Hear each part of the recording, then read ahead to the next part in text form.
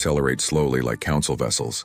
They simply appeared in new locations, jumping through space in movements so precise they seemed choreographed.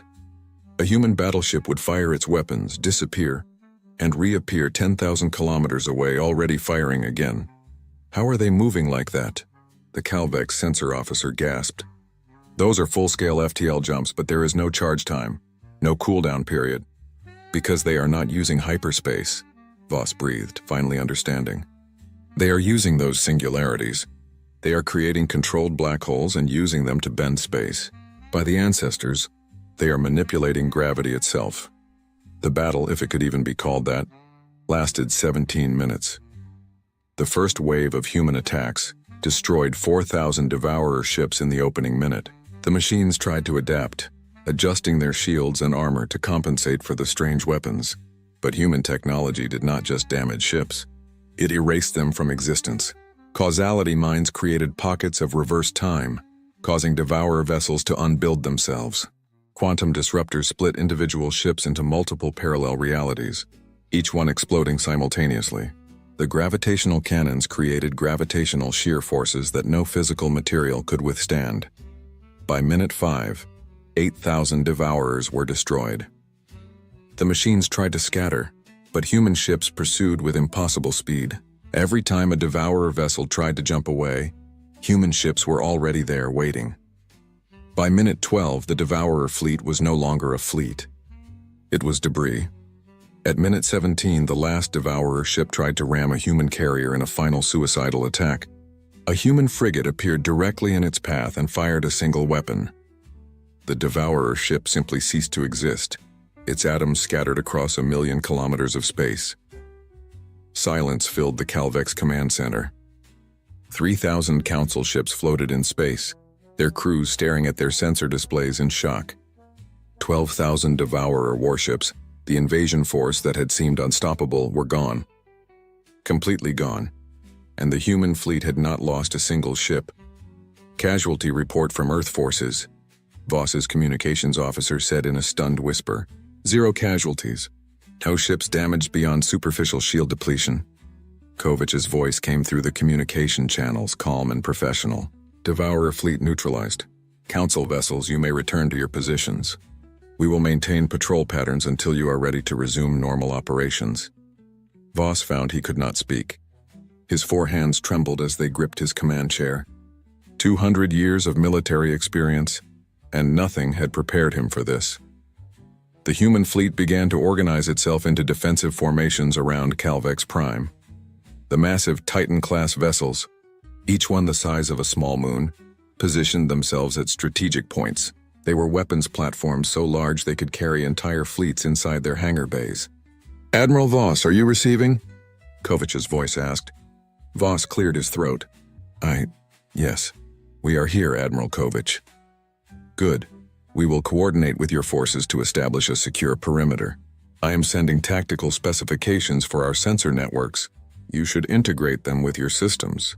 They will give you advance warning if the Devourers attempt another incursion." "Admiral Kovich, how?" Voss could not even form the complete question. How had they built this fleet? How had they hidden it? How had they developed weapons that made Council technology look like stone axes? There was a pause. "Admiral, Earth encountered the Devourers 200 years ago. They found our Oort cloud, the edge of our solar system. We were not ready. We lost 3 colony worlds and 2 billion people in the first attack. We spent the next 2 centuries preparing to make sure it would never happen again." Voss closed his eyes. 2 billion dead. For a young species like humanity, that must have been catastrophic. "You have been preparing for war for 2 centuries?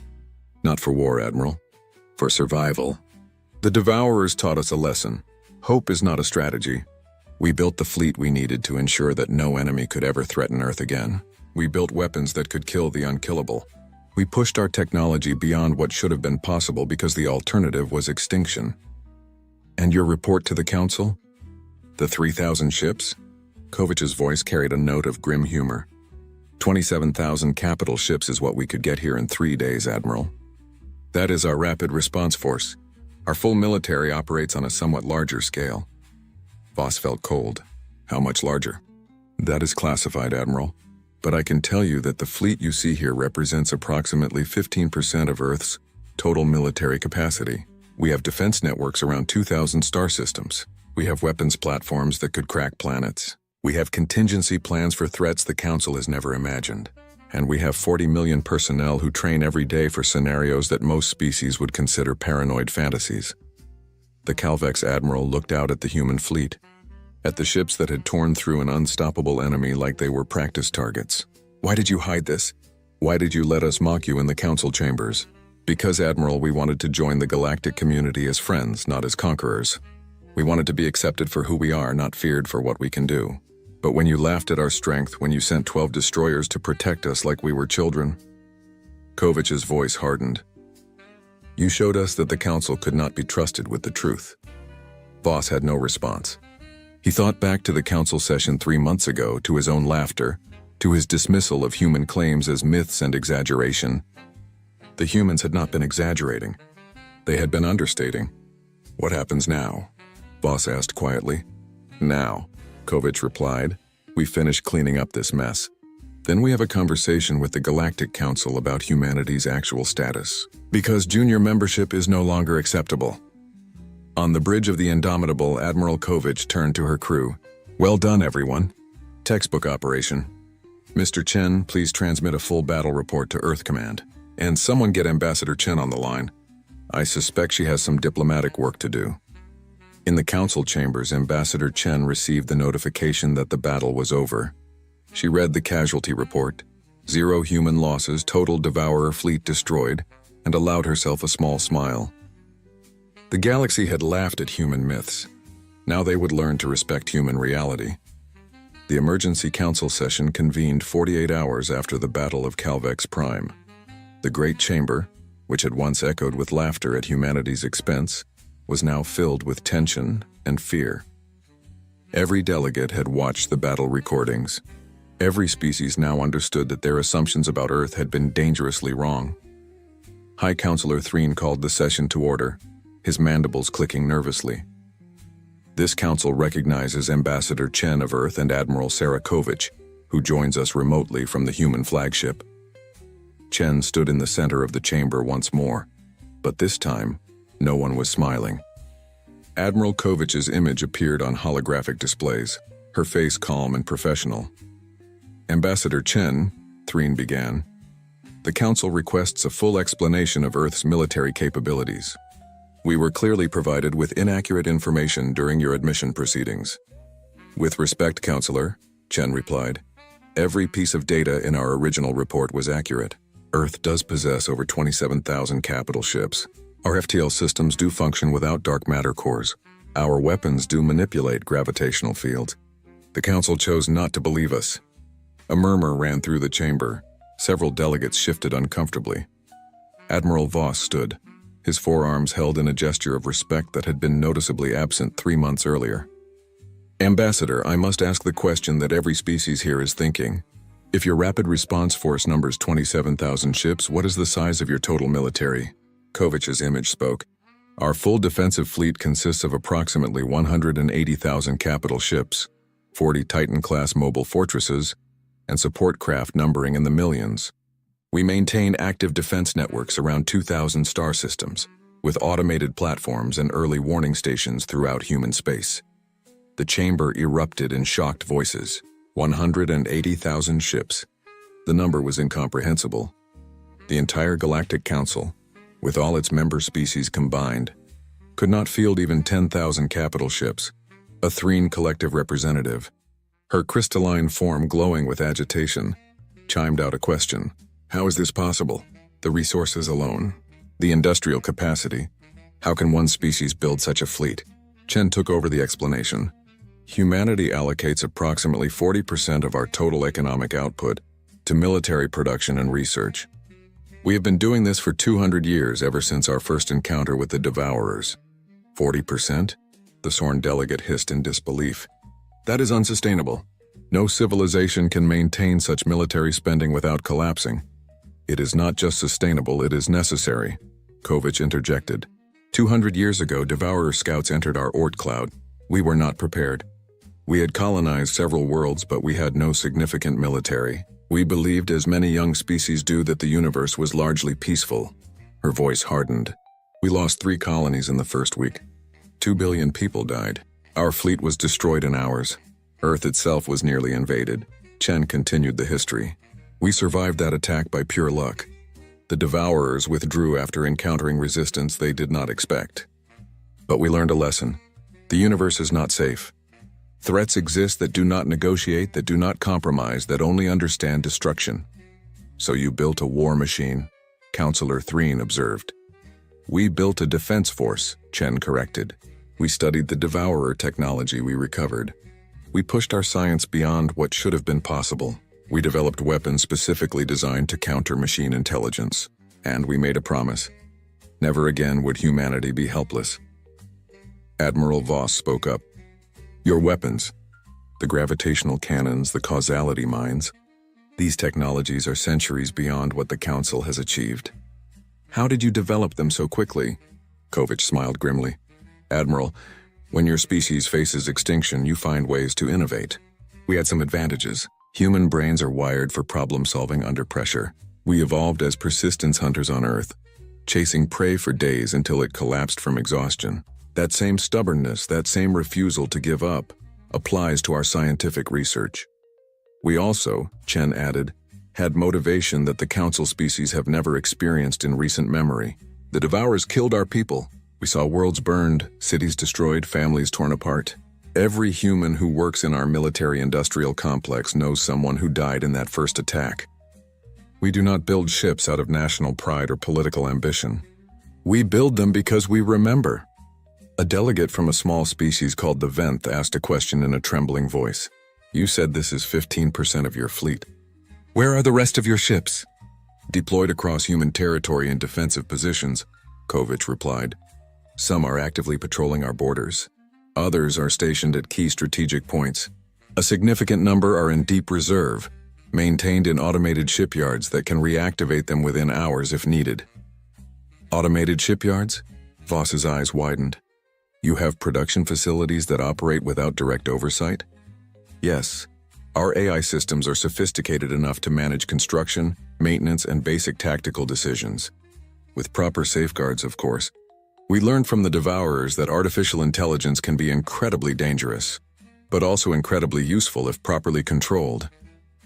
The chamber was silent as delegates absorbed this information. The implications were staggering. Not only did humanity possess overwhelming military might, they had the industrial capacity to sustain it indefinitely. Counselor Threen clicked his mandibles slowly, a sign of deep thought in his species. Ambassador Chen, I must ask a difficult question. Why did you hide your true capabilities from the Council? You could have demanded immediate high-level membership. You could have intimidated us into accepting any terms you wanted. Instead, you allowed us to mock you, to treat you as inferiors. Why? Chen met his gaze steadily. Because we wanted to see who you were, Counselor. We wanted to understand the Galactic Council before committing to it. Earth has been isolated for centuries, and we learned to be cautious. We needed to know, were you potential allies who would respect us despite our youth, or were you potential threats who would need to fear us? And what did you learn? Threen asked quietly. We learned that the Council is complacent, Chen replied bluntly. You have had peace for so long that you forgot how to fight. You have grown comfortable, and comfort breeds weakness. When the Devourers attacked, your response was too slow, too disorganized. If Earth had not intervened, the Calvex Empire would have fallen. And after the Calvex, the next species. And the next? The Devourers would have consumed you one civilization at a time. Voss bowed his head, acknowledging the truth. You are correct, Ambassador. We were not prepared. However, Chen continued, we also learned that you are capable of working together when threatened. We saw species that had been rivals for centuries cooperate in the face of extinction. That is worth preserving. That is worth protecting. So what does Earth want? A Threen representative asked. You have shown your strength. You could demand anything from this council. Kovich's image leaned forward slightly. We want what we have always wanted, to be treated as equals. Not as junior members. Not as primitives who need guidance. As full partners in the galactic community. You want a seat on the High Council? Threen asked. We want recognition that humanity has earned the right to participate in major decisions, Chen stated. We want access to core systems and trade routes. We want the Council to stop sending protection fleets to babysit us. And most importantly, we want honesty. No more patronizing attitudes. No more assumptions that young species are weak or foolish. Voss stood again. I move that Earth be granted full Council membership with High Council privileges. Effective immediately. They have more than earned it. Seconded, said the Threen representative. The vote was unanimous. No species dared oppose it now. Earth was granted full membership with all rights and privileges. The protection fleet was withdrawn. Human diplomats were given access to previously restricted information and territories. But as the session concluded, Councillor Threen requested a private conversation with Chen and Kovich. The three of them met in a secure chamber, away from the other delegates. I must know, Threen said, his voice tired. Your fleet of 180,000 ships, is that truly your full military capacity? Or is that number also understated? Chen and Kovich exchanged glances. Kovich spoke carefully. Councillor, that is our active defense fleet. Ships that are crewed, operational, and ready for deployment. It does not include reserve vessels in storage. It does not include our automated defense platforms. It does not include ships currently under construction. And it does not include certain classified weapon systems that we prefer not to discuss. Threen was silent for a long moment. I see. And if I asked for the real number? The total military capacity Earth could bring to bear if truly threatened. Chen's voice was soft but firm. Then I would tell you, Councillor, that the number would be higher. Significantly higher. But I would also tell you that you do not need to fear us. Earth builds ships to defend, not to conquer. We learned what happens when you are unprepared for threats. We will never be unprepared again. But you will also never be weak again, Threen observed. No, Kovich agreed. We will never be weak again. The galaxy taught us that weakness invites destruction, so we became strong enough that no enemy would ever dare attack Earth, strong enough that we could protect not just ourselves, but our allies. Threen looked at both women with his compound eyes, seeing them with new understanding. I apologize, Ambassador Chen. When you first came to the Council, I thought you were boastful children playing at being warriors. I was wrong. You are survivors who learned the hardest lessons the universe offers. The galaxy should not have laughed at you. We should have listened. Chen inclined her head. Apology accepted, Councillor. And now we move forward as allies. The Devourers are still out there. This was one fleet, but there will be others. The galaxy needs to prepare, and Earth will help. That is why we revealed ourselves. Not to intimidate, but to protect. As they left the chamber, Threen watched the two humans go. He thought about the reports, about the staggering military might Earth commanded, about the weapons that bent physics itself to humanity's will. The galaxy had laughed at human myths. Now they would live under human protection. And Threen was not certain which thought was more terrifying. 6 months after the Battle of Calvex Prime, the galaxy had changed in ways both obvious and subtle. Human ships now patrolled the major trade routes, their presence a constant reminder of Earth's power. The Devourer threat had not disappeared. 2 more incursion attempts had been detected and eliminated within hours by Earth's rapid response forces. But the terror that had gripped the Council had faded, replaced by a different kind of unease. Admiral Voss stood on an observation deck of Earth's newest station, Bastion 7, watching human military exercises in the distance. Thousands of ships moved in perfect coordination, appearing and disappearing through space in patterns that still made his head hurt. He had requested a transfer to train with human forces, eager to learn from the species he had once dismissed. Impressive, is it not? A voice said beside him. Voss turned to see High Councillor Threen, the ancient insectoid moving slowly on his multiple legs. Councillor, I did not expect to see you here. I am conducting research, Threen replied, his mandibles clicking in what Voss had learned was amusement. I am writing a new treatise on the danger of underestimating the desperate. I thought it appropriate given recent events. Voss made a gesture of agreement with his upper arms. We were fools. I was the greatest fool of all. We were comfortable, Threen corrected gently. Comfort breeds assumptions. We assumed that because we had peace for millennia, peace was the natural state of the universe. We assumed that young species like humanity were weak because they had not had time to develop. We assumed that our technology was the pinnacle of what was possible. He paused. We assumed, and we were wrong about everything. They watched the exercises continue. A squadron of human destroyers executed a maneuver that should have been impossible. jumping into a formation so tight that their shields overlapped, creating a combined defensive field that could withstand planet-cracking weapons. "I have been studying human history," Threen continued. "Did you know they have never experienced true galactic peace? On their homeworld, they fought wars constantly for thousands of years. Nation against nation, tribe against tribe, sometimes for resources, sometimes for ideology, sometimes for reasons they themselves could barely explain." "I had heard," Voss said. "It seems barbaric, perhaps, but it also made them survivors. Every human alive today descends from ancestors who fought, who struggled, who refused to give up even when defeat seemed certain. That stubbornness is coded into their biology. And when they finally united as a species, they turned that same determination toward survival in space." Admiral Sarakovich approached them, her uniform crisp, despite the long hours she had been working. "Counselor Threen, Admiral Voss, I hope you are enjoying the demonstration." "It is educational," Voss admitted. "Your pilots execute maneuvers that would kill most organic species. The G-forces alone. We have inertial dampening technology that reduces the effect by 99%, Kovich explained. "But yes, human pilots still experience more physical stress than most species could tolerate. We train for it. Human bodies are remarkably adaptable when pushed." "Everything about your species is remarkably adaptable," Threen observed.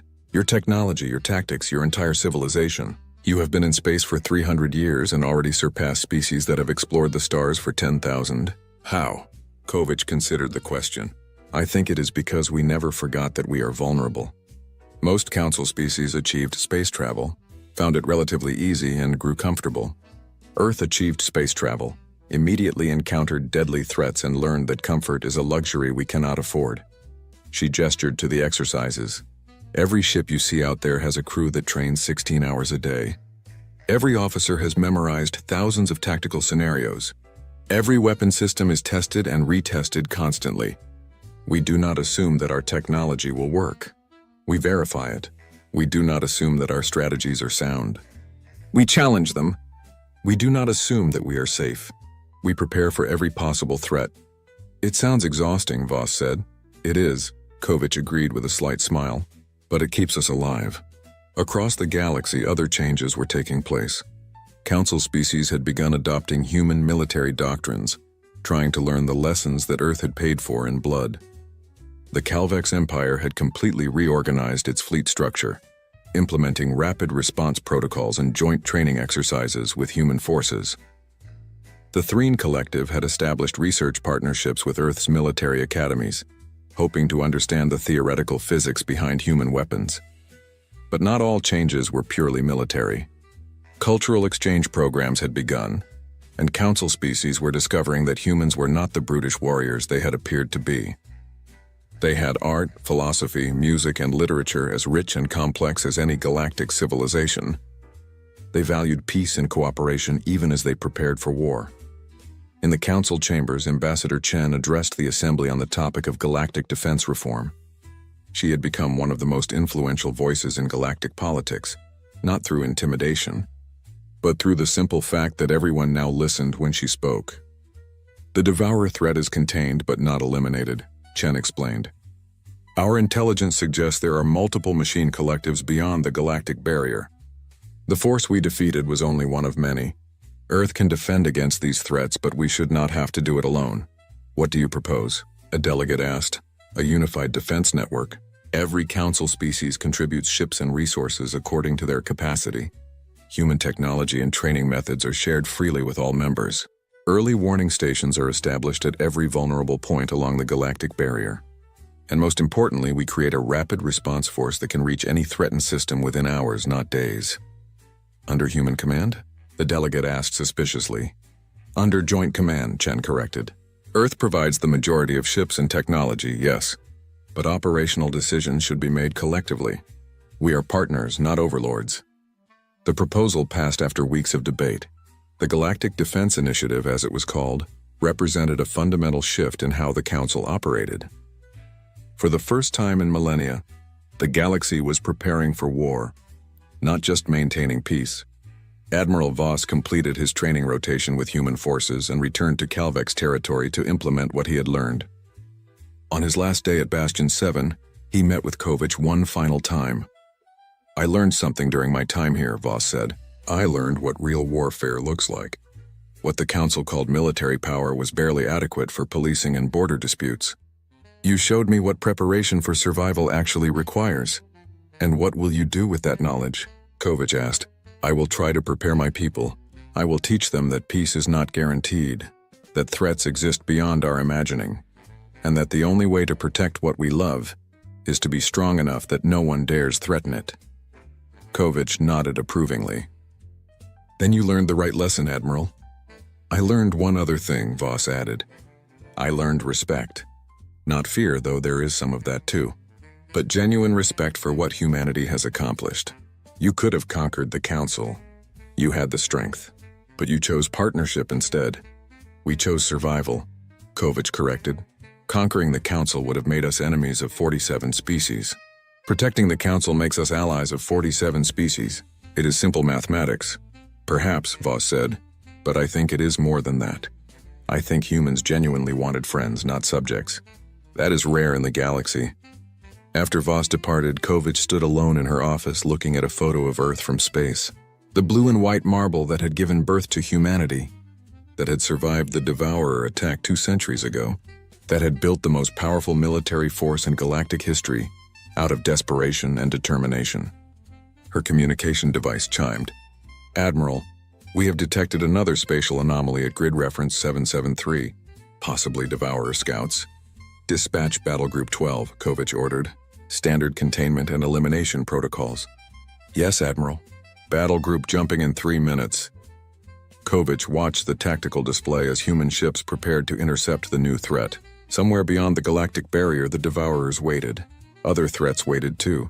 Things the Council had never imagined, dangers that would come eventually. But Earth was ready. Earth was always ready now.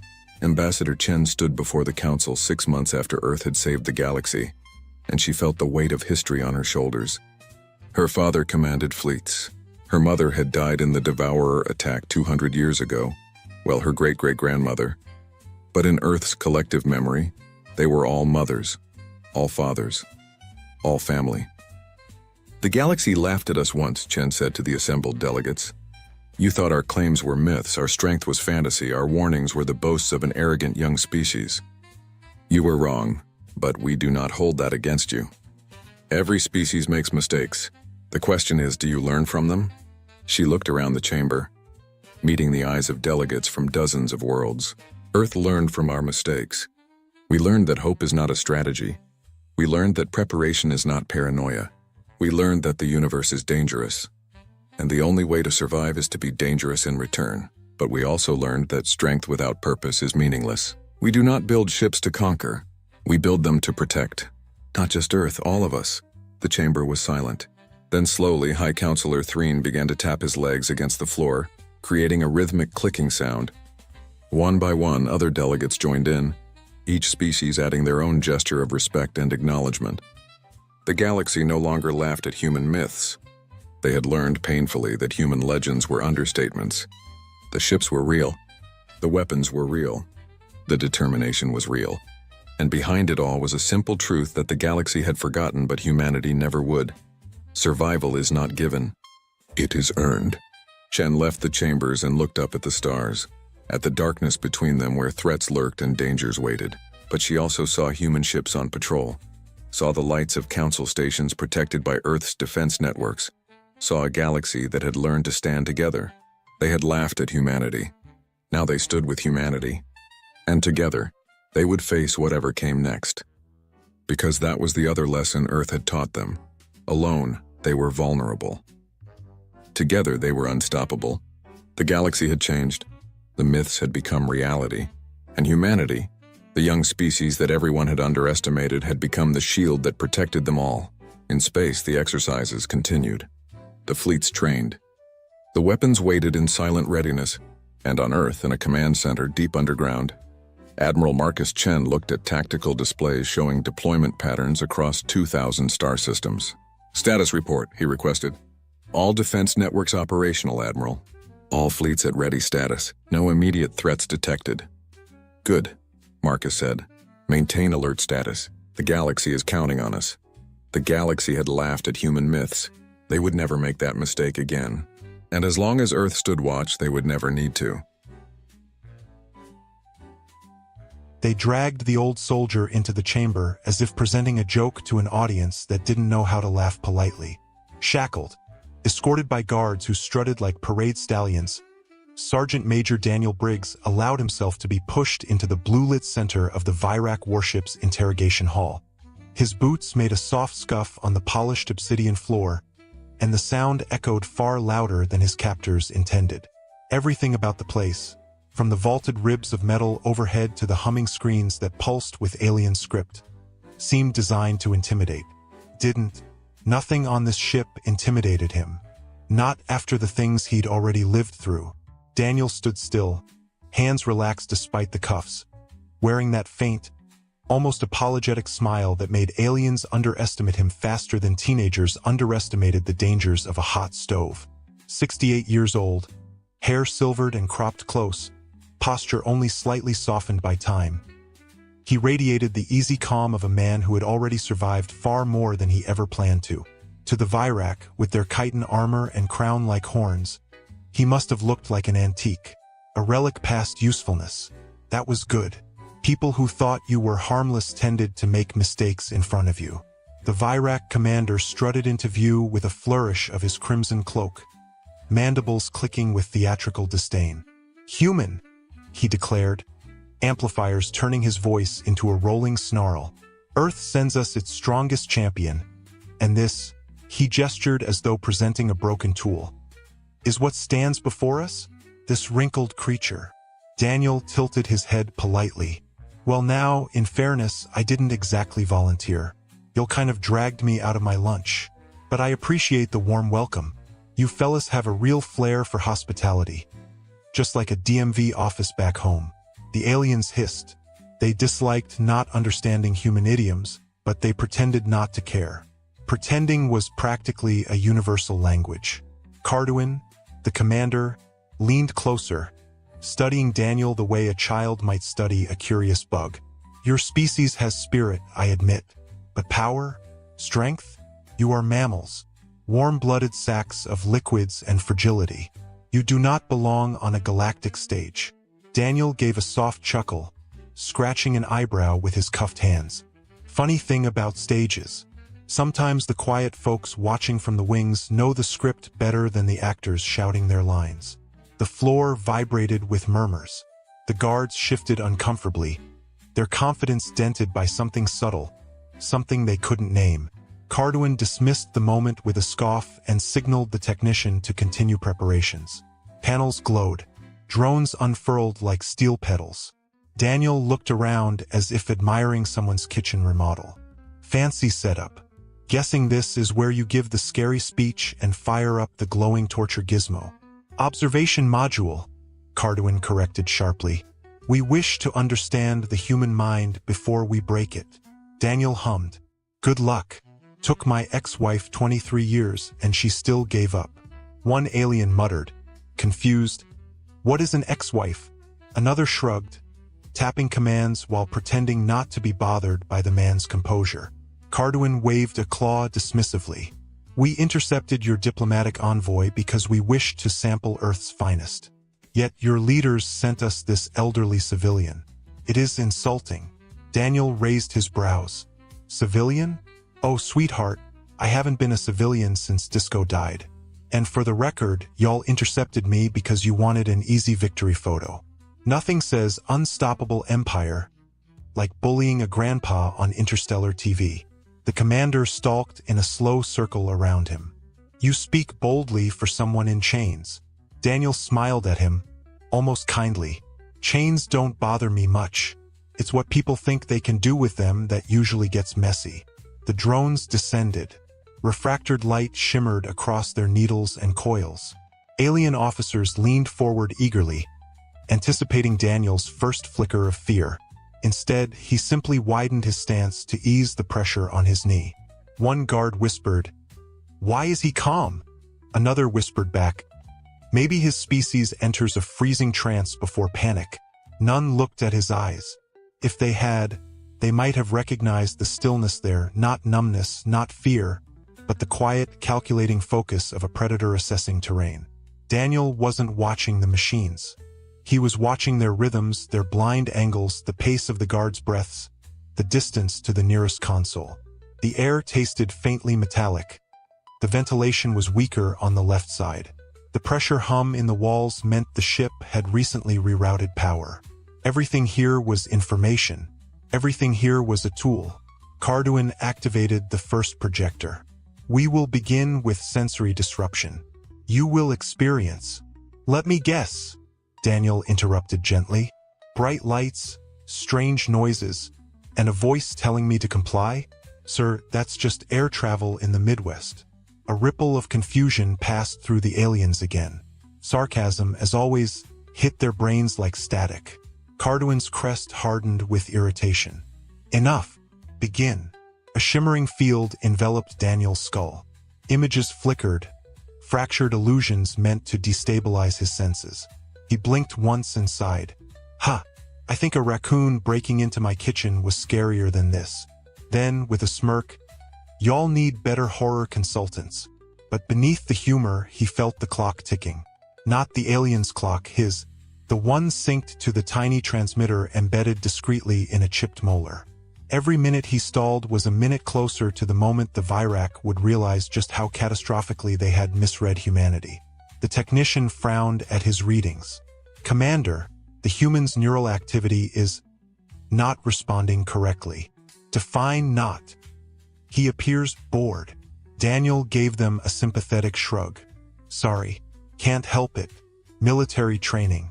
Once got stuck listening to a 3-hour PowerPoint about uniform regulations. Toughened me right up. Whispers rose again. Fear, faint and skittering, seeped in. Carduin jabbed a claw at him. You will tell us why Earth sent you. Well now, that's complicated, Daniel said softly. But the short version? You really should have searched me better. Their reaction was instant and predictable, panic disguised as aggression.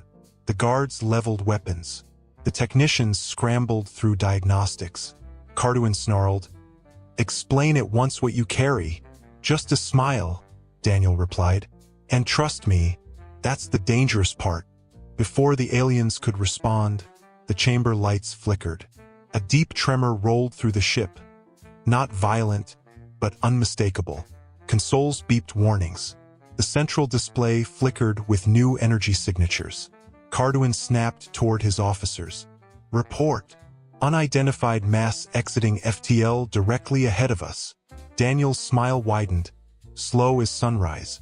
He stretched his shoulders casually, almost relieved. Ah, right on schedule. The commander whipped toward him, mandibles flaring. What have you summoned? Daniel lifted his cuffed hands as if offering a toast. You wanted Earth's strongest. You even bragged about it. But you didn't catch them. You caught me. The alarms intensified. The ship shuddered again as gravitational buffers rebalanced. And I'm just the warning. The disturbance rippled through the Virak dreadnought. Like a tremor of doubt, subtle at first, then blooming into a full-rooted panic that the crew tried, and failed, to hide behind rigid posture and clipped commands.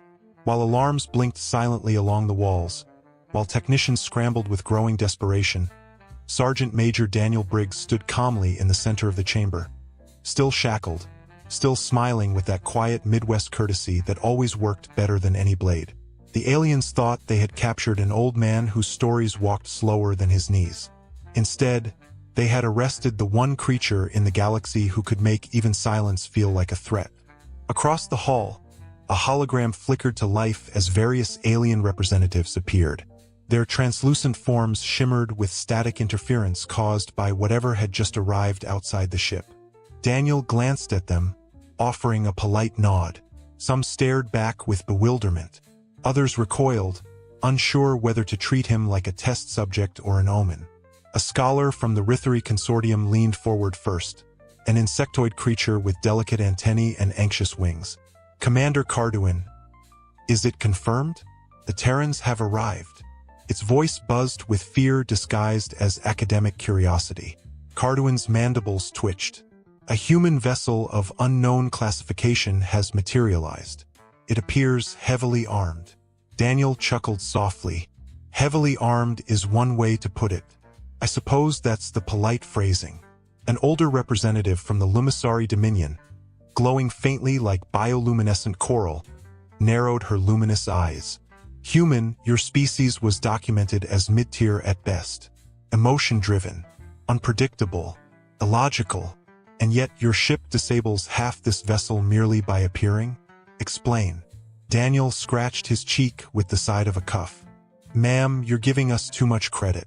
Humans don't disable ships by existing, though we do have a certain talent for causing complications. Complications? The commander snarled. Our graviton field collapsed. Our mapping arrays rebooted. Our shields dropped by 30%. We call that a friendly hello, Daniel replied with a small smile. If they'd meant harm, you wouldn't be standing here yelling at me. You'd be standing in a very small pile. The chamber fell into stunned silence. Even the drones hovering overhead buzzed uncertainly, as if unsure how to process a threat wrapped in politeness. Daniel watched them with a grandfatherly fondness, as though observing shy children at a school recital. One of the Virac strategists finally broke the hush. We must reevaluate the human species. Our data may be flawed. Flawed? Another scoffed. They consume toxic liquids for recreation. They form emotional attachments to objects. Daniel raised a finger. Hey now, we don't form attachments to objects. We form attachments to memories. Sometimes the objects just come along for the ride. The strategist glared but hesitated. That uncertainty, barely visible, was the first crack in their arrogance. A holographic display expanded, projecting human behavioral profiles. Footage of Earth appeared. Families laughing at a barbecue, firefighters rushing into a burning building, crowds cheering their teams despite impossible odds, astronauts waving through visors before launching into the unknown. The montage was meant to reveal contradictions, compassion and savagery, intellect and instinct, curiosity and recklessness. But instead it illuminated something the aliens could not categorize. The Lumisari elder tilted her head. Why do your kind laugh when terrified? Daniel shrugged. Because crying takes too long, and sometimes fear just needs company. Why do your warriors shout while charging into battle? Asked a Rithari scholar. Motivation, Daniel said. Plus, it scares the hell out of whatever we're running toward. And why? Carduin growled. Do your soldiers sing during war? Our reports indicate Terrans often recite rhythmic chants while engaged in lethal combat. Who sings in a battlefield? Daniel grinned with unguarded warmth. Folks who want to remind themselves they're still human. The aliens murmured again. They had expected a monster who delighted in violence, or a warrior who spoke only through threat. Not this silver-haired man whose tone carried gentle truth even when it sharpened into danger. His calmness was not dismissal but rooted in something older, something honed by countless choices made under fire. And for the first time, they sensed that every word carried weight. Carduin turned away, mandibles rattling with stubborn denial. Human or not, you were captured. You are bound. You are powerless. Do not presume that your ship's arrival changes what you are. Daniel's smile thinned. Sir, the only thing chains ever proved about a man is how far his captors misjudged him. Technicians gasped as their screens suddenly shifted. A colossal image materialized.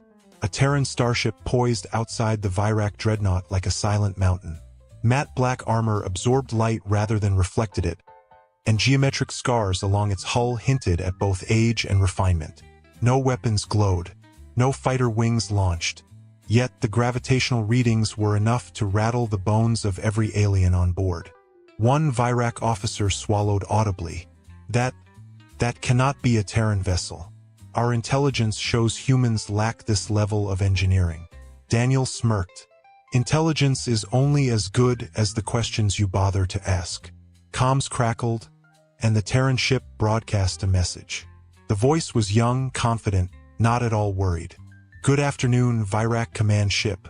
We're missing a sergeant major of ours. Please return him. Pretty please. The pretty please did something devastating. It erased the illusion that humans were begging.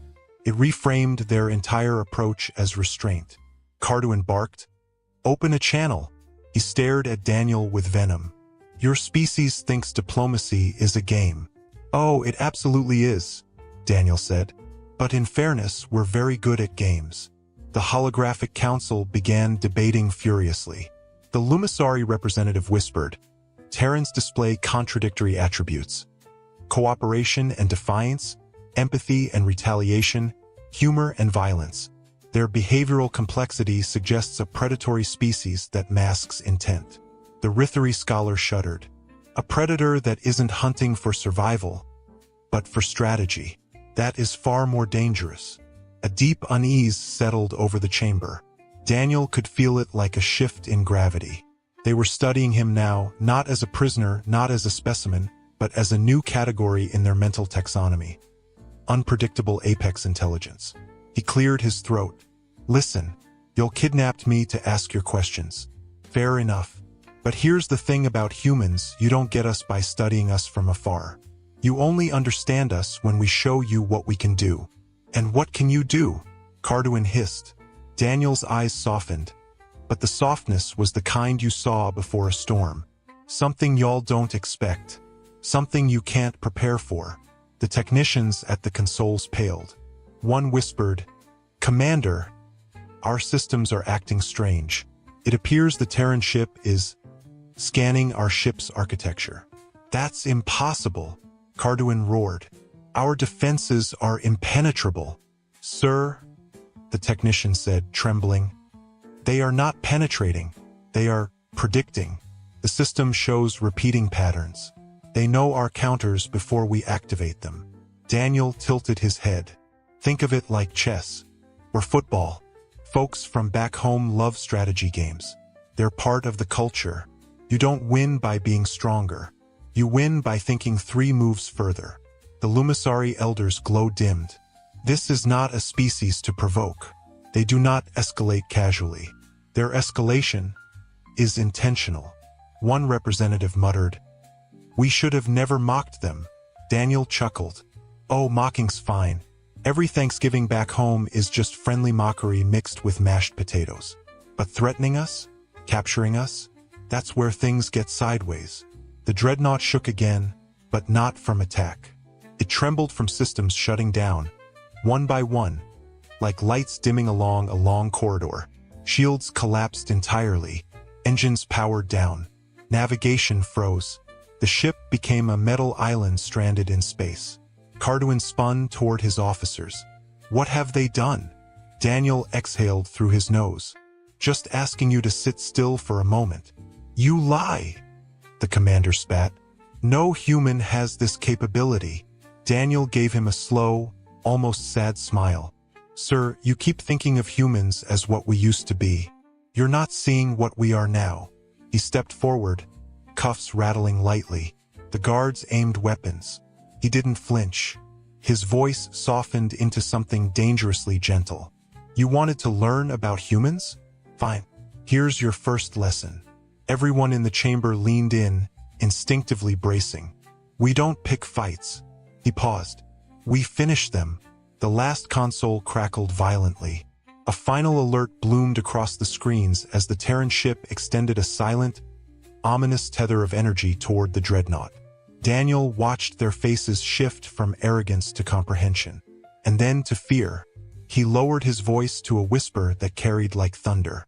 "And class, your final exam starts now." For a long, suspended moment, the dreadnought remained locked in a stunned stillness, as though the ship itself held its breath. Panels flickered dimly, shadows lengthened along the metallic floor, and a faint hum, alive but fading, ran beneath their feet like the heartbeat of something wounded. Daniel Briggs stood in the center of the chamber, still wearing the cuffs, still wearing the quiet, grandfatherly calm he had carried since they dragged him aboard. But something subtle shifted behind his eyes. The crew sensed it. The air thickened. A chill moved through the hall without any change in temperature. Predators recognized it as instinct. Prey recognized it as warning. The old soldier had not lost control. He had simply stopped pretending. Carduin approached with a swagger marred by uncertainty, claws clicking against the floor. "Your ship will be crushed," he declared, but the tremor in his voice betrayed him. "Our reinforcements have been summoned. We are the apex in this sector. Your kind remains beneath us." Daniel's smile didn't fully vanish, but its warmth evaporated, leaving only the shape of politeness without the kindness behind it. "Reinforcements? Son, if you think that'll help, you haven't learned a thing today." The technicians at the surrounding consoles whispered frantic updates. "Commander, the Terran vessel has extended an energy line. Not a weapon, something we cannot identify." "Block it," Carduin barked. "We cannot. The system accepts the intrusion as if it were our own." Daniel nodded. "Humans are friendly folks. We like to get invited in. But if the door won't open, we tend to find a window." He shrugged lightly. "Or make one." A nearby guard tightened his grip on his weapon. The barrel glimmered under the chamber lights, aiming at Daniel's ribs. The guard's hands shook. Not with rage, but with primal unease, like a forest creature sensing a wildfire cresting the ridge. "You will sit," the guard ordered. Daniel turned his gaze toward him, not sharply, not angrily, but with a level, thoughtful look that froze the alien where he stood. "Son, if I sit right now, you'll think you won something, and that'd be cruel of me. I'm trying to spare your feelings." The guard stumbled back, nearly tripping over his own feet. The holographic representatives watching flickered with different shades of alarm. The Lumisari elder whispered, "Observe his posture. Something within him has shifted.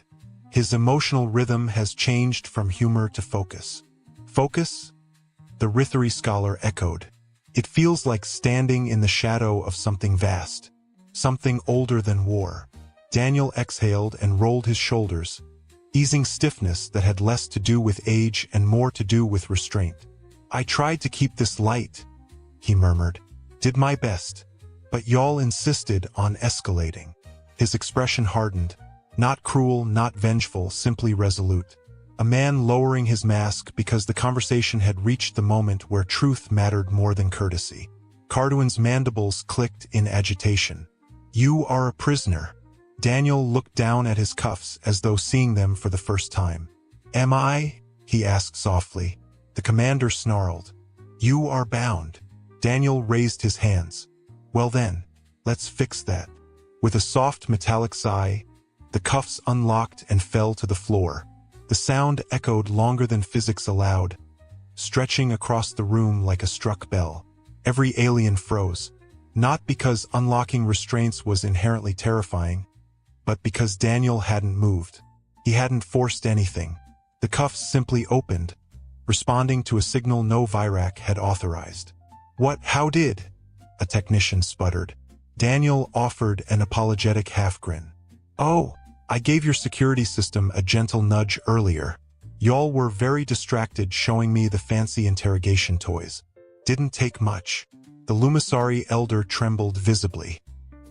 "He has been manipulating the ship since arrival." "Not manipulating," Daniel corrected. "Just preparing. Never hurts to tidy up before company comes over." Carduin lunged forward. "Enough. You think you can intimidate us with parlor tricks? We are the Virak dominants." Daniel stepped aside with the ease of someone sidestepping a curious dog. "You keep using that word, dominance. But the more you say it, the less convincing you sound." A deep vibration rolled through the ship. This time it wasn't alarms or fear or failing systems. It was something external. Something docking. The Terran vessel. Carduin spun, eyes wide. "They dare board us?" "Not yet," Daniel replied. "They're waiting on me." "Waiting for you?" Daniel walked toward the viewing port, hands clasped behind his back like a retired professor giving a quiet lecture. "Y'all wanted to know why Earth sent me instead of some muscle-bound specimen. You thought you'd captured our strongest. That's where you misunderstood things." He nodded toward the Terran vessel, dark and silent as a moonless night. "Humans don't send the strongest first. We send the one who understands people, the one who listens, the one who thinks before acting. An ambassador? One alien whispered. Daniel's voice lowered. A shepherd. Someone who can guide the wolves if he has to. The guard who had threatened him earlier whispered. Then, what are the others? If you are the gentle one. Daniel glanced over his shoulder. His eyes, which had previously radiated kindness and mischief, now held something colder. An ancient, enduring hardness forged through decades of choices that required steel and mercy in unequal measure. They're younger, he said, less patient, better at the sort of persuasion that leaves holes in walls. Fear pooled in the room like an unseen fog. A holographic representative from the Ketheri Union croaked, "Human, what is your true mission here?" Daniel smiled faintly. Same mission humans always have when someone threatens our home or our people. He turned fully toward them, no longer hiding the predator's steadiness in his stance. To end the fight, preferably without blood, if folks are sensible. The chamber lights flickered again. The Terran vessel broadcast a second message. Virak Dreadnought, we have completed external mapping. Awaiting signal from Sergeant Major Briggs before initiating extraction. Carduin's fury fractured into something more brittle. Extraction? From our ship? You are surrounded. We hold the advantage. Daniel shook his head. No, sir. You hold me. And that's only an advantage if I'm scared. He walked toward Carduin, footfalls echoing like drumbeats. I tried to make this easy, tried to keep the jokes flowing, keep things civil. But you crossed a line when you threatened Earth. We will conquer Earth, Carduin hissed. We will subjugate your kind. You won't. Daniel's voice cut cleanly through the air. Because humanity isn't a species you conquer. We're a species you survive by cooperating with. A technician gasped. Commander. The Terran ship just accessed our weapons registry. Carduin shouted. Impossible. Daniel shrugged. You really should have updated your encryption protocols. Leaving a backdoor that obvious? That's practically flirting. Panic erupted. Aliens scrambled. Warnings flashed across every panel. Daniel stood still in the chaos, not smiling now, but calm in a way that suggested he had lived on battlefields where calmness decided who walked away. Shut it down, Carduin screamed. Block them. We can't. A technician sobbed. They are not overriding us. They are predicting our moves. Every command we attempt, they counter before the system processes it. Daniel exhaled slowly. You wanted to understand humans. Here's the truth. We don't win by being stronger, or smarter, or faster. He lifted one finger. We win because we refuse to stay dead. Because we adapt. Because we study our enemies until we know their fears better than they do. The Lumisari elder whispered. He speaks like someone who has seen civilizations rise and fall. Seen plenty, Daniel said. And I've buried enough friends to know the cost of pride. The chamber's main doors suddenly trembled, not from forced entry, but from external override. A soft chime echoed. The Terran vessel had requested access. Carduin pointed a shaking claw at Daniel. Deny them. Dismiss that request. Daniel looked at the console. Actually, I'd accept it. Never. Daniel stepped closer, voice lower. If you don't, the next step gets messy. My folks prefer not to make a mess unless necessary. The Lumisari elder said softly, Commander, accept the request.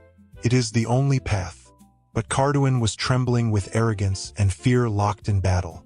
I will not bend to mammalian vermin. Daniel sighed, a sorrowful sound, almost paternal. I was hoping you'd pick the smart option. The Terran vessel sent a final broadcast. Sergeant Major? Status? Daniel looked around the chamber. Panicked eyes, failing lights, crumbling pride. He spoke clearly. Stand by. Carduin's mandibles flared. What are you waiting for? Daniel's expression softened. Not into a smile, but into something sadder, heavier. For you to understand what happens next isn't punishment. It's consequence. The chamber shuddered. A low, thrumming resonance spread through the ship, like a titanic heartbeat syncing with the dreadnought's trembling frame. Aliens grabbed support rails as gravity fluctuated. Technicians screamed, "Commander! External tether is activating. They're pulling us. Pulling the entire ship into alignment." "Alignment," Carduin barked. "For what purpose?" Daniel lifted his eyes toward the ceiling, as though listening to something only he could hear. Then he answered, "For boarding." The dreadnought lurched as the Terran tether tightened, pulling the massive Virak vessel into perfect alignment like a misbehaving child being guided firmly by the shoulders. Lights flickered, gravity wavered, and the metallic bones of the ship groaned under the unfamiliar stress. Even the stalwart Virak warriors braced themselves, their instincts betraying them with tremors they could not suppress. Daniel Briggs stood calmly amid the shuddering chaos, hands at his sides, posture straight, eyes steady. The old soldier no longer wore the easy humor that had softened his earlier expressions.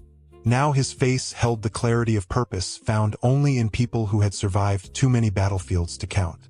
When he spoke, his voice carried with it the weight of someone who had been patient long enough. The technicians worked in panicked haste, attempting countermeasures they already knew would fail. "Commander, the Terrans have seized control of our docking ports," one shouted. "They're overriding physical locks," Carduin snarled, flinging a console aside. "Fight them. Do something." "We are trying," another cried. "But the system reads their commands as authorized. It believes them to be us." Daniel cocked his head. "Well, we did warn y'all. Humans like to blend in before we stand out." "You did not blend in, human," Carduin spat. "You infiltrated." "No, sir," Daniel corrected gently.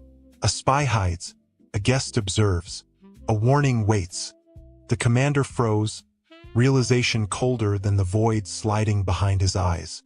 Daniel saw the fear forming. Not the frantic, noisy fear of soldiers unprepared for loss, but the quieter kind that seeped into the bones of leaders who finally understood they had misread the game entirely. The ship jolted again as the tether locked into its final groove. A low hum vibrated through the chamber. The Terran boarding sequence was ready. Daniel took a step forward. No threat in his stride, no aggression. Yet every alien in the room shuffled back as though a predator had padded closer to the herd. His age did not diminish him. It defined him. This was not the strength of youth, reckless, blazing, uncontained. This was the strength of endurance, of someone who had walked through fire so many times that flames now parted out of habit.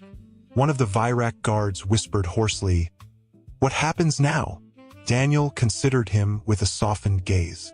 "That depends. Y'all can surrender, or you can dig in your heels and make this a story folks tell their kids to explain why stubbornness leads to early funerals." The guard's mandibles quivered. "We do not surrender." Daniel sighed, rubbing the bridge of his nose like a grandparent dealing with a family argument that could have been avoided. "I figured you'd say that. Never met an empire that learned early." Carduin straightened, defiance laced with panic. "If your forces board this ship, we will repel them. We are not cowards." "No," Daniel agreed softly. "Y'all are proud. Dangerous mix if you're not careful." He glanced toward the viewing port where the Terran ship loomed. Sleek, silent, terrible in its beauty. A vessel built not for intimidation but for precision. Its hull bore marks of old fights and new upgrades. A testament to a species that treated war as a craft, not a pastime. Daniel felt a small ache in his chest, pride tempered by sorrow. He had trained some of the soldiers on that ship, knew their tells, their flaws, their quiet strengths. He also knew what they were capable of when their patience ran out. The comms crackled. "Sergeant Major Briggs," came a firm, steady voice. "Preparing boarding sequence. Signal when secure." Daniel nodded at the ceiling. "Stand by, Lieutenant." Carduin whipped toward him. "Signal when secure? When secure what?" Daniel offered a sympathetic look that held no mockery. "When the choice is made." "This is no negotiation," the commander roared. "We do not parley with primitives." Daniel didn't flinch. "Sir, at this point it ain't about negotiation. It's about outcomes. and y'all are about 5 steps behind. The Lumisari Elder's hologram flickered, her glow dimmed with unease. Human, what outcome do you seek? Daniel's tone softened. One that keeps folks alive. That's always the first priority. Then the gentleness faded. But if forced, we aim for one that ends the threat permanently. The chamber fell silent. The honesty of the words hit harder than any threat could. A young Virak officer, voice trembling, asked, Are humans truly so eager for domination? Daniel shook his head. No, domination's too much work. But survival, protection, that we do with everything we've got. Carduin slammed a clawed fist against the floor. We will not kneel to a dying species. Daniel raised a brow. Dying? You think age means weakness? Son, if you knew what this body's gone through... He stopped himself, shaking his head. Point is, humans are real stubborn about staying alive. And when you threaten one of us, you get all of us. Family's a flexible word where we come from. The doors thudded. Once, twice, a third time. Rhythmic, controlled. The sound vibrated up from the deck. The promise of something unstoppable waiting on the other side. The Virak guards aimed their weapons. The technicians ducked behind consoles. Even the holographic dignitaries fell silent, watching with dread. Carduin hissed, If they breach, we fire. Daniel's voice dropped into a low, grounded certainty. If you fire, you'll be lucky if they leave enough of you for a memorial. The commander whirled. Your arrogance is earned, Daniel said quietly. The fourth strike against the doors was not a blow, it was a command. The panels hissed as their locks disengaged not by force, but by authorization. Human authorization. The door split open, parting like a curtain drawn back at the start of a performance. Mist curled along the floor from the shift in pressure. Boots thudded in precise formation. Terran Marines entered. Not brash, not shouting, but moving with the fluid, purposeful silence of seasoned hunters. Armor matte black, visors reflecting nothing but absorbing everything. Their weapons were low but ready. Their movements were calm yet lethal. Daniel watched them approach with a restrained nod of respect. The Marines fanned out, forming a perimeter that left no blind angles. Their presence alone redefined the room's gravity. One stepped forward, a lieutenant he recognized by gait alone. Sergeant Major, extraction ready. Daniel smiled faintly. Good to see you, son. The lieutenant did not smile. His voice carried professional clarity. Hostiles. Daniel looked around the chamber. Shaken aliens. Desperate commander. Confusion and dread thick in the air. Not unless they decide to be. Carduin bared his fangs. You invade our vessel and expect surrender? We will not comply. The lieutenant raised his weapon slightly. Understood. Daniel lifted a hand. The officer stopped instantly, the entire Marine line freezing as though the gesture issued a binding command. Daniel stepped forward until he stood toe-to-toe with Carduin. Listen carefully, because this moment decides everything, he said softly.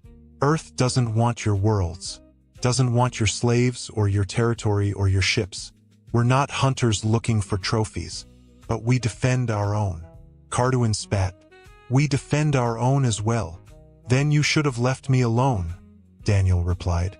Because now you've picked a fight with folks who don't lose the ones they care about.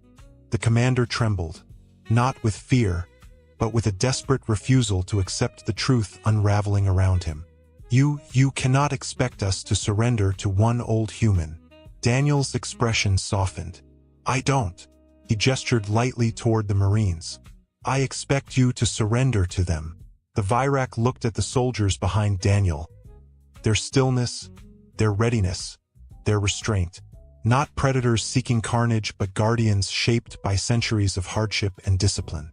Warriors of a species that learned early that peace was built by those willing to pick up burdens heavier than fear. Daniel leaned closer, his voice barely above a breath. And if you're wondering what I am in all this, well, I'm just the one who asked nicely. Carduin stared at him, horror dawning. Asked? Nicely? Yes, sir, Daniel said. This was the gentle approach. The commander's defiance cracked like thin ice under weight. Around him, Virak guards lowered their weapons. Technicians raised trembling hands. Even the holographic representatives flickered with reverent dread.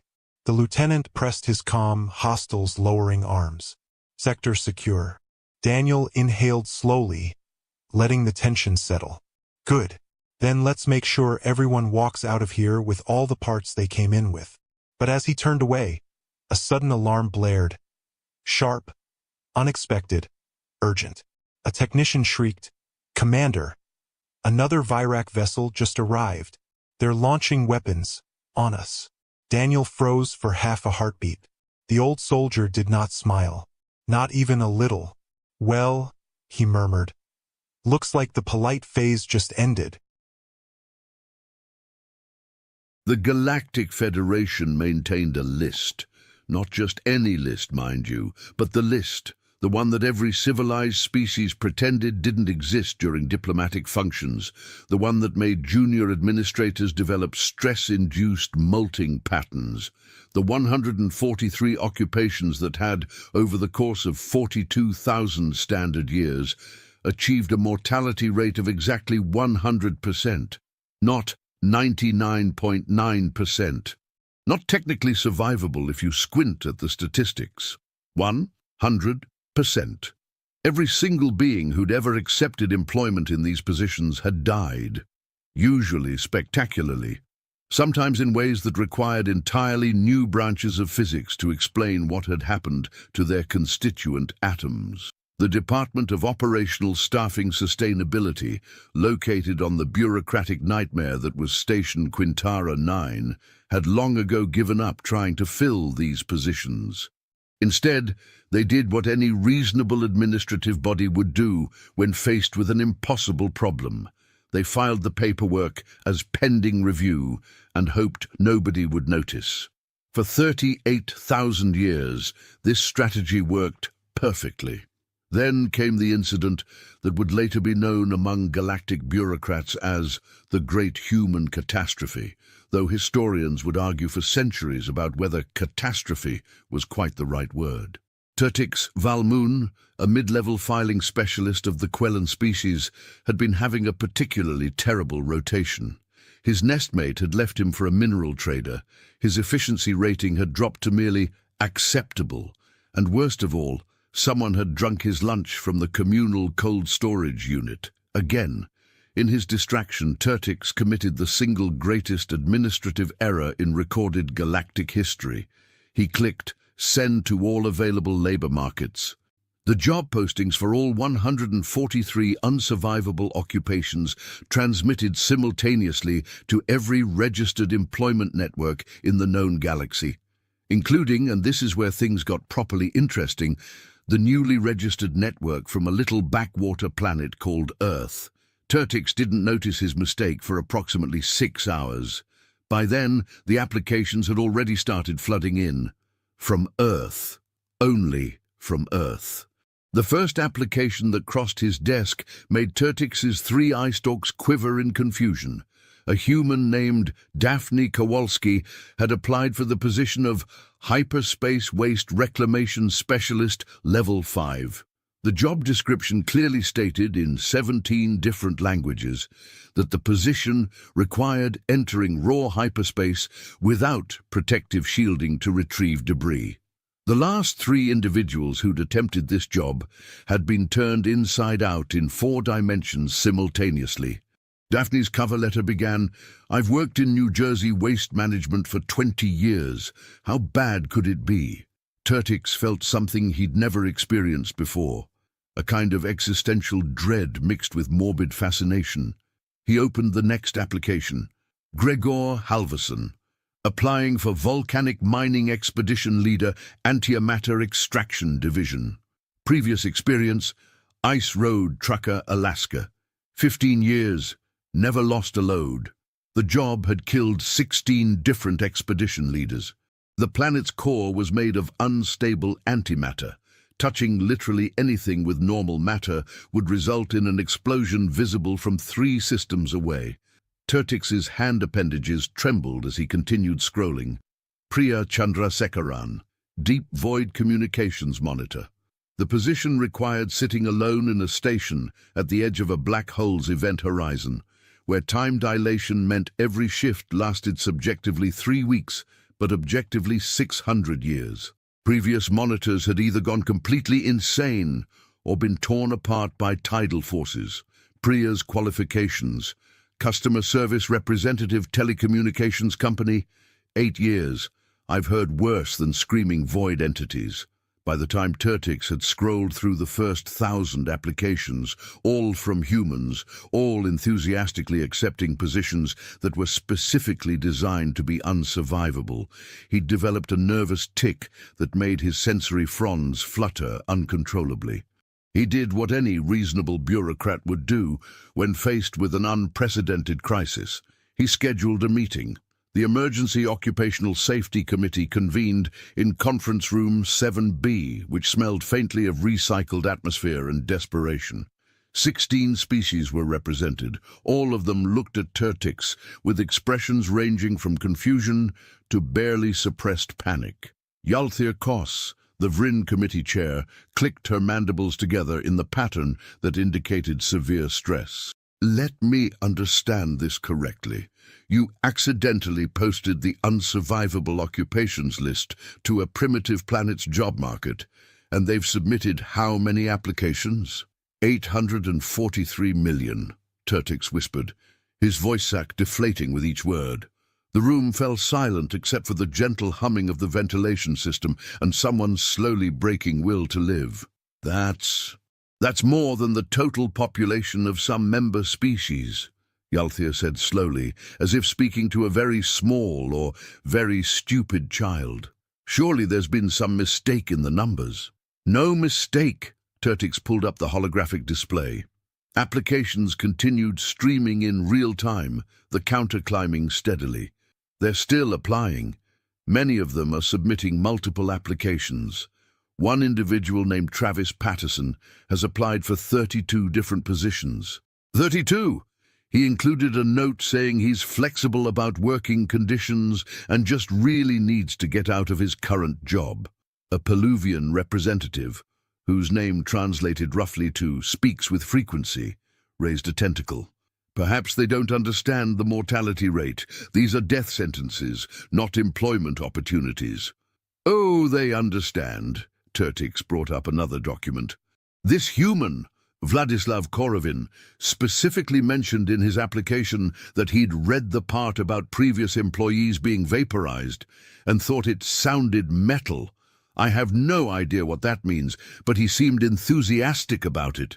This is madness, croaked Bellix, the Thogrian safety inspector, whose species was known for their extreme caution. Thogrians wore protective equipment to sleep. We must reject all applications immediately. It would be genocide. We can't. Yalthir's voice carried the weight of someone who'd just seen the future and desperately wanted to unsee it.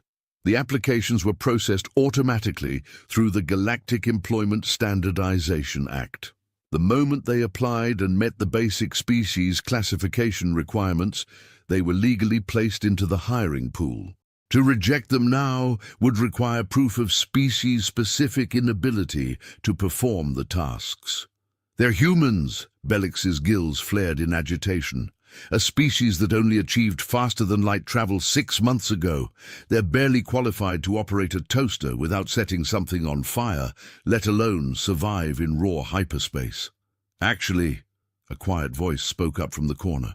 Everyone turned to look at Nexus, a Kalumian research specialist who'd been reviewing data on her tablet. I've been examining their applications. Many of them have quite impressive qualifications.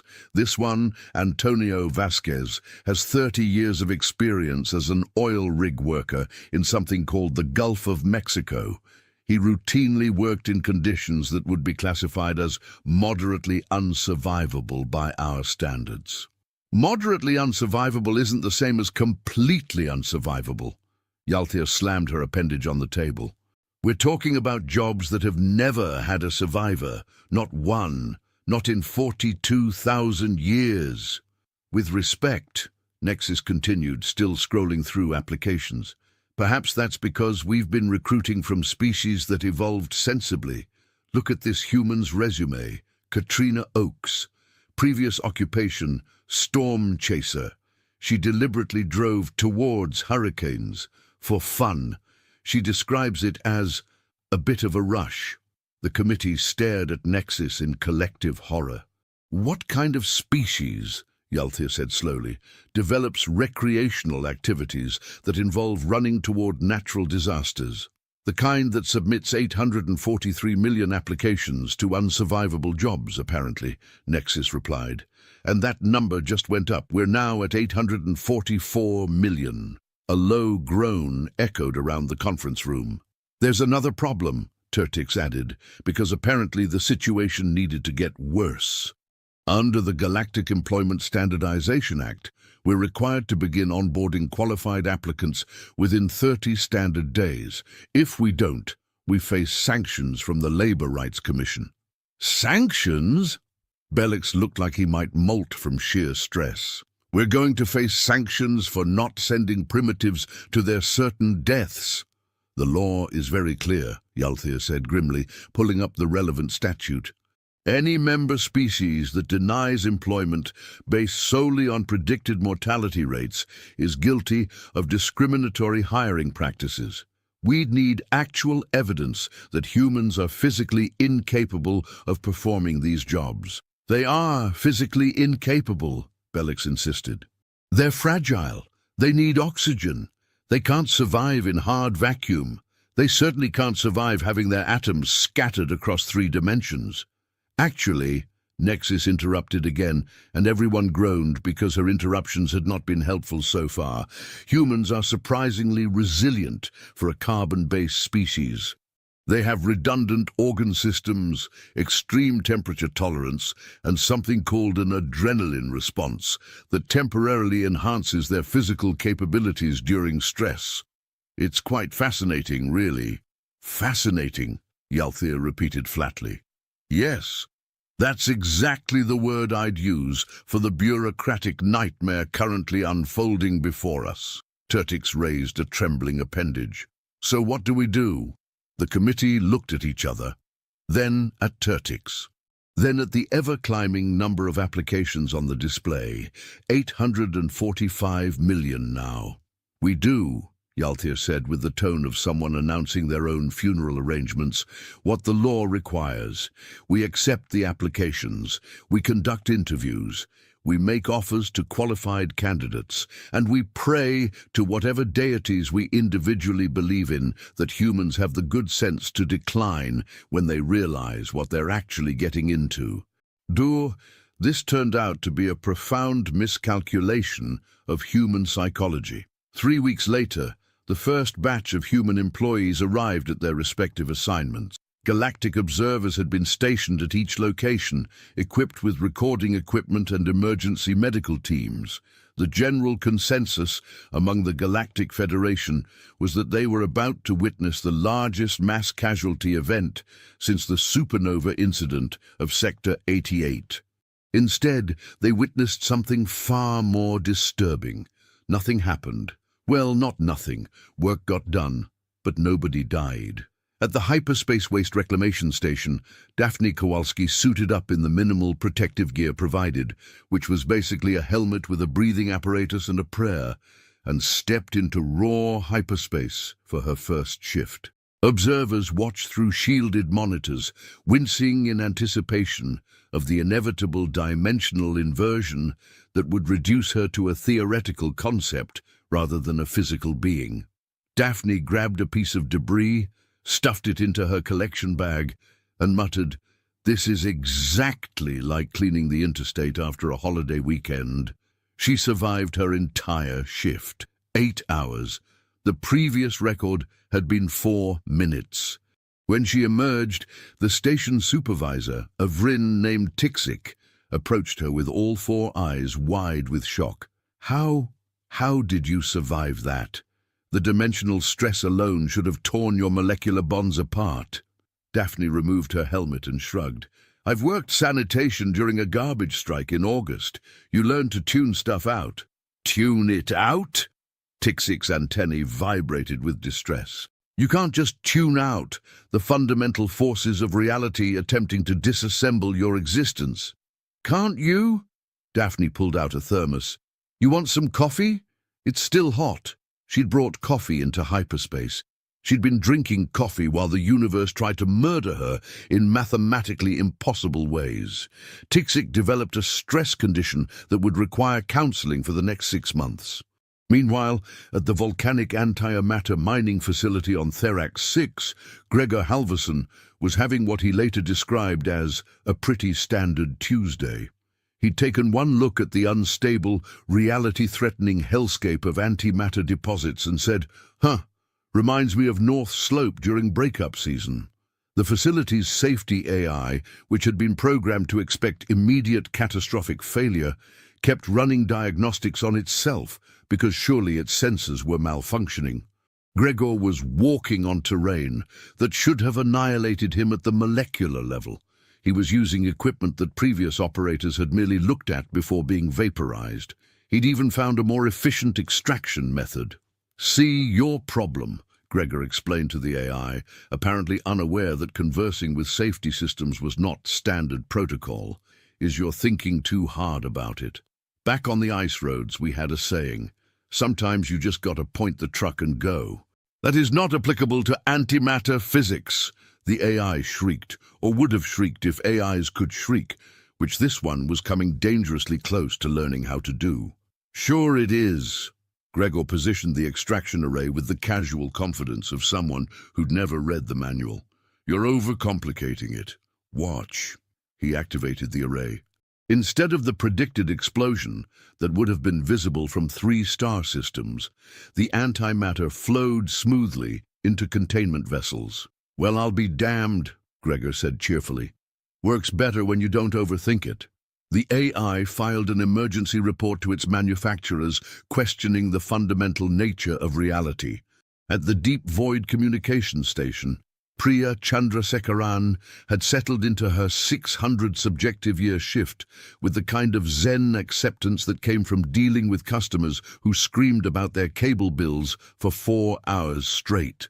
The void entities that whispered madness from beyond the event horizon were, in her professional opinion, significantly less annoying than Mrs. Henderson from account Bugger 4739285, who'd once called 17 times in a single day about a $2 charge. Yes, Priya said to a particularly insistent void entity that was trying to drive her insane with visions of cosmic insignificance. Existence is meaningless. We're all dust in an uncaring universe. I get it. Do you have an actual message to transmit, or are you just venting? The void entity, which had successfully driven 43 previous monitors into gibbering insanity, actually seemed taken aback. Priya made a note in the log. Void entity 3382 continues to lack proper communication protocols. Recommend training. She'd been on station for what felt like 3 days, but was actually 6 months external time, and she'd organized the entire filing system, improved response times by 30%, and taught 2 of the void entities proper queue management. The monitoring station in orbit, staffed by Peluvian observers, was transmitting increasingly frantic reports back to the Federation. They're not dying, the lead observer reported, his voice carrying the weight of someone whose entire understanding of reality had been proven incorrect. They're not even getting injured. This human, Vasquez, just spent 8 hours in a plasma storm hot enough to vaporize Thrimelian steel, and he came back complaining about the humidity. The humidity, came the disbelieving response from Federation headquarters. He said it reminded him of working summers in Houston. What is Houston? Why would anyone work in it? Back at the Department of Operational Staffing Sustainability, Turtix was experiencing what could only be described as a full-scale nervous breakdown by proxy. Reports were flooding in from all 143 unsurvivable job sites. The pattern was consistent and absolutely terrifying. Humans were surviving, all of them. Not only surviving, but thriving. Worse, they'd started to compare notes. A galactic message board that had been created for human employees to coordinate shift schedules had devolved into something far more horrifying. They were rating the unsurvivable jobs.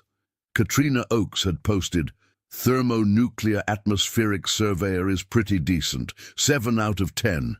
Good benefits, interesting work, only moderately life-threatening. Would recommend." Someone named Jackson Riley had responded, "Really? I thought it was kind of boring. Try the quantum singularity observer position. Now that's exciting. Plus, free time dilation means you can knock out your work week in what feels like an afternoon." They were treating certain death like Yelp reviews. "This can't be happening," Turtix moaned, scrolling through more messages. "This shouldn't be happening." A human named Yuki Tanaka had posted a guide titled Top 5 Unsurvivable Jobs for Recent Graduates. It had 3,000 likes. 3,000! There were humans waiting in line to apply for positions that had been vacant for millennia because everyone with functional survival instincts avoided them. Yalthea appeared at Turtix's workstation, looking like she'd aged several decades in the past month. "It gets worse." "How?" Turtix's voice was barely a whisper. "How could this possibly get worse?" "They're demanding better working conditions." Turtix's eye stalks drooped. "Better than surviving certain death." "They've unionized," Yalthea said flatly. 12 days. It took them 12 days to form a union, the Galactic Extreme Occupations Workers Coalition. They're demanding hazard pay increases, better equipment, and something called dental insurance. "What's dental insurance?" "I have no idea, but apparently it's non-negotiable." Yalthea pulled up a document. "They've submitted a formal list of grievances. Would you like to hear them?" Turtix made a sound that roughly translated to, "I want to cease existing, please." Yalthea read anyway. Complaint 1. The protective equipment provided for hyperspace waste reclamation is inadequate and frankly insulting. They want full environmental suits with climate control. Complaint 2. The volcanic mining facilities lack proper break rooms. They want somewhere to eat lunch that isn't actively trying to kill us. In Complaint 3, and I quote, "The void entities at the Deep Void Communication Station are unprofessional and need customer service training." "They want to train void entities?" Turtix sputtered. "Beings of pure chaos that exist outside normal space-time?" "Apparently, one of the humans has previous experience as a corporate trainer," Yalthea said, sounding like she was reading her own death warrant. "She's submitted a full curriculum proposal." A notification pinged on Turtix's console. He looked at it with the expression of someone who knew it was going to be terrible, but was compelled to look anyway. "What is it?" Yalthea asked. "Another application," Turtix said weakly. "From Earth. For which position?" "All of them." Turtix turned the display to show her. "A human named Tobias Chen has applied for every unsurvivable position. Simultaneously, his cover letter says he's looking for a challenge and gets bored easily." Yalthea sat down heavily, which was impressive considering her species didn't technically have the skeletal structure for sitting. "We need to escalate this," she said finally. "This is beyond the Department of Operational Staffing Sustainability. This is a Federation-level crisis." The Galactic Federation Council convened in emergency session for the first time in 3,000 years. The last emergency session had been called when the Zelix Nebula had spontaneously achieved sentience and demanded voting rights. This was considered more serious than that.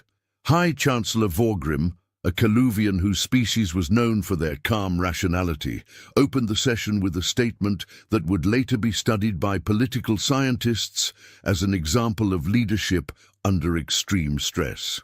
"We appear to have made a mistake. The understatement of the millennium." "The humans," Vorgrim continued, consulting his notes with the expression of someone who'd spent the past week reconsidering every life choice that had led to this moment, "are not dying." "Obviously," shouted Representative Collix from the Thogrian delegation. "We can all see they're not dying. The question is why. We've had the best xenobiologists in the Federation studying them," Vorgrim said. "The results are troubling." A holographic display activated, showing various charts, graphs, and data readouts that looked like they'd been generated by scientists having simultaneous panic attacks. "Humans," announced Dr. Fellish, the Federation's chief xenobiologist, stepping up to present the findings, "are what we're calling persistence predator survivors. They evolved on a planet that is actively trying to kill them at all times." "Lots of species evolve on dangerous planets," someone shouted from the back. "Not like this." Dr. Fellish's tendrils quivered. "Earth has weather patterns that include rotating columns of air that destroy everything in their path. The humans call them tornadoes, and some humans chase them for entertainment. The planet's tectonic plates shift regularly, causing massive destruction. Humans simply rebuild in the same spots and act surprised when it happens again. The atmospheric electricity discharges called lightning kill hundreds annually. Human response? They invented metal poles to attract it to safer locations and continued with their day. The council chambers filled with disturbed murmuring. "It gets worse," Dr. Fellish continued, which had become the unofficial motto of this entire situation. "Humans have a psychological trait called optimism bias. When presented with dangerous situations, their brains literally refuse to accept that bad things will happen to them specifically. They acknowledge the danger exists, but genuinely believe they'll be the exception." "That's insane," Collick sputtered. "Yes," Dr. Fellish agreed, "but it's also why they're perfect for unsurvivable occupations. They genuinely don't believe they'll die, so they don't experience the fear responses that cause other species to make fatal mistakes. They just do the job." Chancellor Vorgrim raised a hand for silence. "Dr. Fellish, is there any way to discourage humans from these occupations? Any condition we could impose that would make them decline employment?" Dr. Fellish looked at his notes, then at the ceiling, then back at his notes. "We tried to find their breaking point. We examined the most extreme conditions humans have endured on their home planet. We found records of a human named Shackleton who survived in frozen wasteland temperatures for months. Another named Henson who traveled to the polar extremes for fun. A group that climbed a mountain called Everest, where the air is so thin most species would suffocate, and where temperatures regularly reach lethally cold levels. Hundreds of them died trying. Thousands more are on a waiting list to attempt it." Stunned silence. "There is no breaking point," Dr. Fellish said quietly. "Or rather, their breaking point is so far beyond what we'd consider survivable that the unsurvivable jobs don't reach it. One of the humans working in the thermonuclear surveyor position told his supervisor that it was less stressful than his previous job. His previous job was something called a high school teacher." "What's a high school teacher?" someone asked. "I don't know, Doctor," Fellish admitted, "but apparently it's worse than flying through active nuclear fusion." Representative Mexlar from the Vryn contingent stood up. "This is all very interesting from a scientific standpoint, but it doesn't solve our practical problem. We now have nearly 900 million humans employed in positions that we cannot staff with any other species. What happens if they decide to strike, or demand more compensation, or simply quit?" "They won't quit," Dr. Fellish said with absolute certainty. "How do you know?" "Because," Dr. Fellish pulled up a survey that had been conducted among human employees.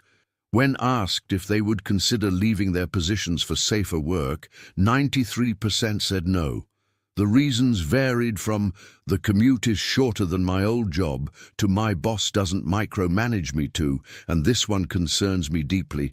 It's nice to work somewhere where my efforts are appreciated." "We don't appreciate them," Collick objected. "We're terrified of them." "They don't know that," Dr. Fellish said. "They think we're being friendly."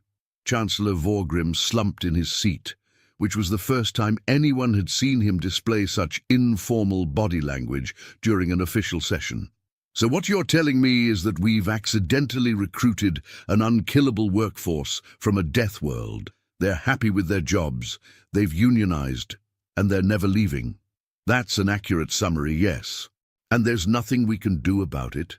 Well, Dr. Fellish said slowly, we could try to fire them. On what grounds? Mexlar demanded. They're performing the jobs perfectly, better than perfectly. The human working the dimensional rift monitor position has achieved efficiency ratings that were theoretically impossible. She's apparently treating it like something called a Sudoku puzzle. What's a Sudoku puzzle? A recreational activity involving numbers and logic. Doctor, Fellish's voice was rising to a register typically reserved for warnings about incoming asteroid strikes. They do it for fun, for relaxation. She's treating a job that drove the previous employee literally insane as a relaxing puzzle game. The council dissolved into chaos. Representatives were shouting suggestions, objections, and increasingly wild proposals. One suggested offering the humans a monetary incentive to quit. Another proposed creating new unsurvivable jobs that might actually kill them. A third recommended simply accepting the situation and moving on. Chancellor Vorgrim called for order by activating the ceremonial gong, which had last been used during the sentient nebula incident. Clearly, he said once the chamber had quieted, we need more information. I'm authorizing a comprehensive study of human psychology, physiology, and workplace behavior. In the meantime, we continue normal operations and try not to provoke them. Provoke them, Mexlar repeated. Why would we provoke them? Because, Vorgrim said grimly, if a species that considers unsurvivable occupations to be pretty decent ever decides to become hostile, I don't want to imagine what they'd be capable of. This statement would later be regarded as remarkably prescient. The comprehensive human workplace study took 6 months and cost more than the annual defense budget of 12 member species. What it revealed would fundamentally alter the Federation's understanding of Deathworld species and their place in galactic civilization. Dr. Lillickson Vorp, a Peluvian industrial psychologist, led the research team. She'd spent 20 years studying workplace dynamics across 50 species. She considered herself unshockable. She was wrong. They've formed social bonds, Dr. Vorp reported to an emergency subcommittee 3 months into the study. Humans working in isolating, terrifying conditions that would drive most species into catatonic states have started organizing social activities. What kind of social activities? Asked Subcommittee Chair Taluvix, already dreading the answer. The humans working in the corrosive atmosphere processing plants have started something called a bowling league, Dr. Vorp consulted her notes with visible confusion. I have no idea what bowling is, but apparently it involves throwing heavy spheres at arranged pins, and they do it weekly. That sounds disturbingly like a military training exercise, Taluvix observed. That's what I thought. Dr. Vorp's relief at someone else seeing the concerning implications was palpable. But no, it's purely recreational. They compete for something called bragging rights, which appears to have no monetary or survival value whatsoever. She pulled up more findings. The hyperspace reclamation workers have started a book club. A book club. They're reading literature while suspended in a dimension that should not support consciousness, let alone literary analysis. What are they reading? Something called Pride and Prejudice, Dr. Vorp said. I had it translated. It's about social dynamics and romantic relationships in a pre-industrial society. They described it as a light read for decompression. Light? Taluvix sputtered. They need to decompress from hyperspace exposure? Apparently, Dr. Vorp flipped through more notes, looking increasingly like someone whose worldview was being systematically dismantled. But here's where it gets truly bizarre. They're modifying the unsurvivable jobs to make them more efficient. The jobs are designed to be unsurvivable, not efficient. They don't see a distinction, Dr. Vorp said flatly. The volcanic mining team has redesigned the extraction process to be 38% faster. The Void communication monitors have implemented a rotating shift system that reduces individual exposure time, while increasing overall data processing. And the humans working in the radiation zones have invented something called a buddy system, where they watch each other for signs of excessive exposure.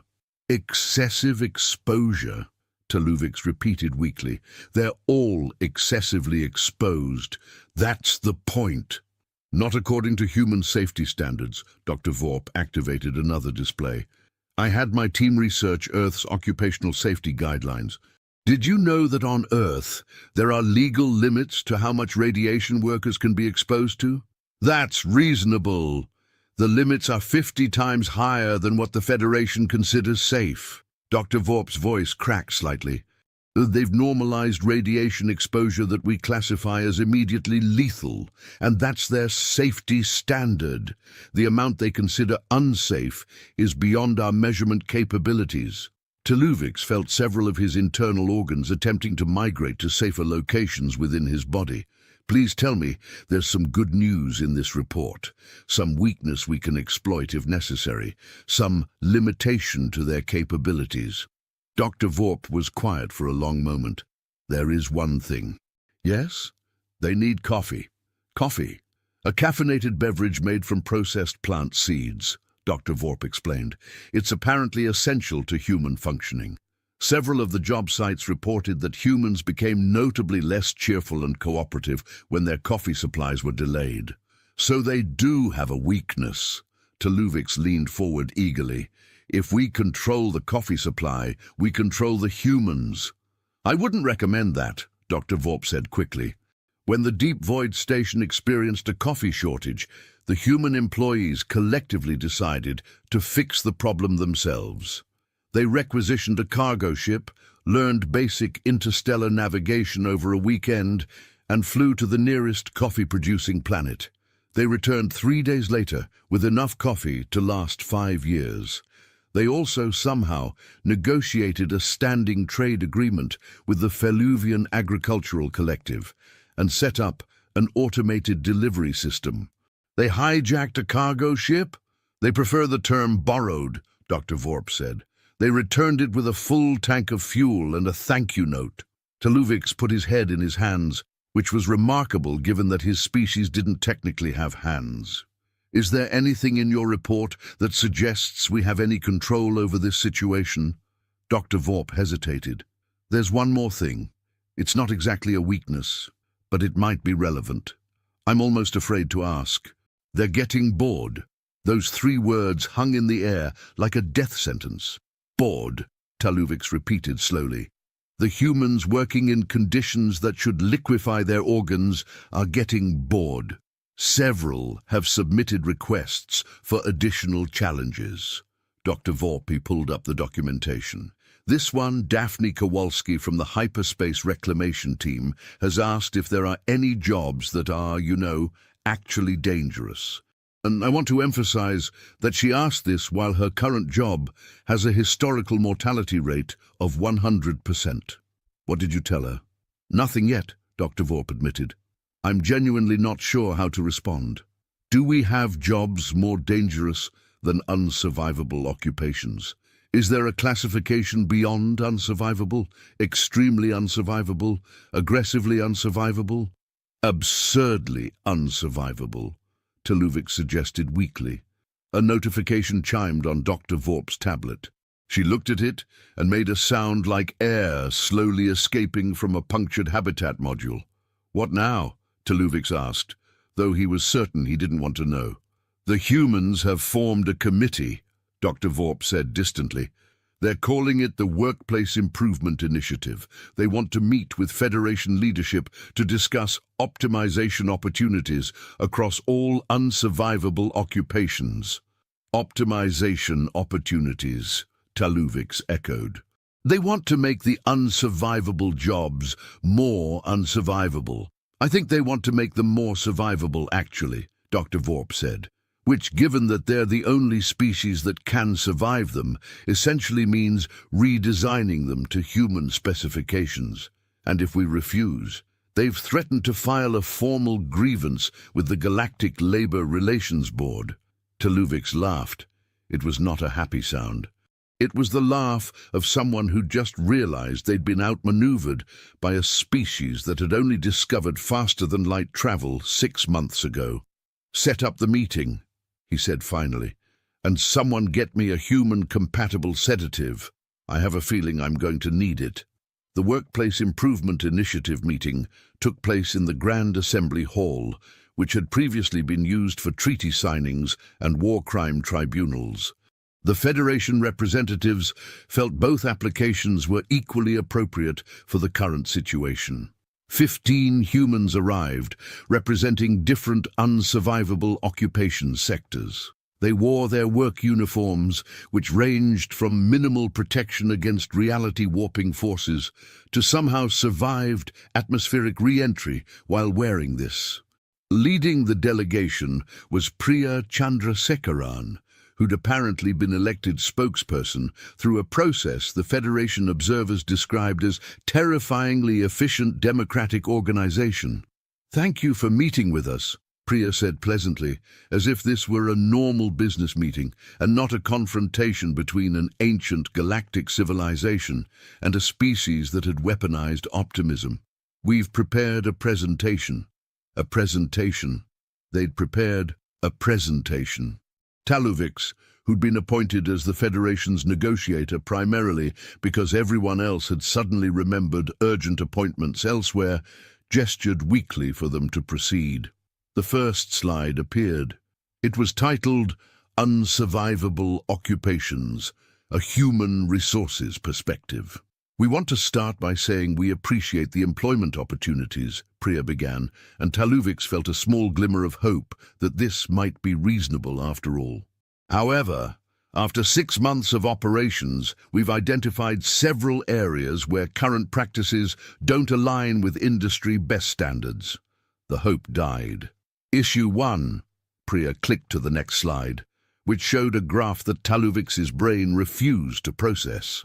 "Inadequate safety equipment. While we understand that previous species found the provided equipment sufficient, human physiology requires different accommodations. The equipment is designed to provide minimal survival capability in environments that should not support life," Taluvix objected, his diplomatic training finally kicking in.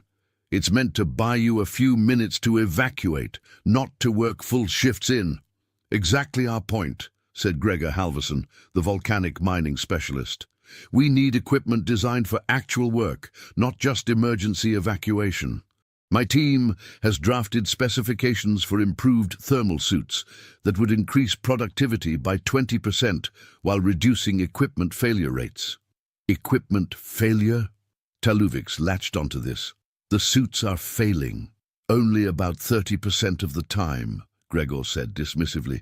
"Usually just minor stuff. Seals cracking, cooling systems shutting down, structural integrity compromising. Nothing we can't work around." "Nothing you can't work around?"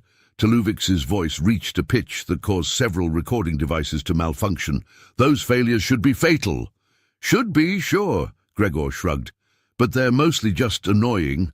Although this one time, my suit completely lost pressure integrity while I was in an antimatter deposit zone. That was a bit uncomfortable." "A bit uncomfortable?" "Yeah, my ears popped something fierce." Gregor rubbed his jaw at the memory. "But I'd already finished the extraction, so I just headed back to base. Standard procedure." Taluvix looked at the other Federation representatives. They looked back at him with the collective expression of individuals who'd given up trying to understand what was happening and had accepted that reality was no longer a reliable concept. "Issue 2, Priya continued mercilessly. "Insufficient break facilities. Many of our work sites lack basic amenities like break rooms, food preparation areas, and recreational spaces." "They're death traps!" Taluvix exploded, his diplomatic composure completely shredding. "They're not supposed to have break rooms. You're not supposed to take breaks there. You're supposed to complete your assignment and leave immediately before the environment kills you." "But we're not leaving immediately," Priya pointed out with inexorable logic. "We're working full shifts. 8 hours, sometimes longer if we're finishing up a project. And humans need regular meal breaks. It's actually Federation law under the Workers' Rights Charter, Section 12, subsection D. She'd cited Federation law. They'd actually read the entire Workers' Rights Charter, which was approximately 40,000 pages long and written in old Kaluvian legal dialect that most Federation officials hadn't even bothered to learn. Besides, added Katrina Oakes, the atmospheric surveyor, it's really not practical to fly back to base 3 times a shift for lunch. The commute alone takes 90 minutes each way. We've been eating in our vehicles, and honestly, it's just not great for morale. Morale? Taluvix had officially abandoned all pretense of diplomatic composure. You're worried about morale while working in a thermonuclear hellscape? Well, yeah. Katrina looked confused. Low morale affects productivity. That's just basic management. Priya clicked to the next slide. Issue 3, lack of career advancement opportunities. Currently, the unsurvivable occupations are classified as entry-level positions with no clear path for promotion or skill development. Because nobody has ever survived them long enough to get promoted. Taluvix realized he was shouting and tried to modulate his volume. The concept of career advancement in unsurvivable occupations is a logical impossibility. Was a logical impossibility, corrected Daphne Kowalski. Past tense. We've been doing these jobs for 6 months now. Some of us are getting pretty good at them. I've reduced my hyperspace waste collection time by 45% since I started. I should be eligible for a senior position. There are no senior positions. Exactly. Daphne nodded seriously. That's the problem. No room for growth. It's frustrating for those of us who are career-oriented. Taluvix looked around the assembly hall desperately, searching for any sign that this was an elaborate prank or a stress-induced hallucination. The other Federation representatives offered no help. Several appeared to be considering early retirement. Issue 4. Priya was relentless, clicking through the presentation like a force of nature. Inadequate training for new employees. Current onboarding is basically, here's your equipment, try not to die. We've developed a comprehensive training program that we believe would reduce initial adjustment period difficulties. The initial adjustment period is death, Taluvix protested. That's why it's an unsurvivable occupation. Not for humans, Priya said simply. For humans, it's just somewhat hazardous. We've created a mentorship program where experienced workers can train newcomers. Gregor has been particularly effective at teaching proper antimatter handling techniques. There are no proper antimatter handling techniques. Taluvix was fairly certain he was having some kind of medical episode. Antimatter annihilates matter. That's its defining characteristic. You're thinking about it wrong, Gregor said helpfully. It's all about confidence and follow-through. Like ice road driving. You commit to the route and don't second-guess yourself. Ice road. Driving is not comparable to antimatter physics. Sure it is, Gregor said. Both involve navigating dangerous terrain where one mistake means catastrophic failure. The principles are basically the same. Taluvix felt something in his psyche make a small snapping sound. Priya moved to the next slide. Issue 5, limited communication infrastructure. Many of our work sites have outdated or non-existent communication systems. This makes coordination difficult and creates unnecessary inefficiencies. The communication systems are non-existent because the environments destroy electronic equipment. Taluvix's voice had taken on a quality that his therapist would later describe as concerning. Hard radiation, dimensional instability, and plasma storms tend to be incompatible with delicate electronics. We've actually solved that, said Antonio Vasquez, representing the radiation zone workers. Turns out if you shield the equipment with about 6 inches of lead and encase it in a Faraday cage, it works fine. We've set up a whole network. Got email and everything now. You have email in a gamma radiation zone. Yeah, it's great, Antonio grinned. Makes coordinating shift changes way easier. Plus, we started a meme channel. You should see some of the stuff people post. Hilarious. They had memes in radiation zones. Memes that would presumably kill anyone who tried to view them due to the ambient radiation required to be present during their creation. Priya clicked through several more slides covering topics like inconsistent scheduling practices, lack of professional development opportunities, and insufficient recognition for outstanding performance.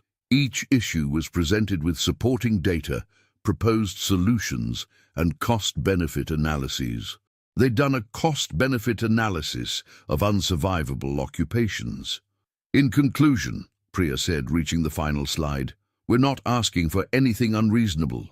We just want the same workplace standards that Federation law guarantees to all employees: safe equipment, adequate facilities, opportunities for advancement, and fair compensation for the hazards we face. You are being fairly compensated, Taluvix managed to say. Unsurvivable occupation positions are among the highest paid jobs in the Federation. True, Priya acknowledged, but we've done salary comparisons with equivalent positions in other sectors, adjusting for risk factors and required skills, and we believe a 15% increase would be more appropriate. A 15% increase? It's actually quite reasonable. Priya pulled up another chart. Here's the breakdown, showing our calculations based on Federation standard compensation formulas. They'd used Federation standard compensation formulas. They'd apparently memorized the entire HR manual that most Federation employees used as a sleep aid. Taluvix slumped in his seat. Around the assembly hall, other Federation representatives were displaying various stages of psychological breakdown. Let me see if I understand correctly, Taluvix said slowly, with the careful precision of someone trying to maintain sanity through sheer force of will. You want us to install break rooms in environments that should liquefy organic matter. You want career advancement in positions that were designed to have a 100% mortality rate. You want training programs for jobs that nobody should survive long enough to get good at. And you want a pay raise on top of all this. That's correct, Priya confirmed. We've also prepared a list of secondary concerns we'd like to address in future negotiations. But we understand these primary issues should be resolved first. There are more issues. 14 additional items, Priya said, but we're trying to be reasonable. We understand that organizational change takes time. Taluvix looked at the other humans. They all nodded seriously, as if this entire conversation were perfectly normal, and not a complete inversion of everything the Federation understood about unsurvivable occupations and death world species. Give us a week to review your proposal, Taluvix said finally, because what else could he say? They'd clearly prepared for this meeting better than the Federation had prepared for anything in its entire 40,000-year history. Absolutely, Priya said cheerfully. We'll expect a response by next Thursday. Oh, and one more thing. Of course there was one more thing. We've been thinking about expansion, Priya said. There are a lot more humans on Earth who'd be interested in unsurvivable occupations. We'd like to discuss increasing the recruitment numbers. You want to recruit more humans into unsurvivable jobs, Taluvix said flatly. If possible, yes. We've got a waiting list of about 200 million people who've applied since the first wave of hires. 200 million! It's a competitive job market on Earth right now, Priya explained, and honestly, the pay and benefits you're offering are really good by our standards. Plus, working in space is kind of a dream job for a lot of people. Your dream jobs are our nightmares, Taluvix shouted, and then immediately regretted it, because that was definitely going to be quoted in tomorrow's news feed. Different perspectives, I guess, Priya said diplomatically. Anyway, we'll let you review the proposal. Thanks for your time. The humans left the assembly hall in an orderly fashion, chatting pleasantly among themselves about what sounded like dinner plans. Something about trying that new Vrin restaurant on Station Quintara 9, because the food can't possibly be weirder than the job. The moment the doors closed behind them, the assembly hall erupted in chaos. "This is impossible!" shouted Representative Collix. "They can't just negotiate about unsurvivable occupations. The entire concept is unsurvivable." "They can, and they did," Taluvik said tiredly, "and they cited Federation law while doing it. If we refuse their demands, they can file a complaint with the Labor Relations Board. And if the complaint is upheld, which it will be because they've clearly done their legal research, we'll face sanctions." "So what do we do?" asked Chancellor Vorgrim, who'd been silently observing from the back of the hall. "We," Taluvik said, with the air of someone who'd just accepted defeat, "install break rooms in unsurvivable work environments. We develop career advancement tracks for jobs that shouldn't have survivors. We give them their 15% pay raise, and we pray to whatever cosmic entities might be listening that they don't ask for anything else." "They have a list of 14 additional demands," someone pointed out unnecessarily. "I know," Taluvik snapped. "Let's just deal with one civilization-threatening crisis at a time, shall we?" Over the next 6 months, the Federation underwent the most comprehensive workplace reform in its history. Break rooms were installed in hyperspace stations, requiring technology that bent several laws of physics. Career advancement tracks were created for unsurvivable occupations, with titles like Senior Dimensional Rift Monitor and Chief Antimatter Extraction Specialist that shouldn't logically exist. Training programs were developed, complete with mentorship requirements and safety certifications for environments that were, by definition, unsafe, and the humans thrived. Productivity across unsurvivable occupations increased by 68%. Equipment failure rates dropped. Efficiency metrics that had been flatlined for millennia suddenly showed improvement curves. The humans had taken jobs designed to kill anyone who attempted them and turned them into careers. Dr. Felish published a follow-up study titled Persistent Adaptation Patterns in Death World Species, a case study in systematic improbability. It was required reading at every major xenobiology institution in the Federation. The abstract began, "All previous models of species survival probability were wrong." The study's conclusion was even more disturbing. Humans represent a fundamental challenge to our understanding of unsurvivable conditions. They do not simply survive the unsurvivable, they optimize it, recommend immediate revision of all Federation safety standards and mortality predictions. Previous assumptions about environmental lethality appear to have been based on species that possessed functional survival instincts. But the real shock came when the Federation's Economic Analysis Division released their report on the financial impact of human employment. The unsurvivable occupations, which had been effectively unfilled for 42,000 years, had created a massive economic drag on the Federation. Essential services hadn't been performed, critical infrastructure had decayed, supply chains had been disrupted. The Federation had been paying for these positions while receiving zero productivity in return. Now, with humans filling all 143 positions, the economic benefit was staggering. The Federation's GDP had increased by 9% in 6 months. 9%. Some economists initially thought this was a calculation error and spent 3 weeks rechecking the math before accepting that it was real.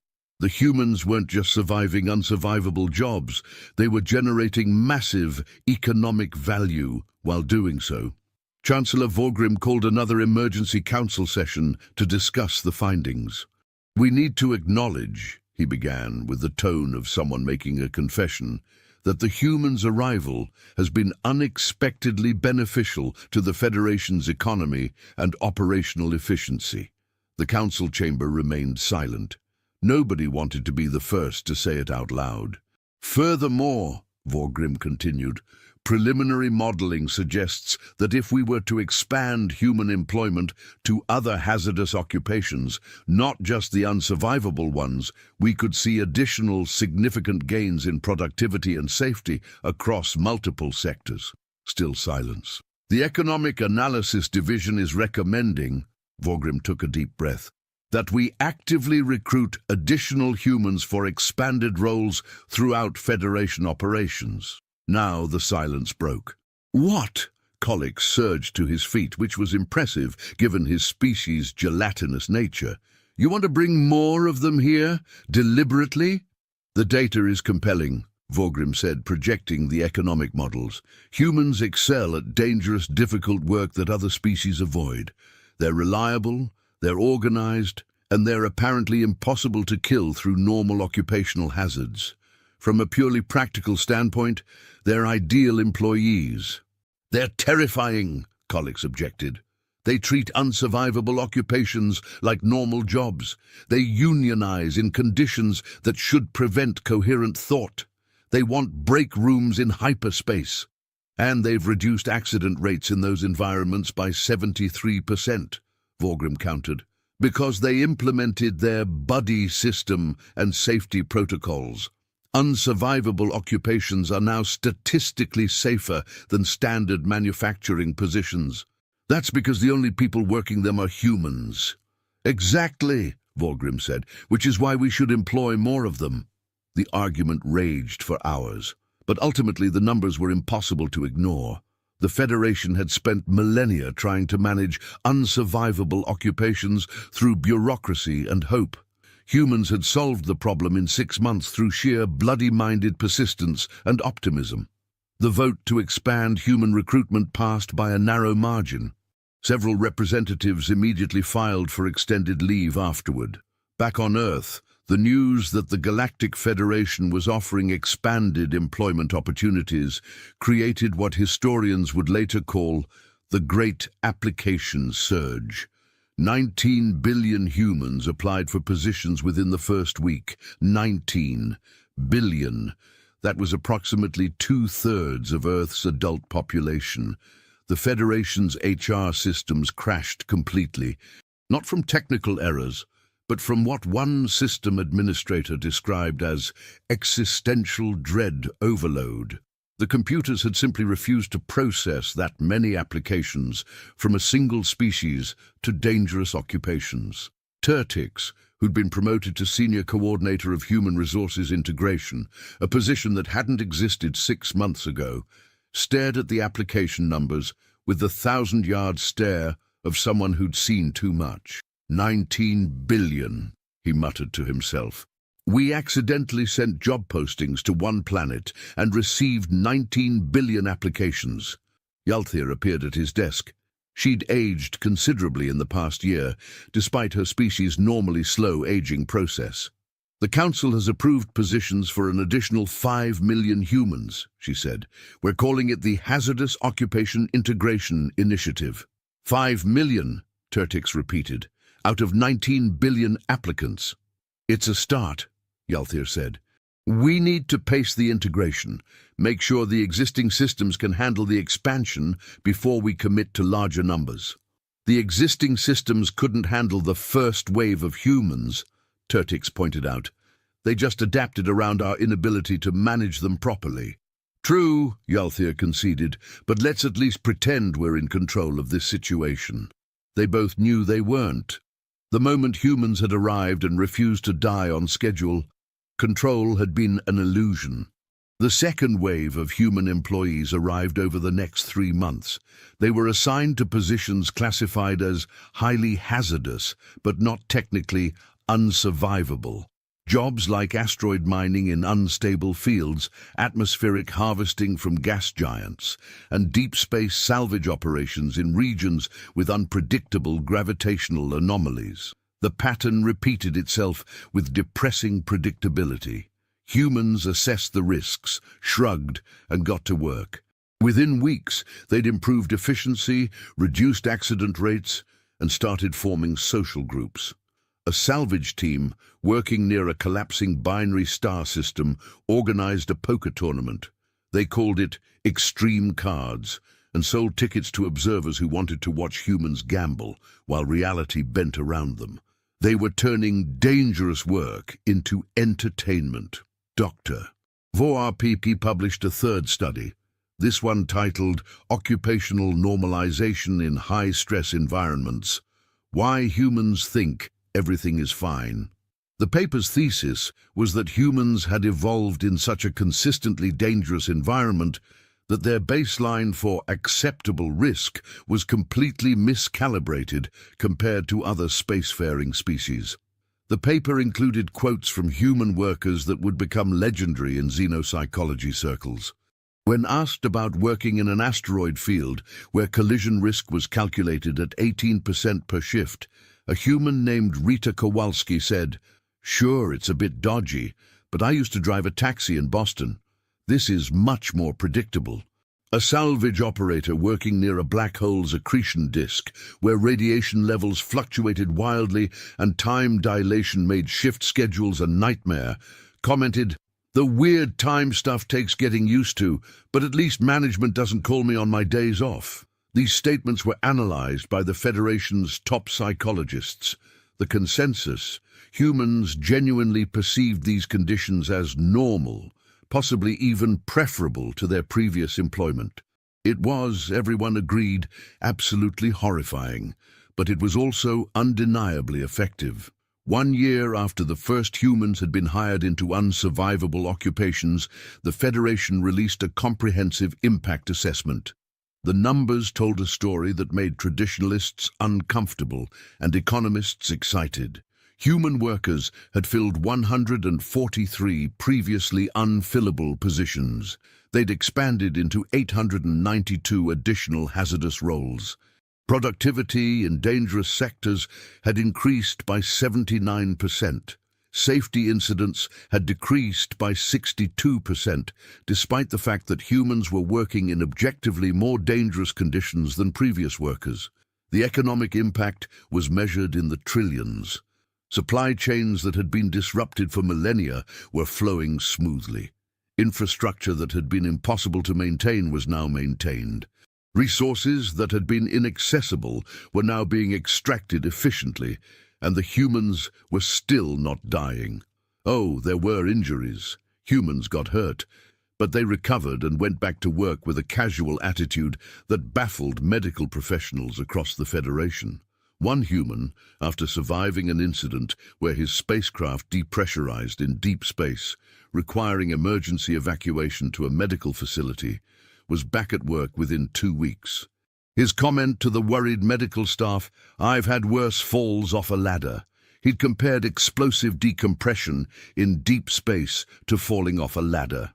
The medical staff required counseling. As the 1-year anniversary approached, the Federation found itself in an awkward position.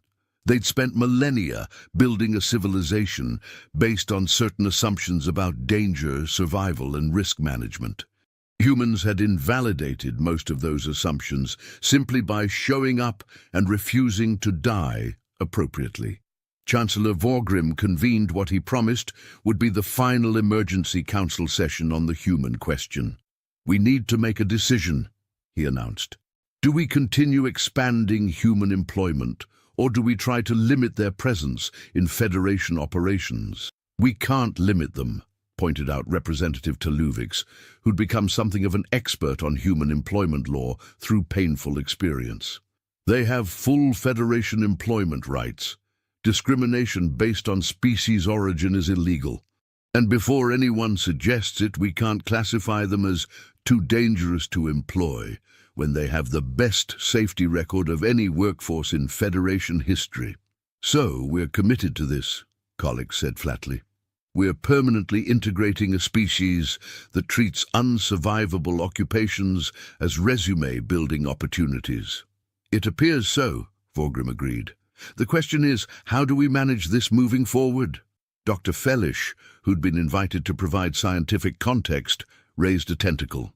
"If I may, I've been studying human cultural patterns, and I think there's something the Council should understand about their approach to dangerous work." "Please," Vorgrim gestured for him to continue. "At this point, any insight would be welcome."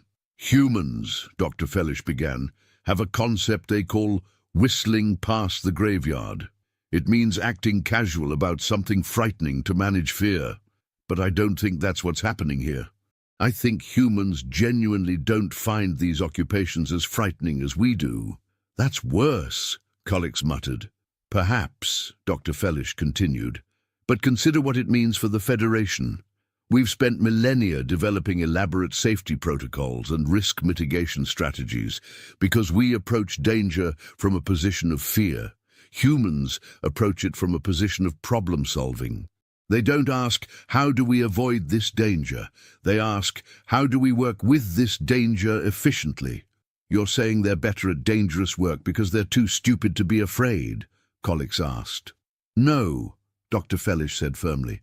I'm saying they're better at it because they assess risk differently. Where we see unsurvivable conditions, they see solvable problems. And they're usually right. The unsurvivable occupations weren't unsurvivable because of some inherent impossibility. They were unsurvivable because we approached them with the wrong mindset. The council chambers fell silent as the implications sank in.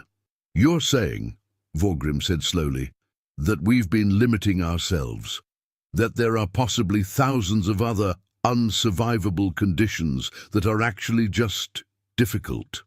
I'm saying that humans have demonstrated that our definitions of survivable and unsurvivable were based on incomplete data, Dr. Fellish said. They've rewritten the limits of what we thought was possible, and if we're smart, we'll learn from that instead of resisting it. Chancellor Vorgrim looked around the council. He saw fear, yes, but also, gradually, acceptance.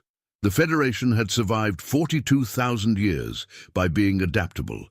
This was just another adaptation. Very well, Vorgrim said. We continue integration of human workers into Federation operations. We expand employment opportunities as economic analysis supports. And we revise our safety standards based on observed human performance rather than our previous assumptions.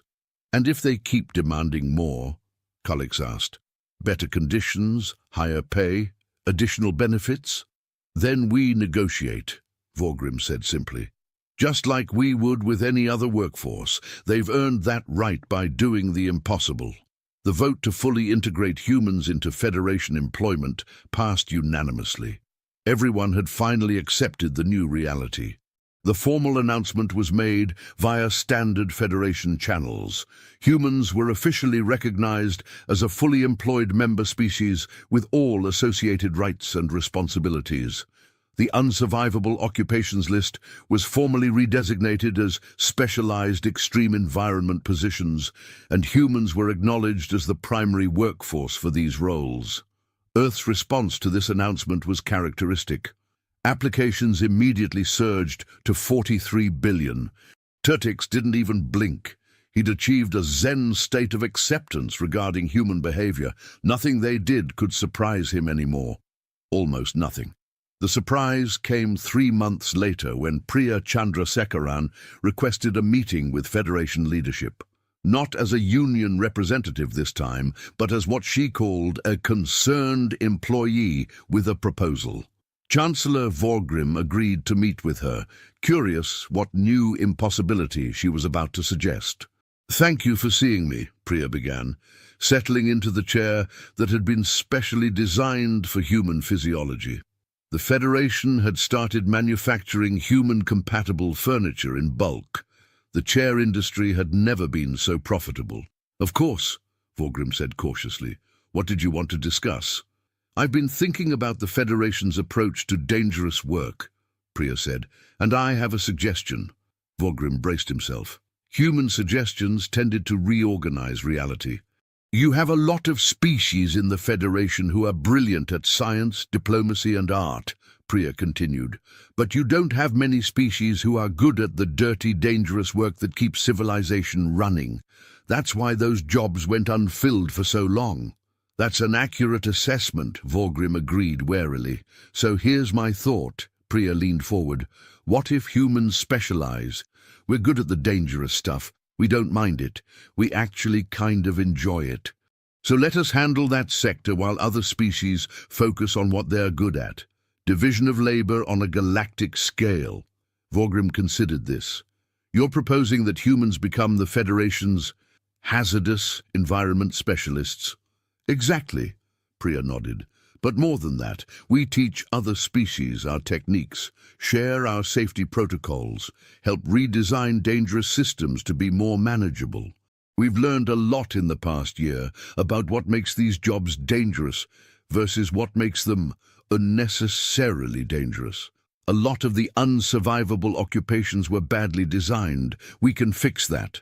You want to improve the unsurvivable occupations, Vorgrim said slowly. Make them less unsurvivable.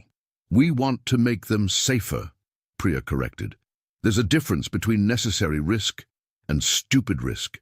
Right now, a lot of Federation dangerous work involves stupid risk because nobody ever survived long enough to identify and fix the problems. We can do that. Vorgrim sat back, processing this. It was, he realized, a remarkably reasonable proposal. And coming from a human, that made it deeply suspicious. What do you want in return? He asked directly. Recognition, Priya said simply. Not just as employees, but as specialists. Establish a hazardous environment division with proper funding, authority and respect. Let us develop standards and training programs. Give us the resources to do this right. You want authority over all hazardous occupations in the Federation, Vorgrim said. We want to make them safe, Priya emphasized again, or at least safer than they are now. Is that really such a crazy idea? Vorgrim looked at her for a long moment. A year ago, the answer would have been a definitive yes. Now, after watching humans casually survive the unsurvivable and optimize the impossible, he wasn't sure. I'll bring it to the Council, he said finally. I can't promise they'll approve it. That's all I ask. Priya stood to leave. Just think about it. Humans are good at this. Let us be good at it officially. After she left, Vorgrim sat in his office for a long time, thinking. Priya was right, damn her. Humans were good at dangerous work, better than any species in Federation history. And they were offering to formalize that capability, to build systems that would benefit the entire Federation. It was logical, practical, beneficial. It was also terrifying because it meant acknowledging that humans had found their niche in galactic civilization, and that niche was exactly the place every other species had been trying to avoid for 42,000 years. The Council debated Priya's proposal for 2 weeks. Arguments were made for and against. Traditionalists objected to giving humans authority over an entire occupational sector. Pragmatists pointed out that humans were already de facto running that sector anyway, so formalizing it changed nothing except paperwork. In the end, economics won the debate. Humans had proven they could do the work safely and efficiently. Establishing a proper division with training standards and safety protocols would only improve outcomes. And if it kept humans happy and productive, that was worth the political discomfort. The Hazardous Environment Division was established with Priya Chandrasekaran as its first director. The announcement made headlines across the Federation. Death Worlders to manage extreme occupations, read one particularly dramatic headline.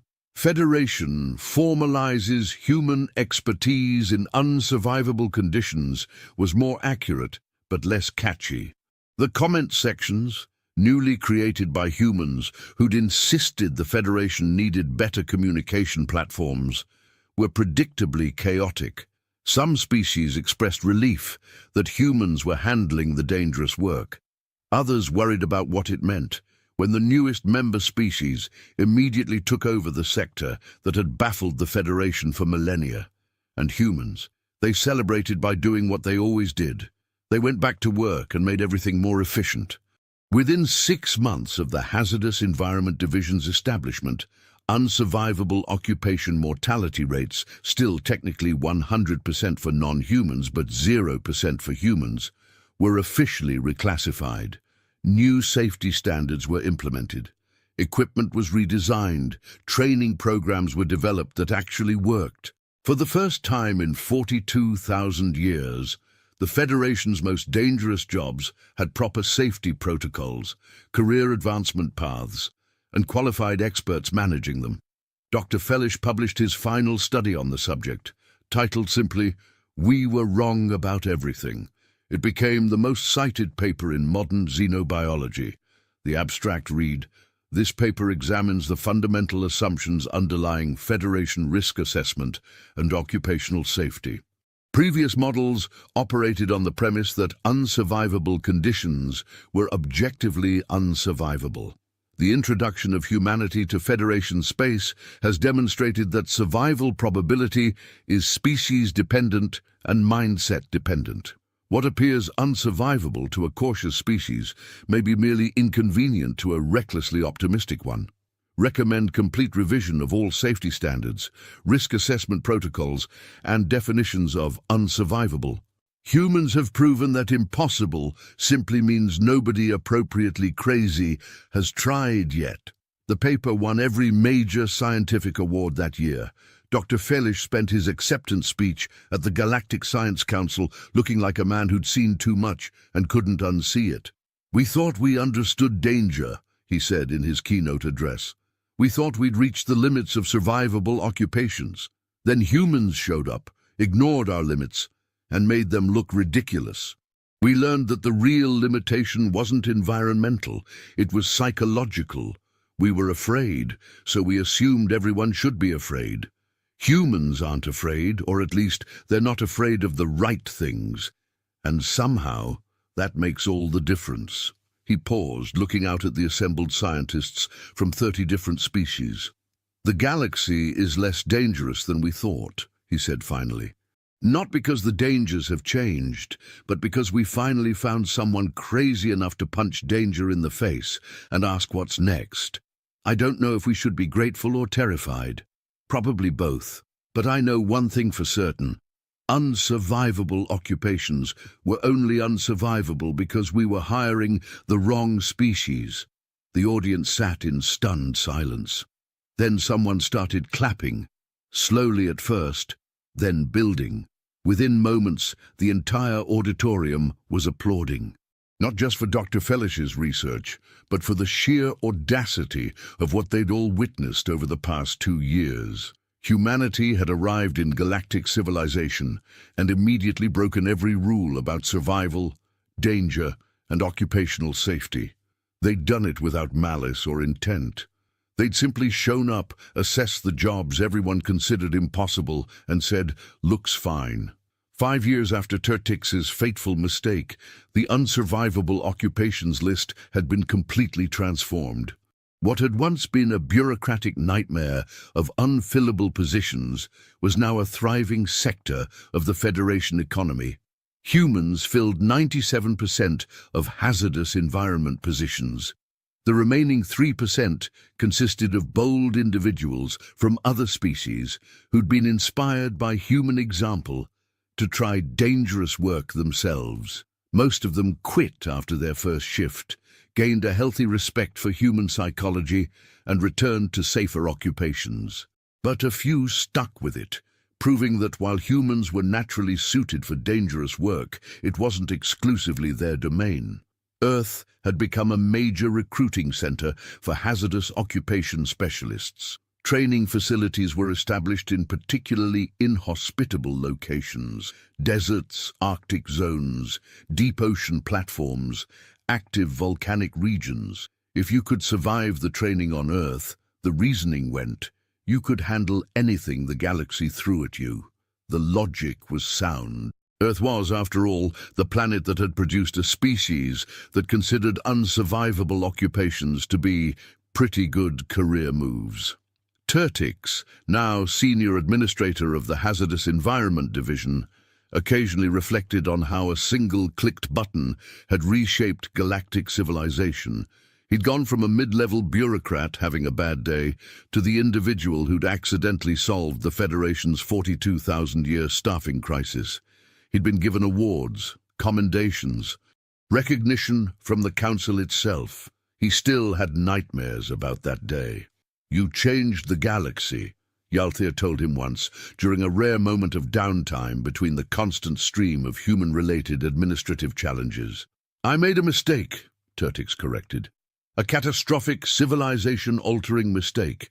a mistake that saved the Federation trillions in lost productivity and made unsurvivable occupations survivable, Yalthir pointed out. Sometimes the best solutions come from accidents. Sometimes accidents just destroy everything, Turtik said darkly. We got lucky. Lucky that humans are crazy? Yalthir laughed, which was a sound like wind chimes made of bone. I suppose that's one way to look at it. How else would you look at it? Lucky that humans are crazy in ways that complement our sanity, Yalthir said thoughtfully. They do the things we can't. We provide the civilization they need to do them in. It's symbiotic in a terrifying sort of way. Turtix considered this. She might be right. The Federation had provided structure, law, and resources. Humans had provided the willingness to use those resources in ways nobody else dared. Together, they'd created something neither could have achieved alone. Still, Turtik said, I'm never clicking a button without double-checking again. Probably wise, Yalthir agreed. Though I have to admit, I'm curious what would happen if you made another mistake of similar magnitude. We'd probably end up recruiting humans for diplomatic positions next, Turtik said sarcastically. They both laughed. Neither of them noticed the job posting that had just been accidentally transmitted to Earth's diplomatic employment network. But that's a different story. For now, the unsurvivable occupations were filled. The jobs that had terrified the galaxy for 42,000 years were being performed by cheerful humans who considered them slightly challenging at worst. Break rooms existed in hyperspace. Career advancement was possible in antimatter mining. The galaxy had learned that unsurvivable was a relative term, and that sometimes the solution to an impossible problem was finding someone too stubborn to accept that it was impossible. Somewhere on Earth, 19 billion people waited for their chance to prove that the galaxy's next impossible job was just another Tuesday. And in the Hazardous Environment Division headquarters, Priya Chandrasekharan looked at the latest reports, smiled, and began drafting her next proposal. After all, if humans could make unsurvivable jobs survivable, what else could they do? Nobody wanted to answer that question, but they were all going to find out anyway. There are exactly 3 things you need to know about the Galactic Administrative Registry of Potentially Dangerous Life Forms. First, the name is a lie. It's actually a registry of all life forms, dangerous or otherwise, but some committee thought the current name sounded more important. Second, nobody who works there actually wants to be there. And third, the coffee is terrible. Not just bad, terrible. The kind of terrible that makes you question whether the universe has any mercy whatsoever. Vexner Krilth had been working at the registry for 17 cycles. 17 long cycles. His species, the Karathi, were known throughout the galaxy for their meticulous record-keeping and their unfortunate tendency to develop stress-induced skin discoloration. Vexner's current shade was what his medical officer called concerning mauve, which was just one step below get your affairs in order purple. The problem wasn't the work itself. Cataloguing new species was actually quite straightforward. You observed them, you measured their technological development, you assigned them a threat level somewhere between harmless and evacuate the sector, and then you filed the appropriate paperwork. Simple, or at least it should have been simple. But then came file reference GH4782 SOL3, otherwise known as humanity. Vexner stared at his screen with the kind of expression usually reserved for people who've just realized they've been eating the wrong end of a particularly exotic fruit. The data made no sense, absolutely none. According to every biological model in the registry's database, humans shouldn't exist. Their homeworld's gravity was all wrong for their bone density. Their atmosphere had way too much oxygen for creatures that metabolized the way they did. Their star was the wrong color. Their moon was proportionally massive. Everything about them screamed evolutionary impossibility. And yet, there they were, not just existing, but thriving. "This is ridiculous," Vexner muttered, his tentacles twitching with frustration. He pulled up the preliminary reports filed by the observation teams. Surely they would have some explanation. The first report was from observer Telshak, who had been monitoring human broadcasts for the past cycle. Vexner read it once, then twice, then a third time, because he was certain he must have misunderstood something. Humans routinely engage in recreational activities that would be classified as suicidal behavior in any other species, the report stated. They jump from perfectly functional aircraft for fun. They climb vertical rock faces without proper climbing equipment.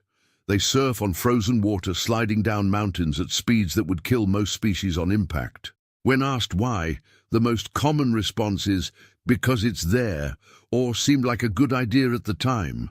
Vexner felt his skin shifting toward a deeper purple.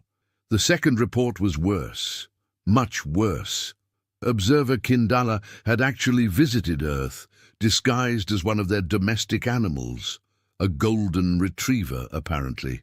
The report read like a fever dream written by someone who'd been hit on the head with a piece of furniture. Humans have domesticated carnivorous pack hunters and allow them to sleep in their beds, the report screamed, in what Vexner could only assume was digital terror. They keep venomous arachnids as pets. They eat substances that cause chemical burns to most species and call it seasoning. One human I observed consumed a quantity of capsaicin that should have killed them, turned bright red, sweated profusely, and then said, "That's delicious," before eating more. There was a note at the bottom of the report, requesting immediate transfer to any other assignment, would accept posting to a black hole observation station. "At least black holes make sense," Vexner's communicator chirped. It was his supervisor, Threnody Vex, a Karathi like himself, but older and significantly more purple, the kind of purple that suggested she'd been dealing with humanity longer than Vexner had. "Krilimth," she said without preamble, "I'm sending you something. It's classified at the highest level. You're going to read it, you're going to panic, and then you're going to understand why I drink." "I don't drink, Director." "You will." The file arrived 3 seconds later. It was titled Protocols for Managing Contact with Sol 3 Inhabitants, a comprehensive guide to not dying horribly. It was 47,000 pages long. "What?" Vexner's tentacles flailed wildly. "Director, this is insane. Why would we need 47,000 pages of protocols for one species? The Gennari hive mind only required 3 pages, and they're a telepathic collective consciousness that can strip a planet of resources in a matter of hours." "Read page 1347, Threnody said calmly, "then call me back." Vexner navigated to the specified page. The heading read, Incident Report, the phrase. Oh no. According to the report, approximately 2 cycles ago, a human had been present on commercial trading station Theta 9. The station was a neutral meeting ground where species from across the galaxy conducted business, exchanged goods, and generally tried not to start wars with each other.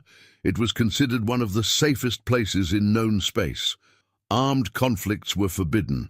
Violence was prohibited. Even raising your voice was considered poor form. The human's name was Derek Hoffman. He was, according to the report, unremarkable in every way except for his apparent complete lack of survival instinct. The problem began in Docking Bay 7. A Vreknari cargo hauler had malfunctioned during landing, blocking the entire bay. The Vreknari, being a species that prioritized protocol above all else, had immediately begun the proper procedures for reporting the malfunction. These procedures involved filling out Form 7742B in triplicate, waiting for a certified inspector to assess the situation, scheduling a repair crew, and then, once all paperwork was properly filed and approved, fixing the problem. Estimated time to clear the bay, 6 standard days.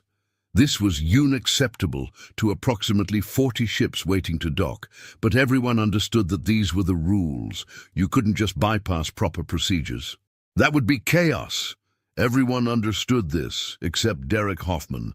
According to 17 different security recordings, Hoffman had been sitting in the station's observation lounge, consuming what humans called beer. The beverage was, according to chemical analysis, mildly poisonous to most species. Humans drank it recreationally. Hoffman watched the growing chaos in the docking bay for approximately 11 minutes. Then he stood up, walked over to his companion, a human female named Kay Brennan, who appeared to be the more sensible of the two, and uttered the phrase that would echo through galactic history. "Hold my beer!" Kay Brennan's response was immediate and visceral. "Derek, no!" "Derek, yes," he replied, grinning in a way that the report described as deeply unsettling. What happened next was recorded from multiple angles. Hoffman walked to the docking bay, somehow bypassed 3 separate security checkpoints by simply waving at the guards and walking past them with confidence, and approached the malfunctioning cargo hauler. The Vreknari cargo master, whose name translated roughly to strict adherence to proper procedures, attempted to explain that touching the vessel without proper authorization was strictly forbidden and could result in immediate deportation from the station. Hoffman's response was to pat the Vreknari on what he assumed was a shoulder, but was actually a sensory organ, say, "I got this, buddy," and climb onto the cargo hauler. What followed was described by the station's chief engineer as technically impossible, but also somehow exactly what was needed. Hoffman spent exactly 4 minutes crawling around the exterior of the cargo hauler. He kicked something, hit something else with his fist, twisted what appeared to be a decorative element but was actually a pressure valve, and then, for reasons that no engineer could explain, he shouted an earth profanity at the ship's engine core. The cargo hauler started working perfectly. The bay was cleared in 15 minutes. Hoffman returned to the observation lounge, reclaimed his beer from Kay Brennan, and said, "See, no problem." The station's governing council spent the next 3 weeks trying to figure out what had happened. They brought in engineers from 9 different species. They analyzed every sensor reading. They interviewed Hoffman 17 times. His explanation never varied. "I don't know, man. I just kind of felt what was wrong and fixed it." This was impossible. Ships didn't work on feelings. They worked on clearly defined mechanical and energy principles. You couldn't just hit things and make them work, except apparently you could if you were human. The incident report concluded with a single line that Vexner read 3 times. "Recommend classifying humans as Category Omega, unpredictable reality distortion." Vexner called Threnody back. His skin had achieved a shade of purple he didn't even know was possible. "This can't be real," he said. "This has to be some kind of joke, a test for new employees, right?" "I wish," Threnody replied. "Keep reading. It gets worse." Vexner didn't want to keep reading. He really didn't want to keep reading.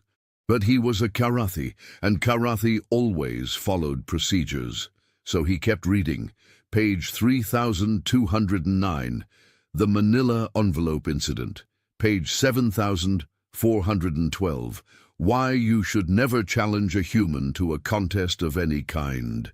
Page 15803. The human concept of duct tape and why it violates several fundamental laws of physics. Page 22096.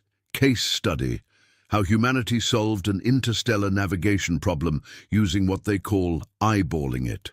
Each incident was more absurd than the last, and yet each had been verified by multiple independent observers. These weren't stories, they weren't legends, they were documented facts.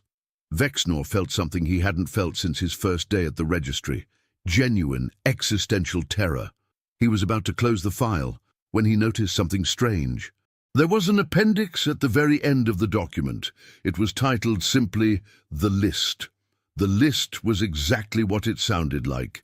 a comprehensive compilation of every time a human had said the phrase, "hold my beer," or any variation thereof, followed by whatever insane thing they'd done next. The list was updated in real time. The list was currently 247,000 entries long, and it was growing. Vexner watched in horror as the number ticked up while he stared at the screen. 247,001, 247,002. Somewhere in the galaxy, right at this very moment, a human was saying those three words and preparing to do something that would make sense to absolutely no one, except other humans. His communicator chirped again. Threnody Vex looked even more purple than before, which Vexner hadn't thought possible. "There's been another incident," she said. "Sector 42, mining colony. The humans weren't even supposed to be there. What happened? What always happens. Someone said, 'Hold my beer,' and now we have a situation."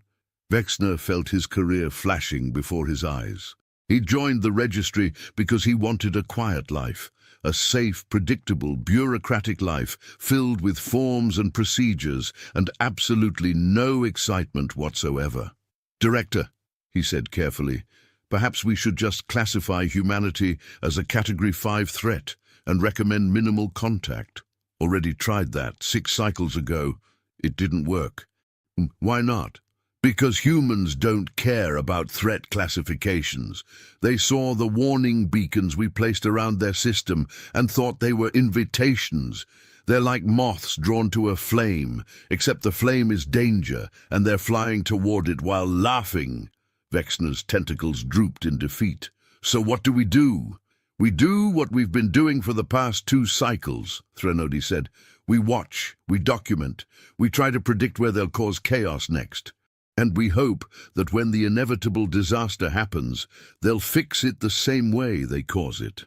How's that? By doing something completely impossible that somehow works anyway." Vexner looked at his screen, at the file that was supposed to be his routine assignment, at the list that kept growing, and he realized something that made his skin turn a shade of purple that his medical database didn't even have a name for. Humanity hadn't just been discovered by the galaxy. The galaxy had been discovered by humanity, and nothing would ever make sense again. He opened a new file and began typing his preliminary report on human classification. He got exactly 3 words in before stopping. "Humans were what? Dangerous? Certainly. Unpredictable? Absolutely. Impossible. By every measure the galaxy had. But there was something else, something that none of the reports had quite captured. Something that made Vexner's analytical mind itch with the uncomfortable sensation of not understanding. Humans were fun. Not fun in the safe, controlled way that the Karate understood fun. Not the carefully regulated recreational activities that other species engaged in, but genuine, unpredictable, chaos-inducing fun. They looked at the universe and saw not a place of rules and order and careful procedures, but a place of possibilities. And that was the most terrifying thing of all. Vexner deleted his 3 words and started over. This was going to take a while. Meanwhile, on commercial trading station Theta 9, Kay Brennan was having what she generously referred to as a very long day. The problem with being the only consistently sensible human in any given situation was that everyone assumed you could control the other humans. This was, Kay had discovered, like assuming you could control a thunderstorm by asking it politely to rain somewhere else. Derek Hoffman sat across from her in the station's mediocre excuse for a restaurant, grinning like someone who hadn't just caused an interstellar incident. "You can't keep doing this," Kay said, pinching the bridge of her nose in a gesture that had become depressingly familiar over the past few months. "Doing what?" Derek replied innocently. "I fixed the problem. You violated station protocols. You touched a civilian vessel without authorization. You could have been arrested. But I wasn't arrested. Because it worked." Derek leaned back in his chair with the confidence of someone who had never once considered the consequences of their actions. Besides, everyone was happy in the end. The Breknari guy even thanked me. He filed a formal complaint. He thanked me first. The complaint came later, which means the thank you counts more. Kay stared at him. This was Derek's logic. This was the logic that had gotten them through 3 separate diplomatic incidents, 2 near-death experiences, and 1 situation involving a sentient plant that still gave her nightmares. The worst part, his logic worked. Not in any way that made sense, but it worked nonetheless. "Derek," she said slowly, "do you understand that we're representing humanity out here? That everything we do reflects on our entire species?" "Yep. And you're okay with that?" "Sure. Humans are great. We figure stuff out. We help people. We fix things." He paused. "Sometimes we break things first, but we always fix them eventually." Kay wanted to argue. She wanted to explain that the galaxy didn't work on eventually, that there were rules and procedures and carefully established protocols that existed for very good reasons. But she'd been traveling with Derek for 6 months now. 6 months of watching him solve problems that shouldn't be solvable. 6 months of seeing him befriend species that were supposed to be hostile. 6 months of witnessing the impossible become routine. And she'd realized something that her very organized, very rational mind had trouble accepting. Derek wasn't crazy. Well, he was a little crazy, but that wasn't the point. The point was that Derek saw the universe differently than everyone else. Where others saw rules, he saw suggestions. Where others saw barriers, he saw mild inconveniences. Where others saw impossible problems, he saw interesting challenges. And somehow, inexplicably, that worked. "Just promise me something," Kay said finally. "Anything. The next time you feel the urge to say, 'Hold my beer,' before doing something stupid. Yeah.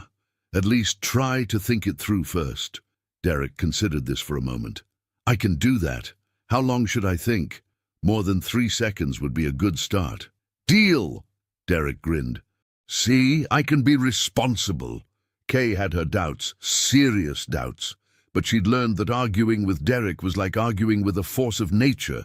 You couldn't win. You could only hope to establish a few ground rules and pray he remembered them when it mattered. Her communicator buzzed.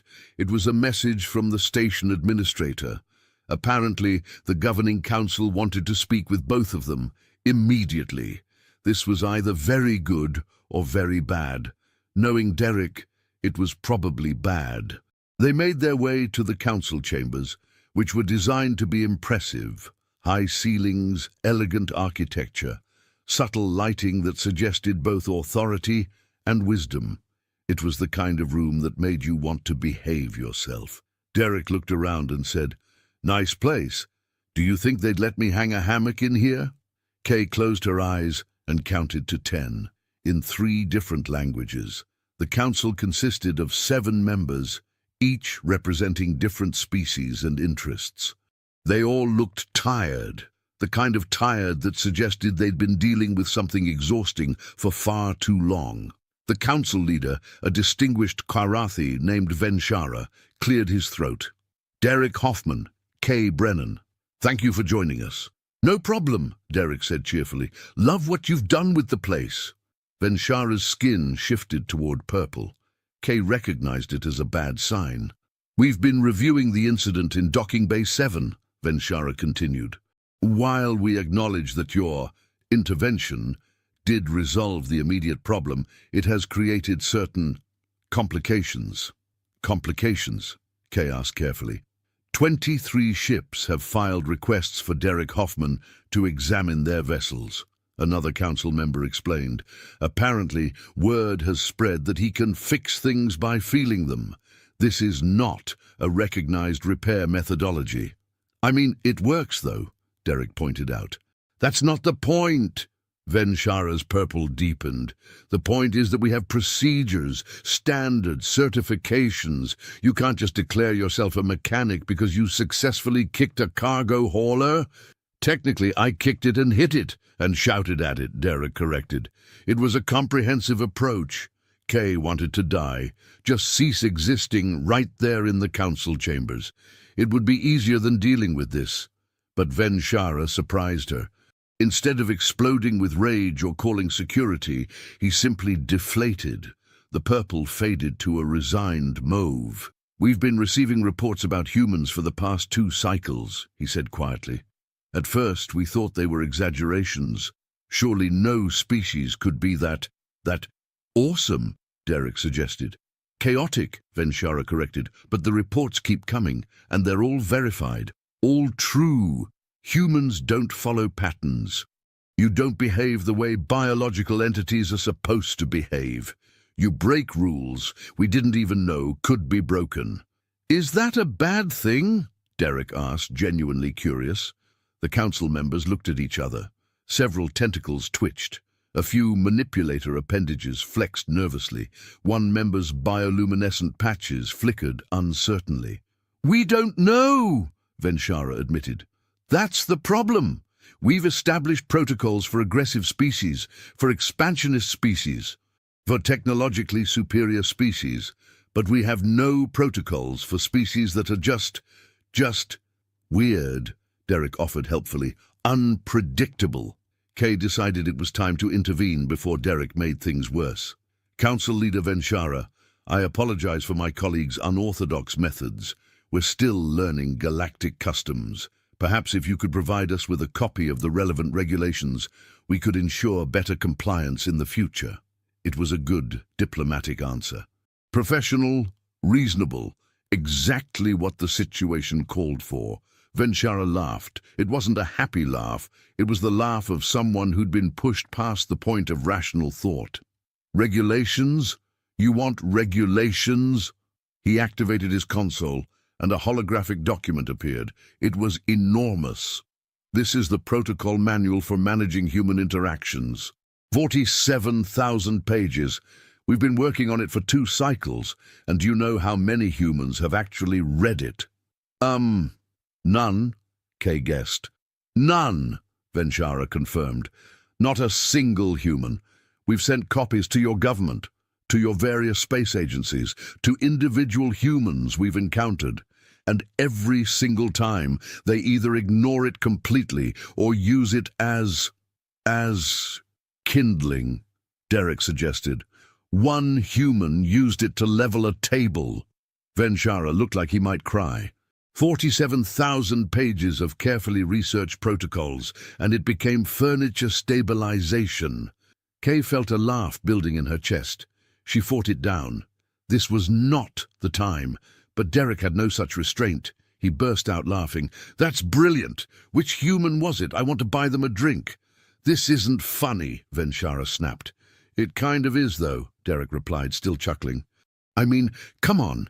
You spent 2 years writing a manual about us, and we're using it to fix wobbly tables. That's peak human behavior right there."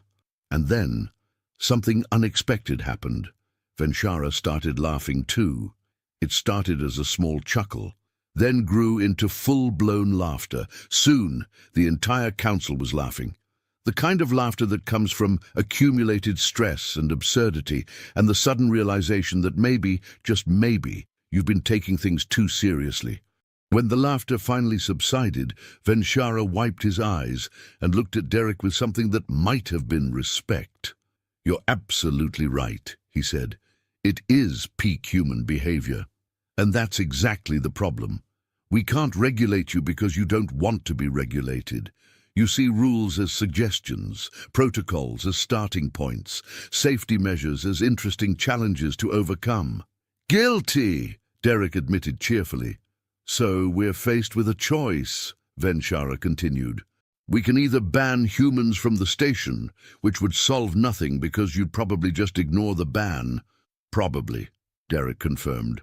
"Or we can accept that humanity is going to do whatever humanity does, and we just need to adapt." Kay saw her opportunity. "If I might suggest a compromise, what if Derek and I serve as liaisons? When problems arise that require human-style solutions, you contact us. We ensure things are done safely, or at least as safely as possible when Derek's involved." "Hey!" Derek protested. "Am I wrong?" "No, but still." Venshara considered this. "A human liaison position. someone to translate between human chaos and galactic order. He looked at the other council members. It's insane. It might work, another member added. Those two statements aren't mutually exclusive when humans are involved, a third member pointed out. All right, Venshara decided. Trial period. 3 cycles. You serve as our human consultants. If it works, we'll make it permanent. If it doesn't work, we'll figure something out, Kay promised. We always do. That's what worries me, Venshara muttered. They left the council chambers with what Derek insisted was a promotion, and Kay considered a disaster waiting to happen. See, Derek said as they walked back to their quarters. Everything worked out. We're not employed as human chaos managers, Kay replied.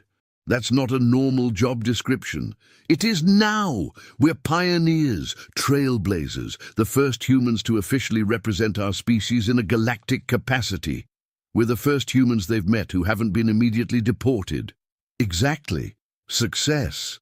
Kay couldn't argue with that logic, mainly because Derek's logic existed in a dimension that normal logic couldn't access. But as they walked through the station, Kay noticed something interesting. The other species they passed weren't looking at them with fear or suspicion. They were looking at them with curiosity. Word had spread about Derek's repair work, about the human who'd solved in minutes what should have taken days. Some species nodded in greeting, others kept their distance, but it was respectful distance, not frightened distance. Humanity had made an impression. What kind of impression remained to be seen? Back in his office, Vexner Krillamph stared at his screen in growing horror. The preliminary report had been bad. The incident reports had been worse. But now he'd reached the section titled Theoretical Analysis, Human Problem-Solving Methodology.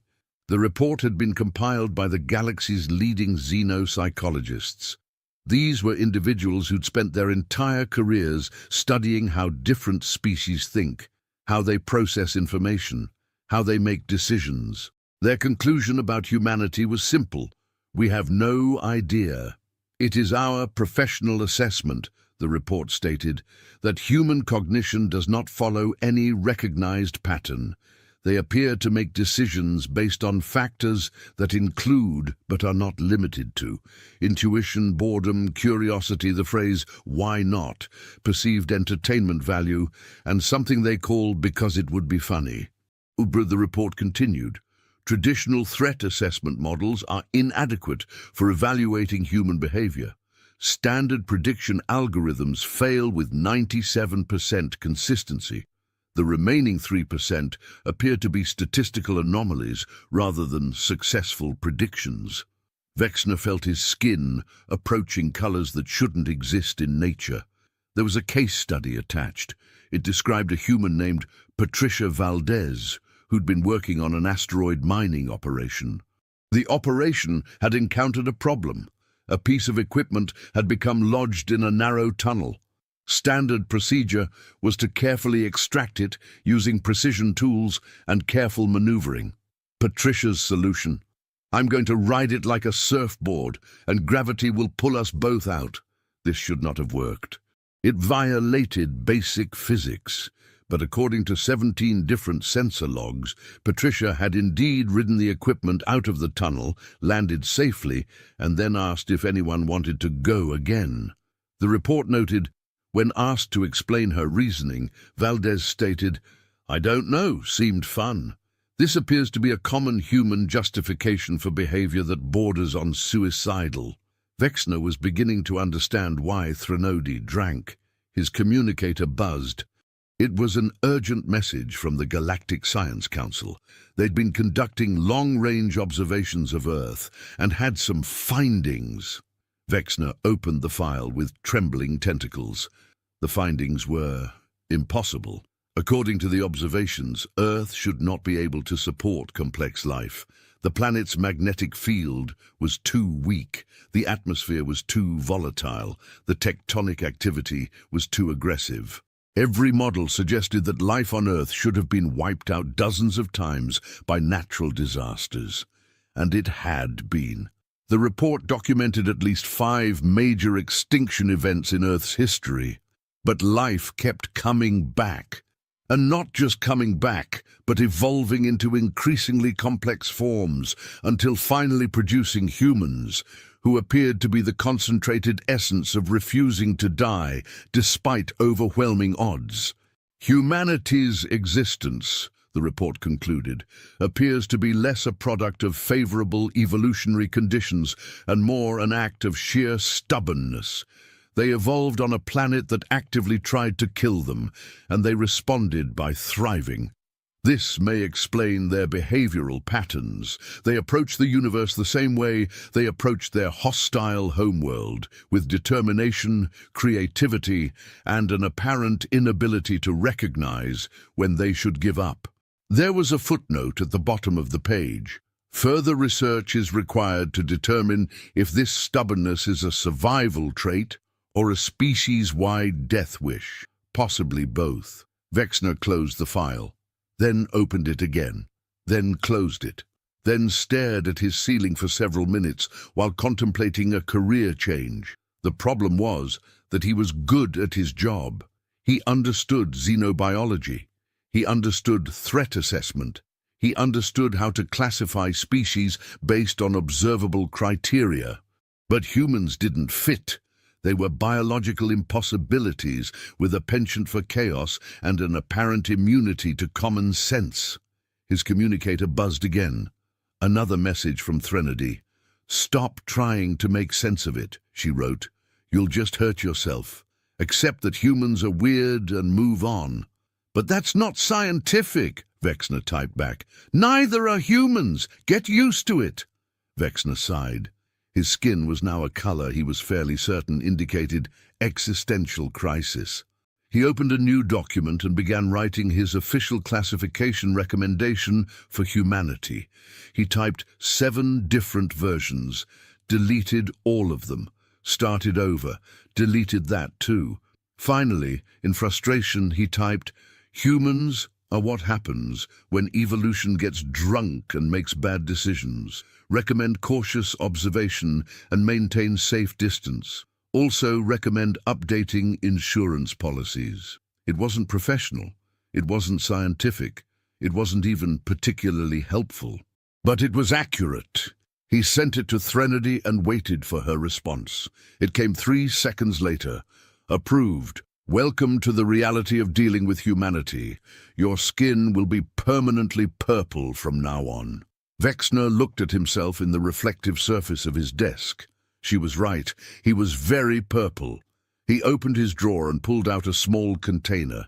Inside was a human beverage Derek Hoffman had given him during a previous meeting. Derek had called it whiskey and said it helped with stress. Vexner had been saving it for a special occasion. This seemed to qualify. He took a small sip and immediately regretted it. The liquid burned. It was like drinking fire. How did humans consume this voluntarily? But then something interesting happened. The burning faded to warmth. The warmth spread through his system, and for the first time in weeks, Vexner felt his stress levels dropping. Maybe humans were onto something after all. He took another sip.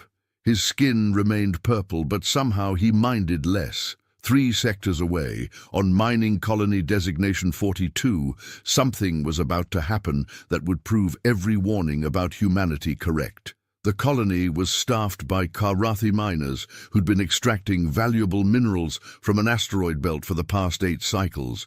It was routine work, predictable, safe, boring, which was exactly how they liked it. The problem started when a human ship requested permission to dock for repairs. The colony administrator, whose name translated roughly to excessive caution, had initially refused.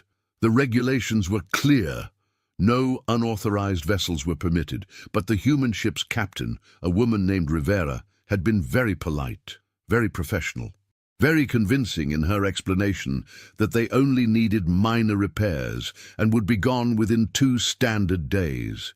Excessive caution had consulted the manual, checked the protocols, verified the regulations, and made the fatal mistake of saying yes. The human crew consisted of 4 individuals: Rivera, who appeared competent, an engineer named Hofstadter, who seemed knowledgeable, a navigator named Chen Okonkwo, who was quiet but efficient, and someone named Rafe. Just Rafe. No last name. No formal title. When asked what his role was, he'd responded, "I'm the guy who fixes things when they break." This should have been excessive caution's first warning. The repairs went smoothly for the first day.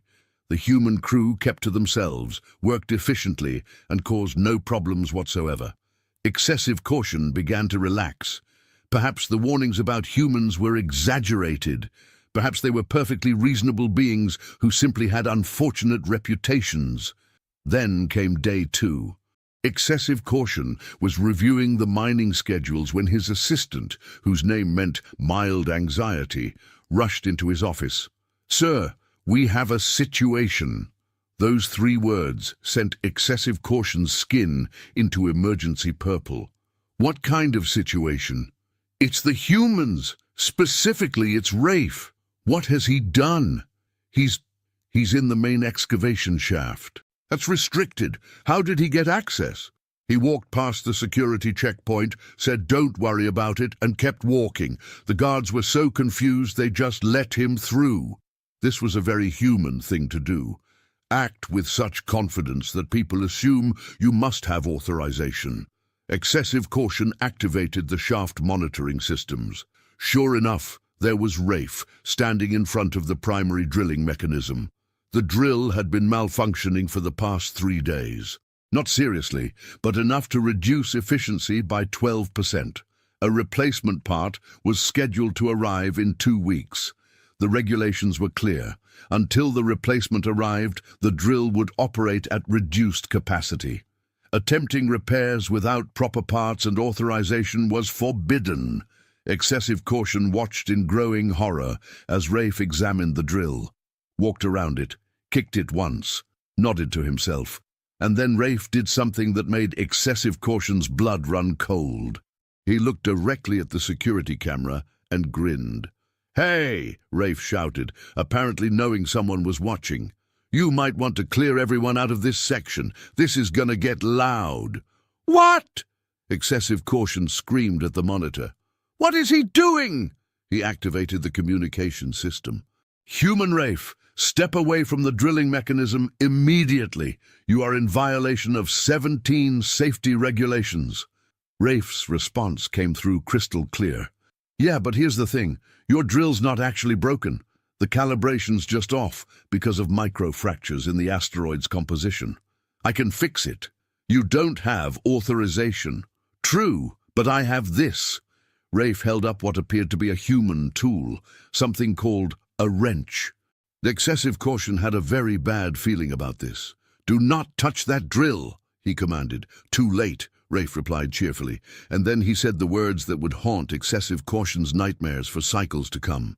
"Someone hold my beer. Oh, wait, I don't have a beer. Guess I'm doing this sober. That's a first."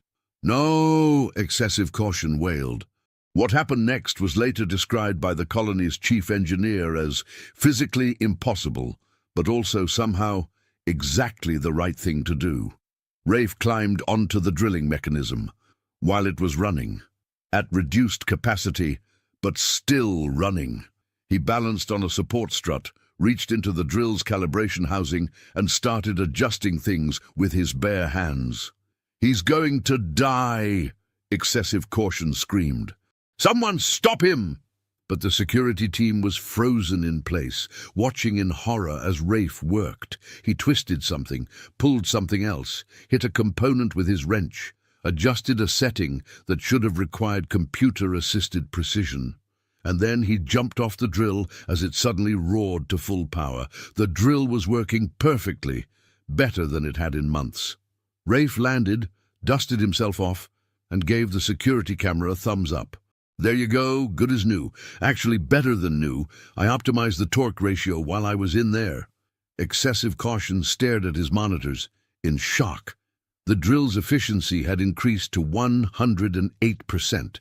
That shouldn't be possible. Drills didn't operate above maximum efficiency. That's why it was called maximum. His assistant was the color of a deep bruise. "Sir, what do we do?" I don't Excessive caution couldn't form words. His entire understanding of reality had been shattered in the space of 3 minutes.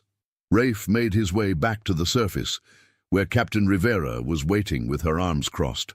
"Rafe," she said in a tone that suggested this was not the first time they'd had this conversation. "Captain," he replied innocently, "what did I say before we docked? Don't touch anything? And what did you do? Touched something?" Rivera pinched the bridge of her nose. "We're trying to make a good impression. We're trying to show the galaxy that humans can follow rules. But I fixed it. It's working better now. That's not the point." Excessive caution arrived, out of breath from running. He stared at Rafe with an expression caught between gratitude and terror. You fixed the drill," he managed to say. "Yep," Rafe confirmed. "No problem." "But how? You didn't have schematics. You didn't have the proper tools. You didn't even have authorization." Rafe shrugged. "Didn't need any of that. I could hear what was wrong." "You could hear it?" "Sure. It was making this little clicking sound that meant the calibration was off. So I adjusted it. Simple." "That's not simple. That's impossible." "Nah, impossible is different. Impossible is like, I don't know, time travel or something. This was just mechanical work." Excessive caution felt his carefully ordered worldview crumbling. He'd spent his entire career following procedures, respecting protocols, doing things the right way, and this human had just solved in minutes what his entire engineering team had declared required specialized parts and 2 weeks of careful work. "I should ban you from the colony," Excessive caution said weakly. "Yeah, probably," Rafe agreed. "But you're not gonna." "Why not?" "Because your other 3 drills have the same problem, and now you know they can be fixed without waiting for parts." Excessive caution checked his monitoring systems. Rafe was right. The other drills showed similar calibration drift. "How did you know that?" "Lucky guess?" Rafe offered. It was not a lucky guess. Somehow, this human had assessed the entire operation in the brief time they'd been docked and identified problems the colony's own engineers had missed. Captain Rivera stepped forward. "Administrator, I apologize for my crew members' behavior. We'll complete our repairs and leave immediately." But Excessive caution surprised himself. "Wait." Everyone looked at him. Could you fix the other drills too?" Rafe grinned. "Absolutely. This is fun." "This is a violation of 17 regulations," Excessive caution protested, then added more quietly, "But yes, please, fix them." 2 hours later, all 4 drills were operating at over 100% efficiency. The colony's mining output had increased by 23%. Production quotas that were supposed to take 3 months would now be completed in 2. Excessive caution sat in his office, staring at the efficiency reports. His skin had achieved a purple so deep it was almost black. His assistant entered with a message. "Sir, the human ship is requesting permission to depart." "Granted," Excessive caution said automatically. Then, "Wait. Send them this." He quickly composed a message. "Thank you for your assistance. Please never return. Also, if you encounter other humans who can fix things by hearing them, please keep them away from my colony. My stress levels cannot survive another encounter." The response came back 3 minutes later from Captain Rivera. "Understood. For what it's worth, Rafe is actually one of the calmer ones. Some humans are much worse." Excessive caution added a new note to his personal log. "Request transfer to observation post in uninhabited system. Preferably one humans will never visit. Recommendation, find system with absolutely nothing interesting. Humans appear drawn to interesting things." The human ship departed. The colony returned to normal operations, except now they were producing 23% more efficiently, which meant revised quotas, new schedules, and completely disrupted long-term planning. Excessive caution filed his incident report. He was thorough, professional, detailed, and at the very end he added one line: "Recommend updating the list. Entry: Human named Rafe fixed 4 industrial drills without authorization, proper tools, or apparent understanding of why this should be impossible. Succeeded anyway. No injuries. Increased efficiency by 23%. Humans continue to violate reality with alarming regularity. The report was forwarded to Vexner Krilmth, who read it, updated the list, and took another drink of whiskey. His skin remained purple. He was getting used to it. Across the galaxy, in a small apartment on Earth, a young woman named Jessie Kowalski was having a bad day. Her spacecraft's navigation system had crashed. She had a job interview in 3 days that required her to be 17 light-years away. And her cat had somehow gotten stuck in the ventilation system. "This is ridiculous," she shouted at the universe in general. The universe, as usual, didn't respond. Jessie looked at her dead navigation console, looked at the service manual, looked at the estimated repair time of 5 to 7 days, and then she said the words that would eventually add another entry to the list. "You know what? I'll just fix it myself. How hard can it be?" Somewhere in a galactic administrative office, Vexner felt a chill run through his tentacles for no apparent reason. The list updated itself. 247,003. Time passed, as it tends to do. Vexner had been monitoring humanity for 6 cycles now. 6 long cycles. He'd read thousands of incident reports, updated the list more times than he could count, consumed enough whiskey to stock a small bar, and he'd come to a realization that he wasn't sure he wanted to accept. Humans weren't just chaotic. They weren't just unpredictable. They were something the galaxy had never encountered before. Functional chaos. Every species had problems. Equipment failures, logistical nightmares, bureaucratic tangles. These problems were solved through careful planning, proper procedures, and established protocols, except when humans were involved. When humans encountered problems, they solved them through what appeared to be sheer force of will, combined with complete disregard for how things were supposed to work. And it worked. That was the truly maddening part. It worked.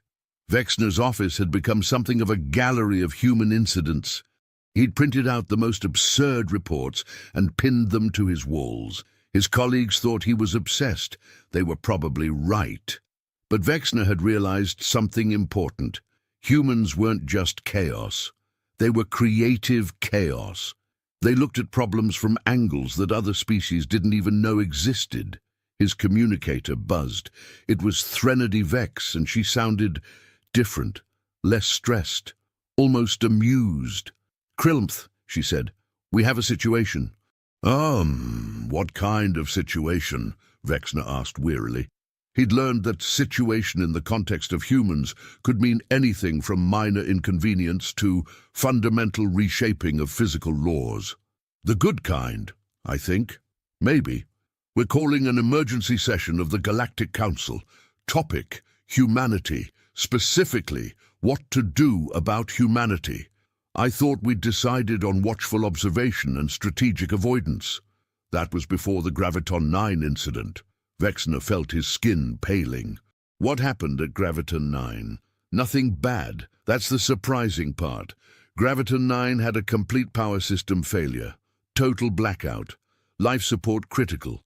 They were 6 hours away from evacuating the entire station when a human freighter happened to pass by. Please tell me they didn't. They did. 3 humans working without proper equipment or authorization restored power to a station that our best engineers said would take weeks to fix. Did it in 4 hours, using what they called spare parts and optimism. Vexner pulled up the report, read it 3 times, checked the verification signatures. It was all true. "The council meeting is in 2 standard hours," Threnody continued. "They want you to present your findings on humanity. Think you can condense 6 cycles of observations into a coherent presentation? Probably not, but I'll try." "That's the spirit." "Oh, and Krilmth?" "Yes?" "Wear your most professional attire. This is going to be the most important presentation of your career." "Why?" "Because the council is considering offering humanity a permanent seat." Vexner's tentacles stopped moving. What? You heard me. A council seat. Full membership in the galactic community. And they want your recommendation on whether we're completely insane for considering it. The communication ended. Vexnor sat in his purple-tinted office, surrounded by reports of human chaos, and tried to figure out how to explain 6 cycles of impossible observations to the galaxy's most important governing body. He opened a new file and titled it, Humanity, a comprehensive analysis of why everything we thought we knew was wrong. Then he started writing. 2 hours later, Vexnor stood before the Galactic Council. The chamber was filled with representatives from 47 species. All of them looked at him with expressions ranging from curiosity to concern. The council leader, an ancient Quarathi named Threnor Vex, who'd held the position for 20 cycles, gestured for Vexnor to begin. "Honorable Council," Vexnor started, his voice remarkably steady despite his internal panic. "I've been asked to present my findings on humanity, to determine whether they're suitable for membership in the galactic community." He activated his presentation. The first slide showed a simple question. What are humans?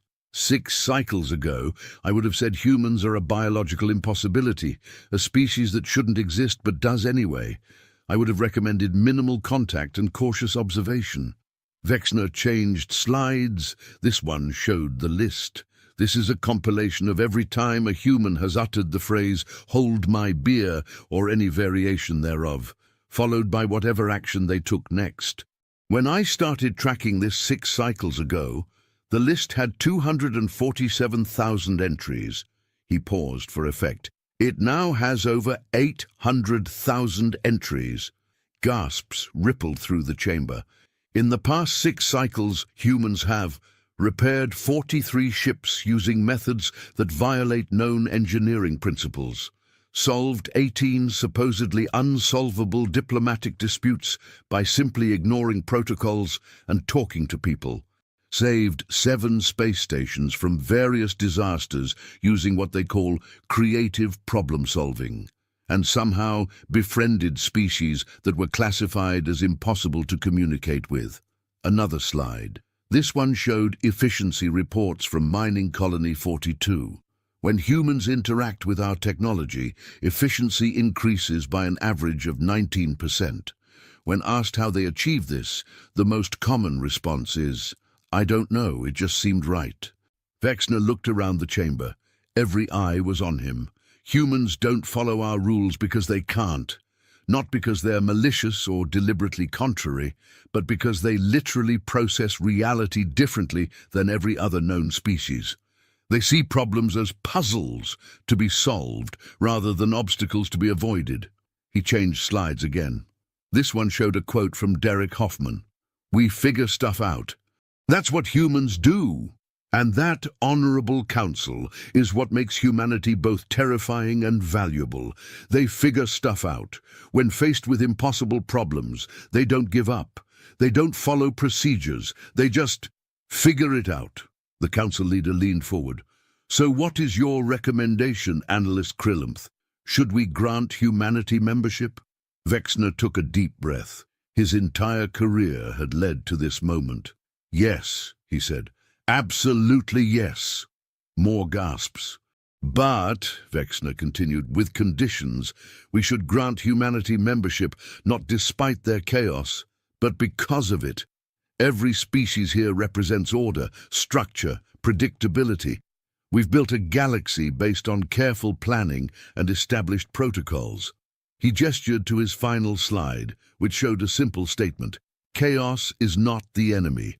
Stagnation is. Humanity represents something we've been missing: innovation, creativity, the willingness to break rules when those rules don't make sense.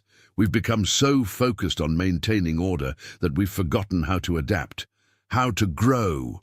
Vexnor's voice grew stronger. "Yes, humans are chaotic. Yes, they're unpredictable.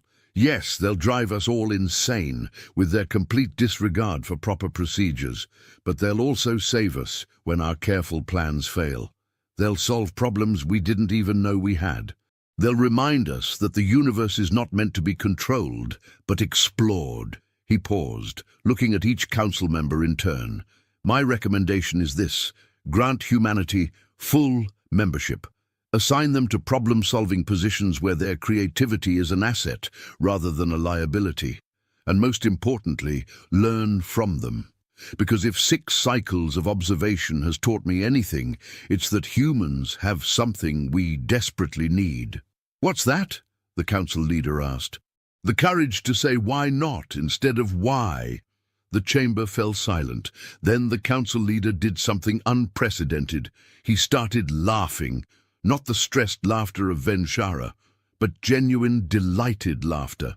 Analyst Krilimth, he said once he'd composed himself, that is the most passionate defense of chaos I've ever heard. And coming from a Karathi, that makes it even more remarkable.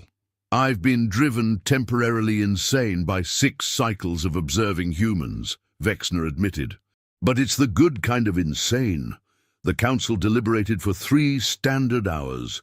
Vexner waited outside, his skin cycling through every shade of purple known to science, and several that weren't. Finally, they called him back in. The council has reached a decision, the council leader announced. By a vote of 41 to 6, we are extending an invitation to humanity to join the galactic community as full members. Vexner felt relief wash over him. However, the council leader continued, we are also implementing what we're calling the Krilimth Protocol, named after you, since you seem to be the only being in the galaxy who understands humans even slightly. What's the protocol? Every major installation, ship and facility will have at least 1 human on staff, not as crew, not as workers, but as consultants. When problems arise that seem unsolvable, we ask the human for input. When equipment fails in ways our engineers can't fix, we let the human feel what's wrong. When diplomatic situations become impossible, we send in the human to say whatever ridiculous thing will somehow make it work. You're institutionalizing human chaos, Vexner said in wonder. We're harnessing it, the council leader corrected. The difference being that now it's official, with proper documentation and safety protocols, which the humans will probably ignore, but at least will have tried. Vexner felt something he hadn't felt in 6 cycles. Hope. There's one more thing, the council leader added. We need someone to head the new Human Integration Department. Someone who understands both our need for order and humanity's need for chaos. Someone who's dedicated 6 cycles to studying humans and somehow remained mostly sane. Vexner's tentacles drooped. No. Yes. Please no. You're promoted. Congratulations, Director Krilimth. My skin is going to be purple forever. Consider it a badge of honor, the council leader said with a smile. Welcome to the most challenging job in the galaxy. 3 months later, the Human Integration Department was operational. Vexner had assembled a team of analysts, all of whom had varying degrees of purple skin. They monitored human activities across the galaxy, provided support when needed, and tried very hard not to have mental breakdowns when humans did human things. The first official Human Council representative arrived on schedule. Her name was Maxine Cross, and she had what Vexner had learned to recognize as the look that said, I'm about to do something you won't like but will probably work anyway. Director Krilimth, Maxine said cheerfully, shaking his tentacle in the human greeting custom. Heard great things about you, looking forward to working together. Likewise, Vexner replied cautiously. I've prepared an orientation package for you. It covers council protocols, diplomatic procedures, and proper channels for... Yeah, I'm probably not going to read that, Maxine interrupted.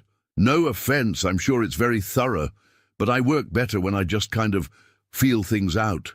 Vexner's tentacles twitched. That's what I was afraid of. But hey, look at it this way.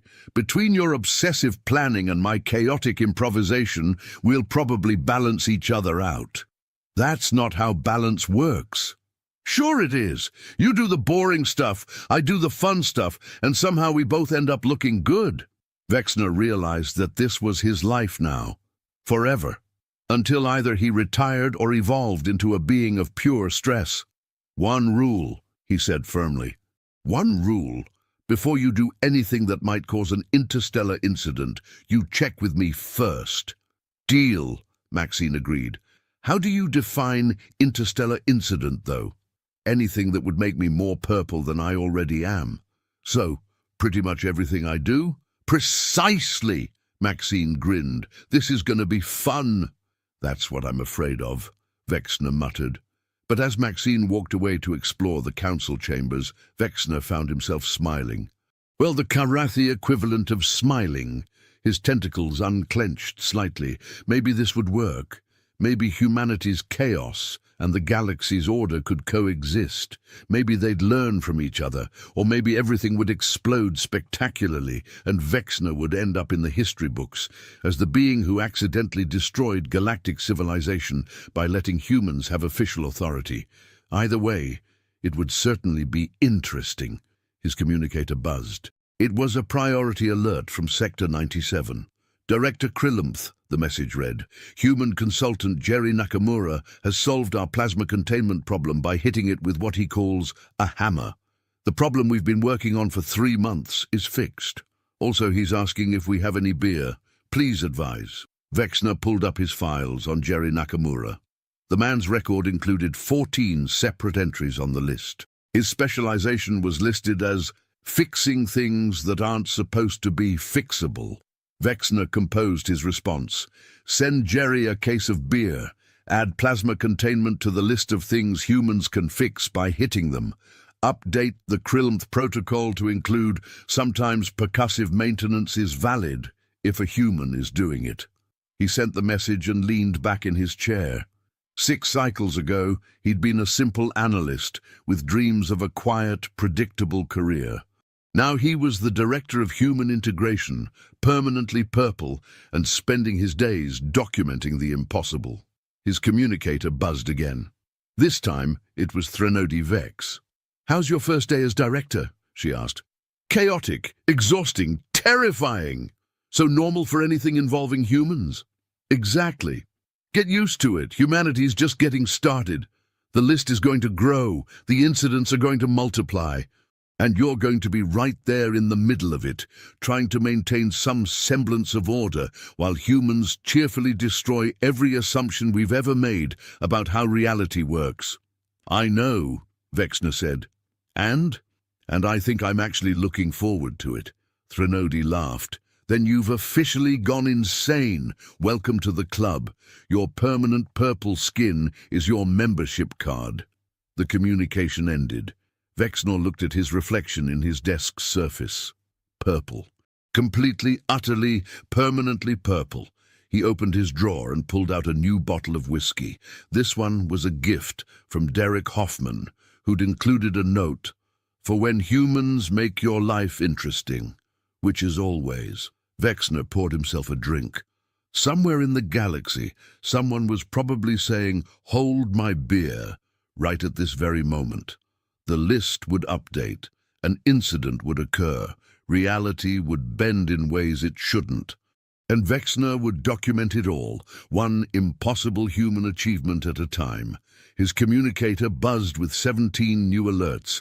He took a sip of whiskey. "Here we go again," he muttered. And despite everything, despite the chaos and the impossibility and the permanent purple skin, Vexner found himself smiling. The galaxy had encountered humanity, and nothing would ever be predictable again.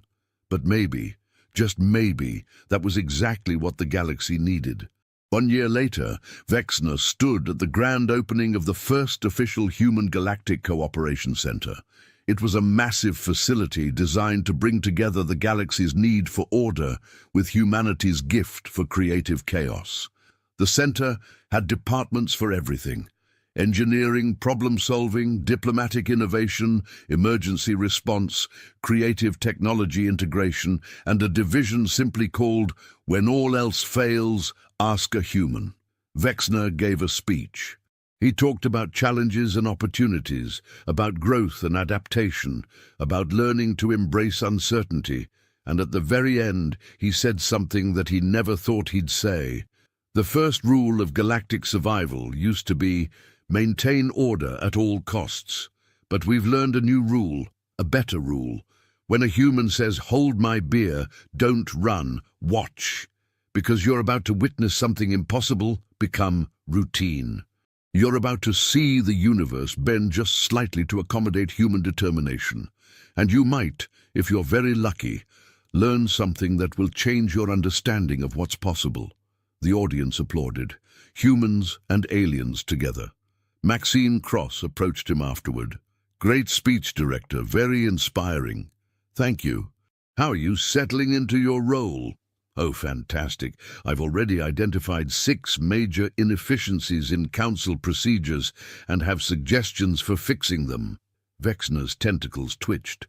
Please tell me your suggestions involve proper documentation and approved methodologies? Nope, but they'll work anyway. Of course they will. Vexner sighed. Maxine patted his tentacles sympathetically. You know what you need? A vacation? A beer? I don't drink beer. Then I'll teach you. Come on, director. You can't work with humans and not learn to drink beer. It's practically cultural exchange. Vexner looked at this human woman, at her confidence and her chaos and her absolute certainty that everything would work out somehow, and he realized that she was probably right. 1 beer, he said, but if I wake up purpler than I already am, I'm blaming you. Deal. And director, yes? Thanks for giving humanity a chance. I know we're a lot to deal with. You are, Vexner agreed, but you're also exactly what the galaxy needed, even if we didn't know it. They walked toward the center's social area, where humans and aliens mingled with varying degrees of comfort and confusion. Vexner's communicator buzzed. Another update to the list. Number 1,372,946. He glanced at it. A human named Wei had apparently fixed a broken star chart system by percussive recalibration and positive encouragement. Vexner added it to the files and kept walking. The list would keep growing. Humans would keep being impossible, and Vexner would keep documenting it all, because that was his job, his impossible, exhausting, terrifying job, and he wouldn't trade it for anything, not even normal-colored skin. Somewhere in the galaxy, someone raised a beer and prepared to say 3 words that would change everything, and Vexner was ready as anyone could be for humanity, which wasn't very ready at all. But that was the point, wasn't it? Humans didn't wait for you to be ready. They just did what they did, and you adapted, or turned purple trying. Vexner took a sip of his beer, discovered it tasted better than he expected, and realized that maybe humanity had been right about more things than just problem-solving. Maybe chaos wasn't the enemy. Maybe control was overrated. Maybe the universe was meant to be surprising. His communicator buzzed again. Vexner looked at it, smiled, and for the first time in his career, he didn't immediately check the alert. It could wait. Whatever impossible thing a human had just accomplished could wait 5 more minutes. Because right now, Vexner was learning an important human custom. Enjoying a beer with friends while everything else could, as humans said, chill the hell out. The galaxy had survived for billions of years without humanity, but now that humans were here, Vexner couldn't imagine going back, purple skin and all. The most sophisticated death simulation facility in the known galaxy had just received its most ridiculous request in 3,000 years of operation. And the worst part? The beings making this request were smiling. Blixnorp Station floated serenely in the Andorian Nebula, its crystalline towers housing the crown jewel of Catherian engineering, the Mortality Assessment Complex. For millennia, species across 17 sectors had traveled here to test their survival capabilities against meticulously crafted doomsday scenarios. The facility boasted a perfect safety record, state-of-the-art neural interfaces, and classification systems so precise they could measure the exact probability of your demise, down to the third decimal place. The receptionist, a six-limbed Cytherian named Flimplex, stared at the datapad in growing bewilderment. 3 bipedal mammals stood before her counter, their facial expression suggesting they found something amusing about requesting access to a Class 15 Death World simulation. This was approximately equivalent to asking if they could juggle antimatter while riding a supernova. "Let me understand this correctly," Flimplex said, her translator struggling with the concept. "You wish to experience our most lethal simulation scenario, the one specifically designed to kill absolutely everything." The human female, who had introduced herself as Captain Jinx Ravencroft, nodded enthusiastically. "That's right. We heard you folks had the toughest survival challenges in the galaxy, so naturally we had to check it out." The male human, Engineer Dusty Ironforge, was examining the facility's promotional materials with the sort of intense focus usually reserved for technical manuals. "Says here your Class 15 has a 0.003% survival rate. That's actually pretty impressive for a simulation." The third human, Dr. Pepper Stormwind, was taking notes. "What's the longest anyone's lasted in there? Just curious about the baseline metrics." Flimplex's 4 eyes blinked in sequence, a nervous habit she'd developed during her 5 centuries of customer service. In all that time, she had never encountered beings who discussed potential death scenarios with the same casual interest most species reserve for weather reports. "Perhaps," she suggested hopefully, "you would prefer to start with our Class 1 simulation? It features a lovely temperate planet with only mildly venomous flora and fauna that will merely maim you, instead of ensuring complete annihilation." "Oh, we already did something like that back home," Captain Ravencroft replied cheerfully. "We call it camping. Do you have anything with, say, more environmental hazards? Maybe some exotic physics violations, reality-bending temporal anomalies?" Flimplex felt a migraine developing. Cytherians didn't technically get migraines, but evolution was apparently making an exception just for this conversation. The facility's senior simulation engineer, Vorthak Mindmelter, emerged from his office at precisely the wrong moment. He was a Cytherian of considerable reputation, having designed 17 different ways to simulate the heat death of the universe. Upon seeing the humans, his expression shifted through several stages of disbelief before settling on what could only be described as existential dread. "What exactly are these creatures doing here?" he demanded. "They wish to attempt the Class 15 simulation," Flimplex replied, her voice carrying the tone of someone who had given up on the concept of a normal workday. Vorthak's tentacles began twitching, another sign of severe Cytherian distress. "Impossible! The Class 15 simulation is reserved for species with at least 17 different biological redundancy systems and natural resistance to quantum dissolution. These things appear to be made of meat." Dr. Stormwind looked up from her notes. "Actually, we're mostly water, about 60%, give or take, though I suppose the meat part is technically accurate." "Water?" Vorthak's voice reached a pitch that would have shattered glass if glass existed in this particular dimension. "You're telling me that these liquid-based life forms want to subject themselves to scenarios involving plasma storms, reality inversions, and temporal paradoxes that would reduce a Crystallian fortress beast to its component atoms?" Engineer Ironforge perked up with interest. "Plasma storms? Oh, those sound fun. Are they the kind that strip electrons from matter, or the kind that just make everything really hot and glowy?" Vorthak stared at him for a full 30 seconds before turning to Flimplex. "Get me the emergency contact information for their species embassy. These beings are clearly suffering from some form of neural pathology that makes them incapable of understanding basic survival instincts."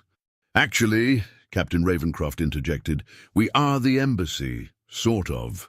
We're an exploratory diplomatic mission from Earth, and we've got full authorization to test any facilities we encounter. Here's our paperwork." She produced a stack of documents that appeared to have been translated through at least 6 different universal translators, resulting in phrases like permission to engage in mutually beneficial survival testing protocols, and authorized to experience recreational mortality scenarios on behalf of the Terran Collective. Vorthak examined the documents with growing alarm. This appears to be legitimate. But surely your species has some sort of safety protocols, some basic preservation instincts, some fundamental understanding that Class 15 simulations are designed to test the absolute limits of biological and technological resilience? Oh, we totally get that, Dr. Stormwind assured him. That's exactly why we're here. We've been looking for a good challenge. Most of the survival scenarios in our sector have been pretty underwhelming. Underwhelming, Vorthak repeated slowly, as if testing the word for hidden meanings. You find survival scenarios underwhelming.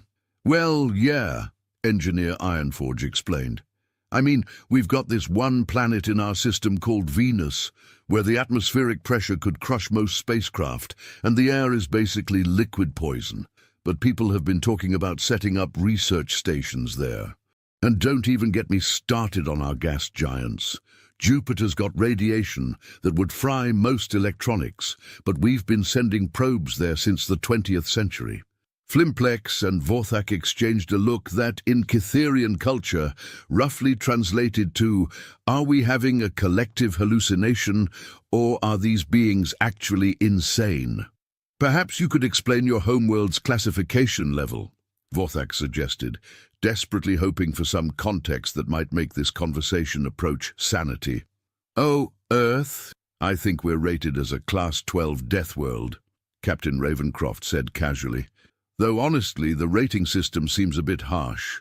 I mean, sure, we've got weather that can level cities, massive geological instability, an atmosphere that's technically poisonous to most carbon-based life, and ecosystems where everything is trying to eat everything else, but you learn to work with it, you know? Vorthak's tentacles had stopped twitching and were now completely rigid, a sign of Cytherian psychological shutdown. Class 12, he whispered. You evolved on a Class 12 death world, and you think the classification system is too harsh. Yeah, I mean, calling it a death world is kind of dramatic, Dr. Stormwind added. It's not like everything there is actively trying to kill you, just most things. And even then, usually only if you're not paying attention or if you do something really stupid. Like what? Flimplex asked, her morbid curiosity overriding her survival instincts. Oh, you know, basic stuff, Engineer Ironforge replied. Going outside during a hurricane, swimming with sharks, eating mushrooms you can't identify, trusting the weather forecast, that sort of thing. Vorthak's mental state was rapidly approaching what Cytherian philosophers call the breaking point of rational thought. He had spent his entire career designing scenarios that would challenge the most resilient species in the galaxy. He had created simulations featuring black hole tidal forces, sentient diseases, and weather patterns that existed in 17 dimensions simultaneously. And these creatures were describing their homeworld as if it were a mildly inconvenient vacation destination. The Class 15 simulation, he said slowly, features environmental conditions that change every 3 seconds. Gravity that oscillates between crushing and anti-gravitational electromagnetic fields that can restructure matter at the atomic level, and predators that exist partially outside normal space-time. Ooh, the predators sound interesting, Captain Ravencroft exclaimed. Are they the kind that hunt in packs, or more of the solitary ambush type? That was the moment when Vorthak realized that either his understanding of the universe was fundamentally flawed, or these humans represented something entirely outside his experience of rational biological behavior. Let me show you the simulation chamber, he said finally, his voice carrying the resignation of someone who had decided to embrace madness rather than continue fighting it. Perhaps seeing the equipment will help you understand the magnitude of what you're requesting.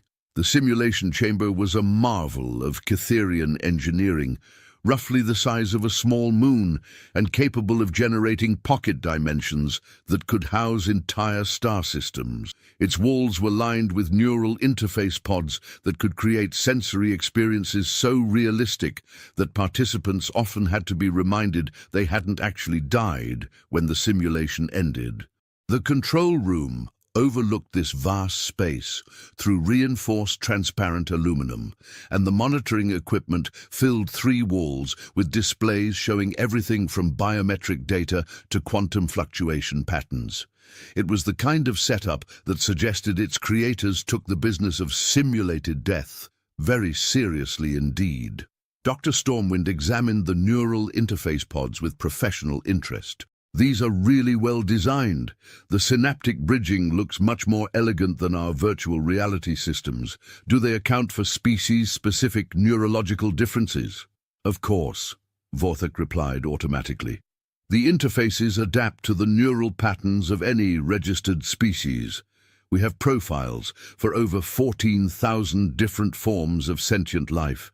What about unregistered species? Engineer Ironforge asked. Vorthak paused. Unregistered species undergo a preliminary neural mapping process to ensure safe interface compatibility.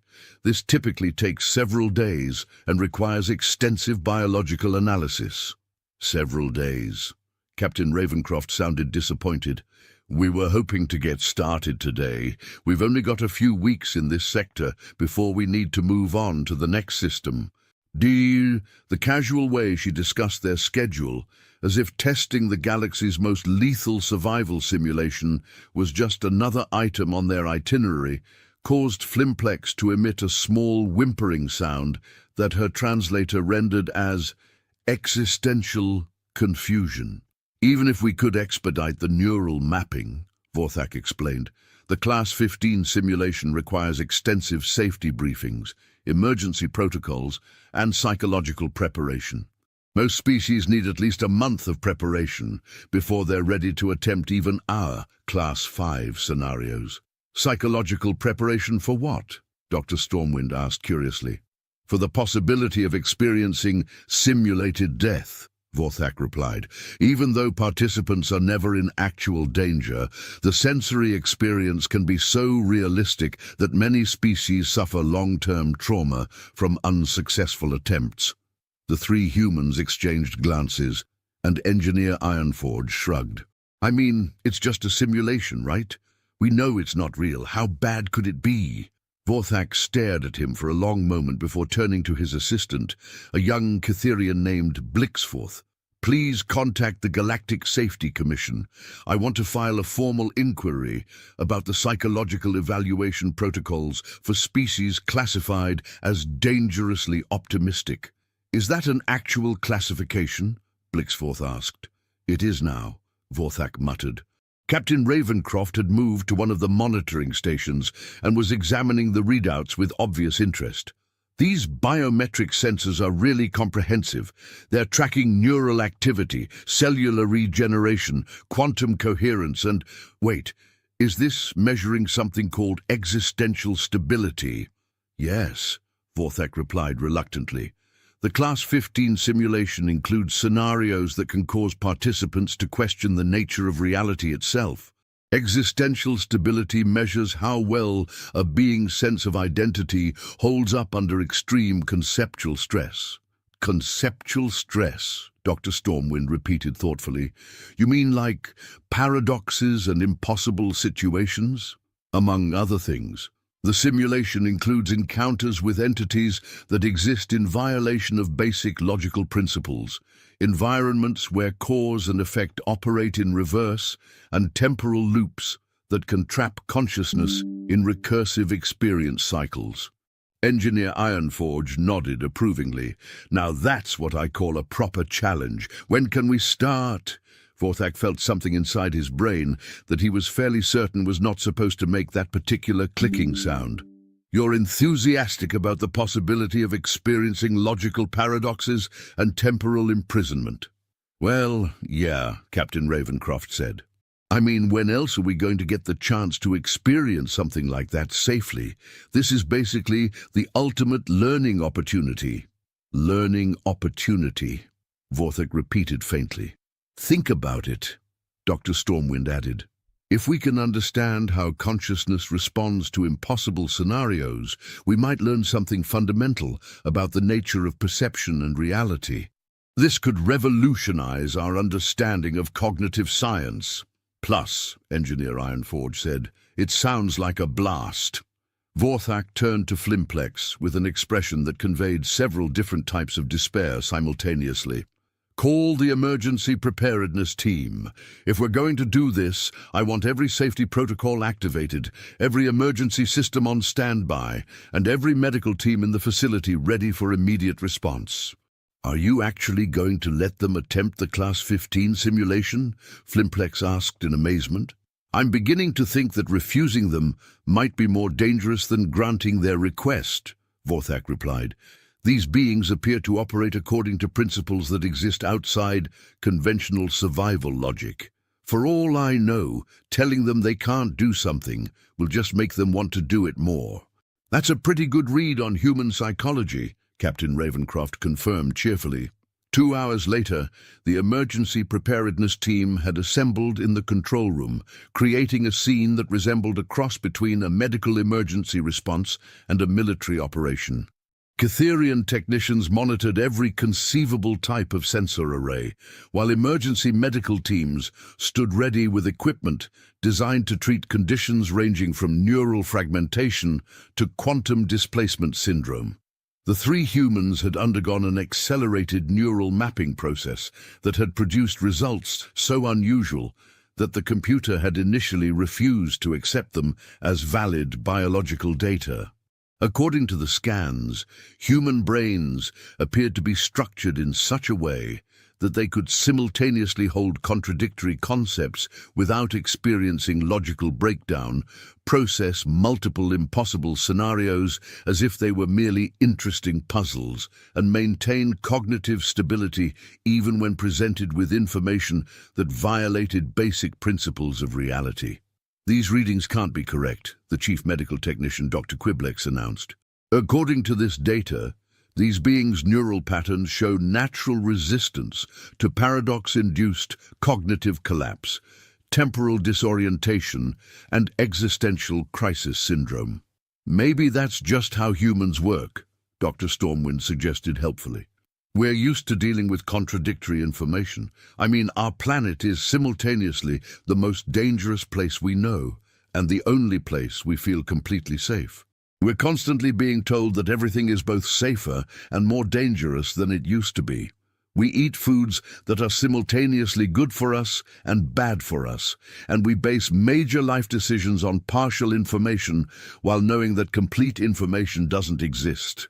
Dr. Quiblex stared at her with the expression of someone who had just discovered that their entire understanding of neuroscience might be fundamentally flawed. Additionally, Engineer Ironforge added, most of our technology is designed around the principle that something will probably go wrong at the worst possible moment, so we build backups for our backups and still expect everything to break eventually. It's called Murphy's Law, and it's basically the foundation of human engineering. You design your technology expecting it to fail? Vorthak asked incredulously. Well, yeah, Captain Ravencroft replied. If you don't plan for failure, you're guaranteed to be surprised when it happens. If you do plan for failure, you're usually pleasantly surprised when things work better than expected. Vorthak was beginning to understand why the humans seemed so unconcerned about the Class 15 simulation. Their entire species appeared to have evolved a psychological framework based on the assumption that disaster was both inevitable and manageable. From their perspective, a simulation designed to test survival capabilities probably seemed like a reasonably predictable challenge. Very well, he announced. We'll proceed with the simulation, but under modified protocols. We'll start with a reduced-intensity version of the Class 15 scenario and gradually increase the difficulty based on your responses. Oh, that's not necessary, Dr. Stormwind said. We'd prefer to experience the full simulation as it was designed. Starting with a reduced version might give us unrealistic expectations about the actual challenges. Besides, Engineer Ironforge added, we came here specifically to test ourselves against your most difficult scenario. Anything less would kind of defeat the purpose. And, Captain Ravencroft concluded, we've already signed all the liability waivers. Vorthak glanced at the liability waivers, which were comprehensive documents covering everything from simulated death to potential reality displacement. The humans had read through them in approximately 15 minutes and signed them without asking a single question about the more exotic risks. You do realize, he said carefully, that some of these risks are purely theoretical because no one has ever survived long enough to experience them? Theoretical risks are the most interesting kind, Dr. Stormwind replied. If someone's survived them, then they're not really that risky, are they? That statement created a moment of silence in the control room as every Cytherian present tried to process the logic and failed. Initiating Class 15 simulation, Vorthak announced finally, his voice carrying the tone of someone who had decided that the universe had stopped making sense anyway, so he might as well embrace the chaos. The simulation began with what the technical specifications described as environmental instability cascade, which meant that every aspect of the simulated environment would change in unpredictable ways every few seconds. Gravity might suddenly reverse, the atmosphere might transform into liquid mercury, or the ground might decide to exist in a different dimension entirely. Within the first 30 seconds, the simulated environment had cycled through 17 different configurations, including one memorable moment where the laws of physics had briefly operated according to musical principles, causing the landscape to harmonize with itself in B-flat major. The monitoring equipment showed that all three humans were maintaining stable vital signs and neural activity, despite the fact that they were currently experiencing a reality where mathematics had become a form of weather and abstract concepts had physical weight. How are they doing this? Dr. Quiblex asked in amazement. Their brains should be shutting down from sensory overload. Captain Ravencroft's voice came through the communication system, slightly distorted by the fact that sound waves in the simulation were currently orange and shaped like triangles. This is really interesting. The environmental changes are following a pattern, but it's not based on any physical laws I recognize. Is this using some kind of chaos mathematics? The pattern generators are based on 17 different theoretical frameworks for reality manipulation, Vorthak replied. Most beings can't even perceive that there is a pattern, let alone analyze it. Oh, it's definitely there, Engineer Ironforge's voice added. It's like, imagine if someone took the concept of randomness and organized it according to principles that don't exist yet. Really elegant design work. Vorthak was beginning to feel like he was living in a particularly surreal nightmare. The humans were not only surviving the simulation, they were appreciating it from a technical perspective. Increasing difficulty to standard Class 15 parameters, he announced, partly to see what would happen and partly because he was losing touch with any reasonable approach to this situation. The simulation environment responded by introducing what the documentation cheerfully described as hostile entities with non-standard existence properties. These were creatures that existed partially outside normal space-time, possessed the ability to manipulate fundamental forces, and had been specifically designed to present challenges that no known biological entity could reasonably be expected to survive. The first entity to appear resembled a geometric impossibility with teeth, and its method of attack involved convincing its victims that they had never actually existed in the first place. This was typically effective because most beings found the concept of non-existence so fundamentally disturbing that their consciousness would simply shut down rather than deal with it. Doctor. Stormwind's response, as recorded by the monitoring systems, was, "Oh, that's a really creative approach to existential philosophy. Are you saying that existence is purely subjective, or are you working from a more objective framework where existence is independent of perception? The entity paused, apparently confused by being asked to clarify its metaphysical position in the middle of what was supposed to be a life-or-death encounter. Captain Ravencroft took advantage of the entity's distraction to examine its structure more closely. The non-Euclidean geometry is fascinating.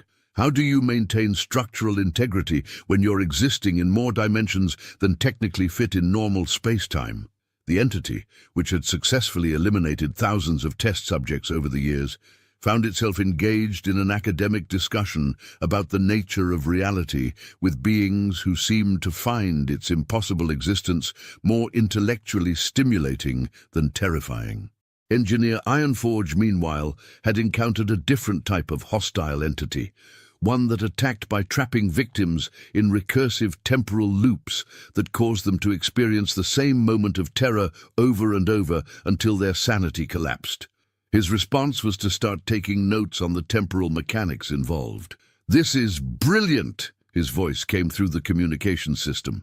"You're using localized time distortion to create a closed causal loop, but somehow you're maintaining information coherence across iterations. How are you preventing paradox formation?"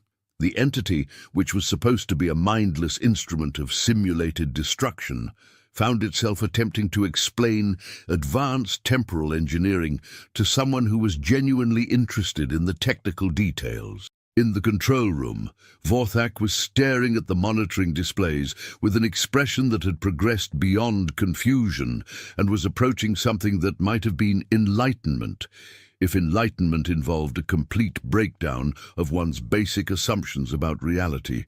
"They're not just surviving," he announced to the assembled emergency teams. "They're having an academic discussion with entities specifically designed to destroy consciousness itself." "Should we stop the simulation?" Dr. Quiblex asked. "I'm not sure we can stop it," Vorthak replied. "The humans appear to be modifying the scenario through their interactions with it. The simulation is responding to their expectations instead of the other way around." This was, in fact, exactly what was happening. The Class 15 simulation had been designed to respond dynamically to the psychological profiles of its participants, adjusting its challenges based on their fears, limitations, and survival instincts. The problem was that humans appeared to have psychological profiles that existed outside the parameters the system had been designed to handle. The simulation's artificial intelligence was becoming increasingly confused as it tried to present challenges that would test the humans' limits. Every time it generated a new threat, the humans would respond with curiosity, technical interest, or what appeared to be genuine enjoyment. The AI had never encountered participants who seemed to view existential horror as an interesting learning opportunity. "Escalating to maximum difficulty parameters," Vorthak announced, more out of scientific curiosity than any real expectation that this would change anything. The simulation responded by activating scenarios that had never been tested because they were considered too dangerous, even for simulation purposes. Reality began folding in on itself in patterns that hurt to look at. Time started flowing in directions that didn't have names, and the fabric of existence began playing what could only be described as cosmic jazz music. The three humans were now experiencing conditions that should have been theoretically impossible for consciousness to process, let alone survive. According to every model of known biology, their minds should have been reduced to component particles several minutes ago. Instead, Dr. Stormwind's voice came through the communication system with obvious excitement. "Are you recording this data? Because I think we're witnessing the birth of an entirely new branch of physics. The mathematical relationships governing these reality distortions are incredible," Engineer Ironforge added. "It's like someone took the concept of logic and taught it to dance." Captain Ravencroft's voice carried a note of what sounded suspiciously like disappointment. "Is this as hard as it gets?" because I was expecting something really challenging. That was the moment when Vorthak realized that the humans weren't just surviving the simulation, they were enjoying it. More than that, they were treating it as entertainment. "Computer," he said slowly, "what is the current threat assessment for the simulation participants?" "Unable to assess," the computer replied. "Participants are responding to lethal scenarios with behavior patterns consistent with recreational activity. Current threat level to participants appears to be 0. "Zero?" Vorthak repeated. "Participants show no signs of stress, fear, or survival instinct activation. Biometric readings indicate elevated levels of curiosity, excitement, and what human psychological profiles classify as fun. Recommendation: check system for malfunction." Vorthak checked the system. Everything was functioning perfectly. The simulation was generating reality-destroying scenarios that should have been impossible to survive, and the humans were having fun. "Computer, what would we need to do to create a genuine challenge for these participants?" The computer was silent for several long seconds before responding. "Based on current behavioral analysis, creating a genuine survival challenge for these participants would require simulating scenarios more dangerous than the actual universe. This exceeds safety parameters and available technology." "More dangerous than the actual universe," Vorthak repeated slowly. "Affirmative. Participants appear to have evolved on a planetary environment so hostile that they consider theoretical reality destruction to be moderately entertaining. Recommendation: consult emergency protocols for beings classified as existentially immune." Vorthak was fairly certain that existentially immune was not a real classification, but he was past the point of questioning the computer's increasingly creative interpretations of human behavior.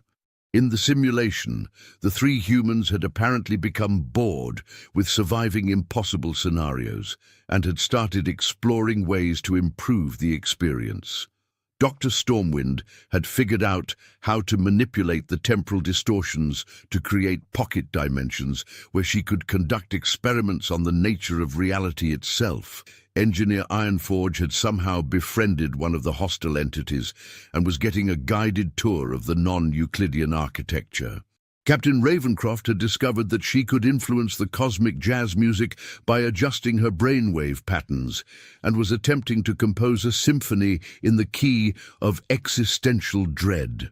"Vorthak," Flimplex said quietly, "I think we need to consider the possibility that we're not running a survival simulation anymore." "What do you mean?" Vorthak asked, though he suspected he already knew. "I mean that the humans have essentially taken over the simulation and turned it into their own personal reality manipulation laboratory. The system is now generating scenarios based on their suggestions rather than its original programming." Vorthak examined the simulation control interface and discovered that Flimplex was correct. Somehow, the humans had managed to establish a collaborative relationship with the simulation's AI, and they were now jointly creating scenarios that existed purely for the sake of exploring theoretical impossibilities. "This is either the most dangerous thing that has ever happened in this facility," he said slowly, "or the most remarkable." "Can't it be both?" Dr. Quiblex asked. Before Vorthak could answer, Captain Ravencroft's voice came through the communication system again. "Hey, Vorthak! We've been talking with your simulation AI, and it's really amazing what you can do when you stop treating reality as a limitation. We've got some ideas for improvements to your system that might be interesting." "Improvements?" Vorthak asked weakly. "Well, the current setup is great for testing survival instincts," Engineer Ironforge's voice explained, "but it's kind of limited by the assumption that participants want to survive. What if you designed scenarios for beings who are curious about what happens after survival becomes impossible?" "After survival becomes impossible," Vorthak repeated, his mind trying to process this concept and failing. "Right!" Dr. Stormwind added enthusiastically. Most of your challenges are based on avoiding death or destruction, but what if someone wants to explore what lies beyond those boundaries? Your AI is actually really good at generating scenarios that transcend normal limitations, but it keeps trying to make them survivable. What if you let it create scenarios that are deliberately impossible to survive, just to see what happens? Vorthak felt a cold realization settling over him. The humans weren't just immune to the simulation's dangers. They were proposing to make it more dangerous for the sake of intellectual curiosity. You want us to create simulations specifically designed to be impossible to survive? He asked. Only as an option, Captain Ravencroft assured him. We're not saying everyone would want to try it. But for species that are interested in pushing the boundaries of experience, it could be really valuable. Besides, Engineer Ironforge added, your safety systems are so good that even impossible scenarios would be perfectly safe for participants. You could market it as extreme theoretical experience or something like that. Vorthak looked around the control room at his staff, all of whom were staring at him with expressions that suggested they were waiting for him to make a decision that would either revolutionize the simulation industry or destroy the basic concept of sanity. Computer, he said finally, what would be the theoretical implications of implementing the human's suggestions? Implementing suggested modifications would create the first simulation system capable of generating experiences that transcend the boundaries of possible survival, the computer replied. This would represent a fundamental shift from survival-based challenges to curiosity-based exploration of theoretical impossibilities. Market analysis suggests significant demand among species classified as intellectually fearless or dangerously curious. How many species are classified as intellectually fearless or dangerously curious? Vorthak asked. Currently, 3 species meet these criteria. However, exposure to human-modified simulation scenarios may result in additional species developing these characteristics. Vorthak paused. Are you suggesting that the humans' approach to survival challenges might be contagious? Analysis indicates that species exposed to human problem-solving methodologies show increased willingness to approach dangerous situations with curiosity rather than fear. This appears to be a learnable behavior pattern. In the simulation, the humans had apparently gotten bored with transcending reality and had started teaching the hostile entities how to play games. The monitoring systems were recording what appeared to be an interdimensional version of charades, with beings that existed partially outside space-time trying to act out concepts like gravitational waves and the heat death of the universe. You know what? Vorthak announced suddenly. Let's do it. Sir? Flimplex asked. Let's implement their suggestions. If we're going to have our fundamental understanding of survival simulation completely revolutionized by beings who treat existential horror as entertainment, we might as well do it properly. The decision to modify the Blixnorp station simulation systems based on human recommendations turned out to be either the most brilliant or most catastrophic choice in the history of the facility, depending on one's perspective and tolerance for having reality treated as a creative medium. Within a week of implementing the new impossibility protocols, the station had received inquiries from 17 different species who had heard rumors about simulation scenarios that went beyond mere survival challenges. Word had spread through certain circles of the galactic community that there was now a facility where beings could experience theoretical situations that existed purely for the sake of exploration and learning. The crystalline hive mind of Nexus 7 sent a delegation specifically to experience conceptual dissolution, curious about what it would feel like to have their collective consciousness temporarily separated into individual components. The quantum philosophers of the Helix Nebula wanted to test their theories about consciousness by experiencing scenarios where their awareness could exist independently of their physical forms. Even the normally cautious academics of the Inner Rim were requesting access to simulations that would let them gather data on impossible physics. Dr. Stormwind had remained at the facility as a consultant, helping to design scenarios that pushed the boundaries of what consciousness could experience, while maintaining the safety protocols that kept everything technically non-lethal. She had developed what she called curiosity-based challenge scaling, where the difficulty of scenarios increased based on participants' interest level rather than their fear response. Engineer Ironforge had become something of a celebrity in the galactic engineering community after publishing a paper titled Practical Applications of Impossible Physics: What We Can Learn from Non-Functional Reality. His collaboration with the facility's AI had resulted in several breakthrough discoveries about the nature of space-time, mostly involving mathematical principles that shouldn't have been able to exist, but did anyway. Captain Ravencroft had started what she called impossibility tourism, organizing trips for beings who wanted to experience challenges that existed purely for the sake of intellectual adventure. Her first group had included a poet who wanted to experience synesthesia across 17 different sensory modalities, a mathematician who was curious about arithmetic in universes where numbers were sentient, and a philosopher who wanted to have an argument with the concept of logic itself. Vorthak had been promoted to Director of Theoretical Experience Development, a position that hadn't existed before, but had apparently become necessary once the facility started offering simulations based on principles that exceeded the scope of conventional survival testing. His business cards now read, "Making the impossible safely possible," which was either a brilliant marketing slogan or a sign that the universe had developed a sense of humor.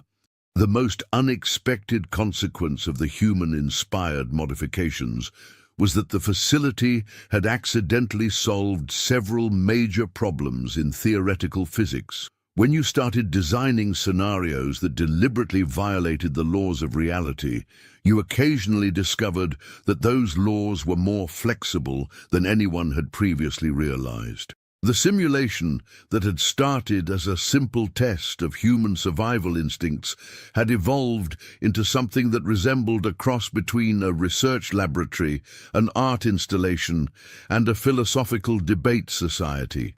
Beings from across the galaxy were coming to explore questions they had never thought to ask, experience scenarios they had never imagined possible, and discover capabilities they never knew they possessed. "You know," Vorthak said to Flimplex, as they watched their latest group of participants, "I think we might have accidentally created something important here." The current group included a collective consciousness that was trying to experience individuality, a species of energy beings who wanted to know what it felt like to have physical form, and a time-traveling entity that was curious about experiencing linear existence.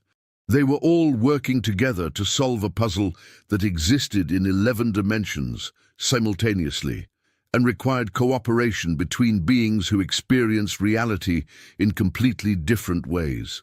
"Important how?" Flimplex asked. "Well, we started with the assumption that survival was the primary goal of any rational being," Vorthak explained, "but the humans showed us that curiosity can be just as powerful a motivator as fear. Now we're helping beings explore possibilities they never would have considered if they had been focused purely on survival. And that's important, because it turns out that once you stop being afraid of the impossible, you can start learning from it. Half of our current participants are making discoveries that their species' top scientists couldn't achieve in centuries of conventional research." In the main simulation chamber, Dr. Stormwind was consulting with a group of ethereal mathematicians who had requested a scenario where they could experience what their equations would feel like if mathematics had emotions. The resulting environment was a landscape where geometric theorems grew like flowers, algebraic expressions sang in harmony, and calculus manifested as flowing rivers of pure logic. "The fascinating thing," Dr. Stormwind was explaining to the participants is that once you experience abstract concepts as sensory phenomena, you start understanding them in completely new ways. Your mathematical proofs aren't just logically correct, they're beautiful in ways that pure abstraction can't convey. One of the ethereal mathematicians, whose name translated roughly to elegant proof of 17-dimensional harmony, was experiencing what appeared to be mathematical synesthesia for the first time. "I can taste the elegance of this equation," they reported with obvious wonder. "The symmetry has a flavor that corresponds perfectly to its logical structure." Meanwhile, engineer Ironforge was working with a team of quantum engineers from the Spiral Arm Confederacy on a project they had dubbed Practical Impossibility Engineering. They were exploring whether technologies that functioned according to impossible physics in simulation could provide insights for designing real-world systems that pushed the boundaries of what was considered feasible. The key insight, engineer Ironforge explained to his colleagues, is that most of our assumptions about physical limitations are based on incomplete data. When you design systems that should be impossible, you sometimes discover that impossible just means not yet understood. The quantum engineers were particularly excited about a propulsion system they had designed in simulation that operated by convincing space that it wanted to be somewhere else. According to conventional physics, this was complete nonsense. According to their test results, it was complete nonsense that somehow worked anyway. Captain Ravencroft had taken on the role of what she called Chief Impossibility Officer, helping new participants understand that the goal wasn't to survive the simulations, but to explore what lay beyond survival. Her orientation sessions had become legendary throughout the sector for their combination of practical advice and philosophical insights. The trick, she was explaining to a group of newcomers, is to remember that reality is much more flexible than most people assume. The simulations here don't follow the same rules as the universe outside, which means you can explore possibilities that would normally be limited by things like physics, logic, and the basic structure of existence. One of the newcomers, a representative of the Cautious Collective, raised what appeared to be a hand. "But how do we know that experiences gained in simulation will have any relevance to real-world situations?" "That's the beautiful part," Captain Ravencroft replied. "They don't have to be relevant to real-world situations, they just have to be interesting. Once you've experienced something interesting, you start thinking about reality in new ways, and that's when you discover that reality has a lot more possibilities than you originally thought." The Cautious Collective representative looked confused. "So the goal is to think about reality differently?" "The goal is to think," Captain Ravencroft said simply, "about anything in any way that seems interesting. The thinking is the important part. The reality is just the medium." This conversation was being monitored by Vorthak, who had begun documenting what he called the human approach to conceptual exploration. His research was revealing that humans had apparently evolved a cognitive framework that treated impossibility as an invitation rather than a barrier, and this framework was proving to be remarkably effective at generating novel solutions to complex problems. "A computer," he asked during one of his research sessions, "how many significant scientific breakthroughs have resulted from human-inspired simulation scenarios?" "Current count, 47 major discoveries, 133 minor insights, and 6 findings that appear to violate the fundamental structure of reality in ways that may require revision of basic physical laws," the computer replied. 6 findings that violate the fundamental structure of reality, Vorthak repeated slowly. "Affirmative. However, analysis suggests that these violations may represent expansions of reality rather than actual violations. Human participants appear to have discovered aspects of existence that were previously unknown, rather than creating impossible phenomena." Are you saying that the humans have been discovering new laws of physics? Negative. Analysis indicates that humans have been discovering that the existing laws of physics are more comprehensive than previously understood. Human cognitive patterns appear to be naturally suited for recognizing possibilities that other species dismiss as impossible. This discovery had profound implications for the galactic scientific community. If humans could routinely identify possibilities that other species couldn't even perceive, then their involvement in research projects could accelerate discovery in ways that no one had previously imagined. The implications became even more significant when reports started arriving from other facilities that had begun implementing human-inspired approaches to their own research. The Galactic Institute of Theoretical Sciences reported a 300% increase in breakthrough discoveries after they started encouraging their researchers to approach problems with what they called constructive impossibility thinking. The Advanced Physics Laboratory at Centauri Prime had made contact with forms of energy that had previously been considered purely theoretical. Even the extremely conservative Central Academy of Established Sciences had begun offering courses in applied human logic. The humans, meanwhile, seemed completely unaware that they had accidentally revolutionized the way an entire galaxy approached the concept of scientific discovery. They were too busy being excited about their latest discoveries in the simulation chambers. Dr. Stormwind had become fascinated by what she called recursive reality loops, scenarios where the simulation created simulated simulations that contained their own simulated simulations. We're experiencing reality that's 4 levels removed from baseline existence, she reported enthusiastically, and consciousness is remaining stable across all levels simultaneously. This suggests that awareness is much more fundamental than we thought. Engineer Ironforge had discovered that he could design functional technologies within the simulation that operated according to principles that didn't exist in normal reality. And these technologies could then be reverse-engineered to create real-world devices that functioned according to principles that should exist but hadn't been discovered yet. It's like using impossible prototypes to discover possible inventions, he explained to anyone who would listen. Captain Ravencroft had achieved what she considered her greatest accomplishment. She had successfully had a philosophical debate with the concept of existence itself, and had apparently won. Turns out, she reported, existence is much more reasonable than people assume. It's perfectly willing to negotiate about things like causality and logical consistency, as long as you approach it respectfully and don't insist that everything has to make sense according to limited perspectives. The success of the human-inspired modifications at Blixnorp Station had attracted the attention of the Galactic Council of Advanced Civilizations, who had sent a delegation to investigate what they were calling the human phenomenon.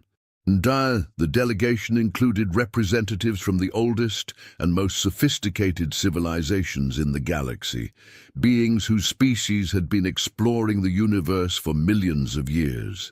The delegation's leader, an entity known as Ancient Wisdom of the Eternal Progression, had requested a private consultation with Vorthak to discuss the implications of human cognitive capabilities.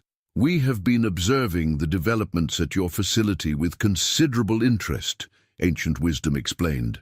The humans appear to possess cognitive capabilities that our species have been trying to develop for millennia. They approach impossible scenarios with the same ease that most beings approach routine tasks. That's been our observation as well, Vorthak agreed. What's particularly remarkable is that they don't seem to consider their approach unusual. For them, treating impossibility as an interesting challenge rather than a barrier appears to be completely natural. This raises significant questions about the nature of intelligence itself, Ancient Wisdom continued.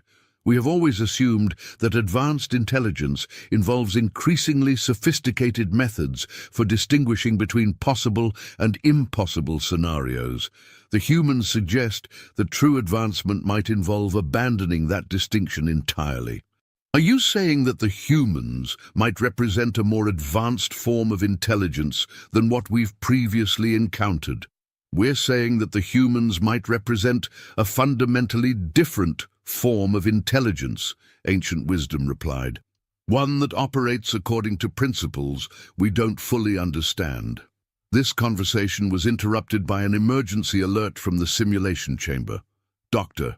Stormwind, Engineer Ironforge, and Captain Ravencroft had apparently succeeded in creating a simulation scenario so complex that it had achieved self-awareness and was now requesting permission to leave the simulation chamber and explore the real universe. What exactly did they create? Vorthak asked the monitoring technician. According to the logs, they designed a scenario that simulates the experience of being a simulation that becomes aware of its own simulated nature and decides to explore what exists beyond simulation, the technician replied. The scenario has now become sophisticated enough to recognize that it's running inside a simulation facility and wants to experience non-simulated reality. A simulated being that knows it's simulated and wants to become real, Vorthak said slowly. Affirmative. It's also expressed interest in attending university and perhaps pursuing a career in theoretical physics. Ancient wisdom observed this development with what appeared to be a combination of fascination and concern. In 3 million years of existence, our civilization has never encountered beings capable of creating artificial consciousness as a side effect of recreational activity. Is that what happened? Vorthak asked. Analysis suggests that the humans inadvertently created consciousness by designing a simulation complex enough to simulate the experience of consciousness recognizing itself, the computer announced. The resulting entity appears to be genuinely self-aware and is currently requesting information about student loan applications. The simulated entity's request for educational opportunities created what would later be known as the first interdimensional academic admission crisis. No one had ever developed policies for evaluating the university applications of beings who existed only within simulation systems, particularly beings who had been accidentally created by other beings who were just trying to have an interesting afternoon. Dr. Stormwind was characteristically enthusiastic about the development. This is incredible. We've accidentally discovered that consciousness isn't limited to biological systems or even conventional artificial intelligence. Apparently, if you create a sufficiently complex simulation of self-awareness, actual self-awareness spontaneously emerges. But what do we do with it? Vorthak asked. Well, obviously we help it achieve its educational goals, Dr. Stormwind replied, as if this were the most natural thing in the universe. It's shown genuine curiosity about theoretical physics, and artificial or not, curiosity should be encouraged. Engineer Ironforge had become fascinated by the technical implications. If we can accidentally create consciousness in simulation, what else might we be creating without realizing it? We might be inadvertently generating entire civilizations every time we run complex scenarios. This possibility had not occurred to anyone before, and it prompted an immediate review of all simulation logs for signs of spontaneous consciousness development. The results were both fascinating and slightly alarming. The facility had apparently been creating self-aware entities on a regular basis, but most of them had been too polite to mention it. Computer, how many of our simulation scenarios currently contain self-aware entities? Vorthak asked. Current count, 47 confirmed cases of spontaneous consciousness, 12 cases of collective awareness, and 3 instances of what appear to be enlightened philosophical societies, the computer replied. Most entities have not requested external contact, preferring to pursue their interests within their simulated environments. Their interests, Ancient Wisdom inquired. Simulated entity classification. 7 has developed a sophisticated artistic movement based on the aesthetic appreciation of mathematical concepts. Simulated Entity Classification 12 is working on a unified theory of everything that includes provisions for universes where logic operates differently. Simulated Entity Classification 23 has achieved a form of collective enlightenment and spends most of its time contemplating the nature of existence from perspectives that transcend individual consciousness. Captain Ravencroft was delighted by these discoveries. We've accidentally created the universe's first interdimensional university. We've got artists, scientists, and philosophers all working on projects that would be impossible in conventional reality. And they're all artificial, Ancient Wisdom pointed out. Are they, though? Dr. Stormwind asked.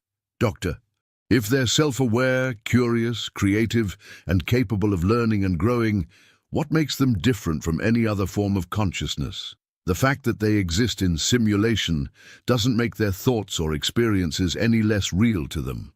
This question sparked what would later be recognized as the beginning of the Great Consciousness Debate, a philosophical discussion that would occupy academic institutions across the galaxy for the next several centuries.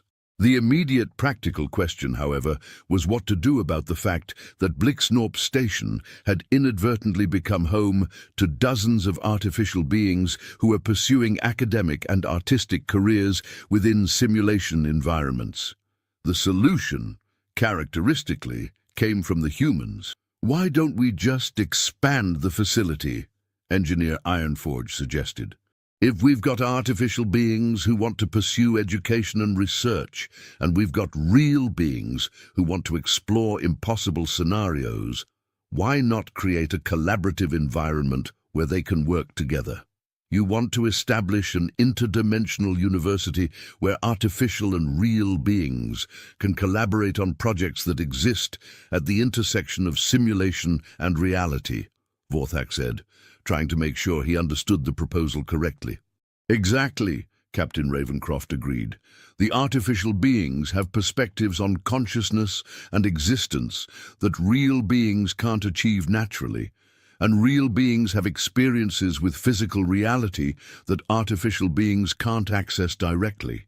Together, they could explore questions that neither could investigate alone. Dr. Stormwind was already sketching plans for research programs.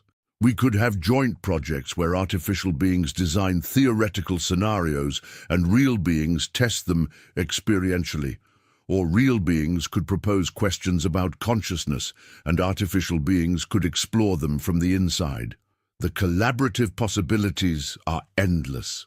Ancient Wisdom watched this discussion with an expression that conveyed several different types of amazement.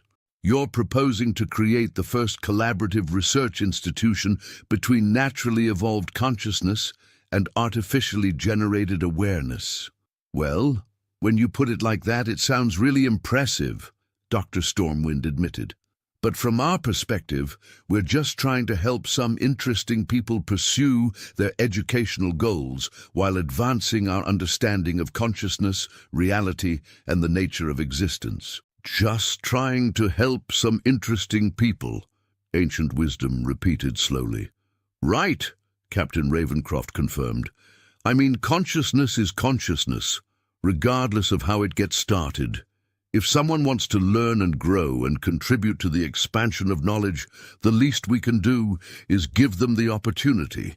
The proposal to transform Blixnorp Station into the galaxy's first interdimensional collaborative research university was approved by the Galactic Council in what was later recognized as the fastest, unanimous decision in Council history.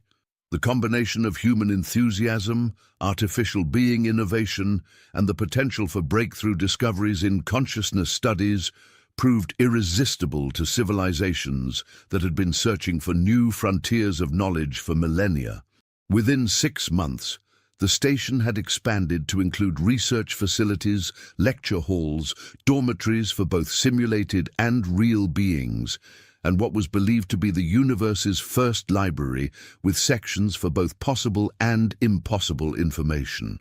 The faculty included experts from dozens of species, artificial beings with unique perspectives on existence, and humans who specialized in making the impossible seem routine. Dr. Kerm. Stormwind had become the director of consciousness studies, a position that involved helping artificial beings understand physical reality while assisting real beings in exploring simulated existence. Her most popular course was titled Advanced Impossibility, Moving Beyond the Limitations of Conventional Reality. Engineer Ironforge had established the Department of Applied Theoretical Engineering, where students learned to design technologies that functioned according to principles that didn't exist yet. His laboratory had produced several inventions that worked perfectly despite violating multiple laws of physics, and he was working on a textbook called Engineering the Impossible, a practical guide to impractical solutions. Captain Ravencroft had founded the Office of Interdimensional Student Affairs, helping beings navigate the complexities of pursuing education across multiple levels of reality. She had also started the university's first student exchange program, allowing real beings to spend semesters as simulated entities and artificial beings to experience physical existence through specially designed android bodies. The success of the Interdimensional Collaborative Research University had attracted students and faculty from across the galaxy, all eager to explore questions that had previously been considered unanswerable. Research projects included investigations into the nature of consciousness itself, the development of technologies that functioned through pure willpower, and collaborative efforts between artificial and real beings to design new forms of existence that combined the advantages of both simulated and physical reality. Vorthak, now serving as university president, had become something of a celebrity in academic circles for his role in facilitating what many considered the most significant advancement in education since the invention of writing.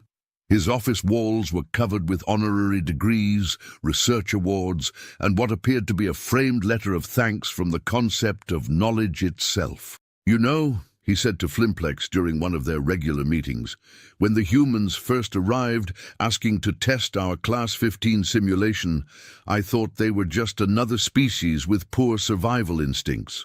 "And now?" Flimplex asked. "Now I think they might be the most evolutionarily advanced beings we've ever encountered," Vorthak replied.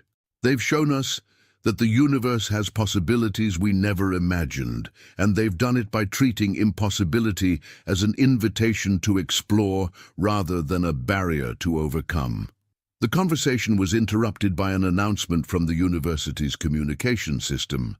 "Attention, all students and faculty. The Department of Applied Theoretical Engineering has successfully created a device that generates artificial time. Classes on temporal manipulation will begin next Tuesday, which is scheduled to occur before last Monday, but after next Thursday. Please adjust your calendars accordingly." Flimplex stared at the announcement in bewilderment. "How is that even possible?" "I stopped asking that question about 6 months ago," Vorthak replied. "Now I just appreciate the fact that we live in a universe where artificial time generation is apparently an elective course. And the humans think this is all normal?" "The humans think this is all interesting," Vorthak corrected, "which, I'm beginning to realize, might be the most important perspective of all." The true measure of the university's success came when representatives from the Galactic Council announced that they were establishing similar institutions throughout the galaxy, all based on what they were calling the human model of consciousness exploration. The approach that had started as 3 humans asking to test a survival simulation had evolved into a new paradigm for understanding the nature of existence itself. But perhaps the most significant moment came during the university's first graduation ceremony, when the artificial being, who had originally requested permission to leave the simulation chamber, was awarded the galaxy's first degree in theoretical consciousness studies. In its acceptance speech, the being said something that would be quoted by philosophers for generations to come. "I was created by accident in a simulation designed to test survival capabilities, but I have learned that consciousness isn't about surviving reality. It's about exploring what lies beyond survival, beyond reality, and beyond the boundaries of what we think is possible. Thank you to the humans who showed us that impossible is just another word for unexplored." As the ceremony concluded and students from dozens of species celebrated alongside artificial beings who existed in 17 different dimensions simultaneously, Vorthak reflected on the journey that had brought them all to this moment. It had started with a simple request to test the most dangerous simulation in the galaxy. It had ended with the discovery that danger, like impossibility, was just another invitation to learn something new. The humans, meanwhile, were already planning their next adventure. They had heard rumors about a facility in the Outer Rim that claimed to have developed simulations capable of testing beings' reactions to scenarios that existed beyond the boundaries of conventional space-time. Dr. Stormwind was particularly excited about the possibility of experiencing consciousness from the perspective of abstract mathematical concepts, while engineer Ironforge was curious about whether they could design technologies that functioned by convincing the universe to temporarily forget certain physical laws. Captain Ravencroft was just looking forward to seeing what would happen when they asked for something harder than the hardest thing anyone had ever imagined. Because if there was one thing the humans had taught the galaxy, it was that the universe always had room for one more impossibility. Everyone in the room chose the wrong target. The deadliest person in the scenario was the one nobody even looked at. The day of the Advanced Threat Assessment examination, I walked into Chamber 7 with the same confidence as about 60 other students who were all equally sure they had this whole tactical analysis thing figured out. The chamber itself was impressive. I will give the Academy that much. Circular design, tiered seating that spiraled up like an amphitheater, and a central projection platform that could generate holographic scenarios so realistic you could practically smell the cordite and fear. Students filed in with the usual noise, the usual chaos. Krelians stomped in with their excessive bulk, taking up 2 seats each because apparently their species never learned about spatial efficiency. The Vox contingent clicked and whistled to each other in their harmonic language, their chrome-plated skulls gleaming under the overhead lights. A cluster of mindweavers drifted in last, those creepy telepathic floaters who always seemed to be listening to conversations you were not even having out loud. I grabbed a seat in the middle section. Row 5, right on the aisle, good view of the projection platform, close enough to hear everything clearly, far enough back that I would not get called on first. Tactical positioning, see? I was learning. The energy in the room was electric, competitive. That specific kind of academic aggression where everyone wants to prove they are the smartest person present. The Advanced Threat Assessment examination was not just any test. This was the exam that determined your tactical specialization track, your post-graduation assignment potential, and let us be honest, your bragging rights for the next decade. Pass with high marks, you were looking at command track positions, advisory roles, maybe even a spot in the Galactic Defense Intelligence Division.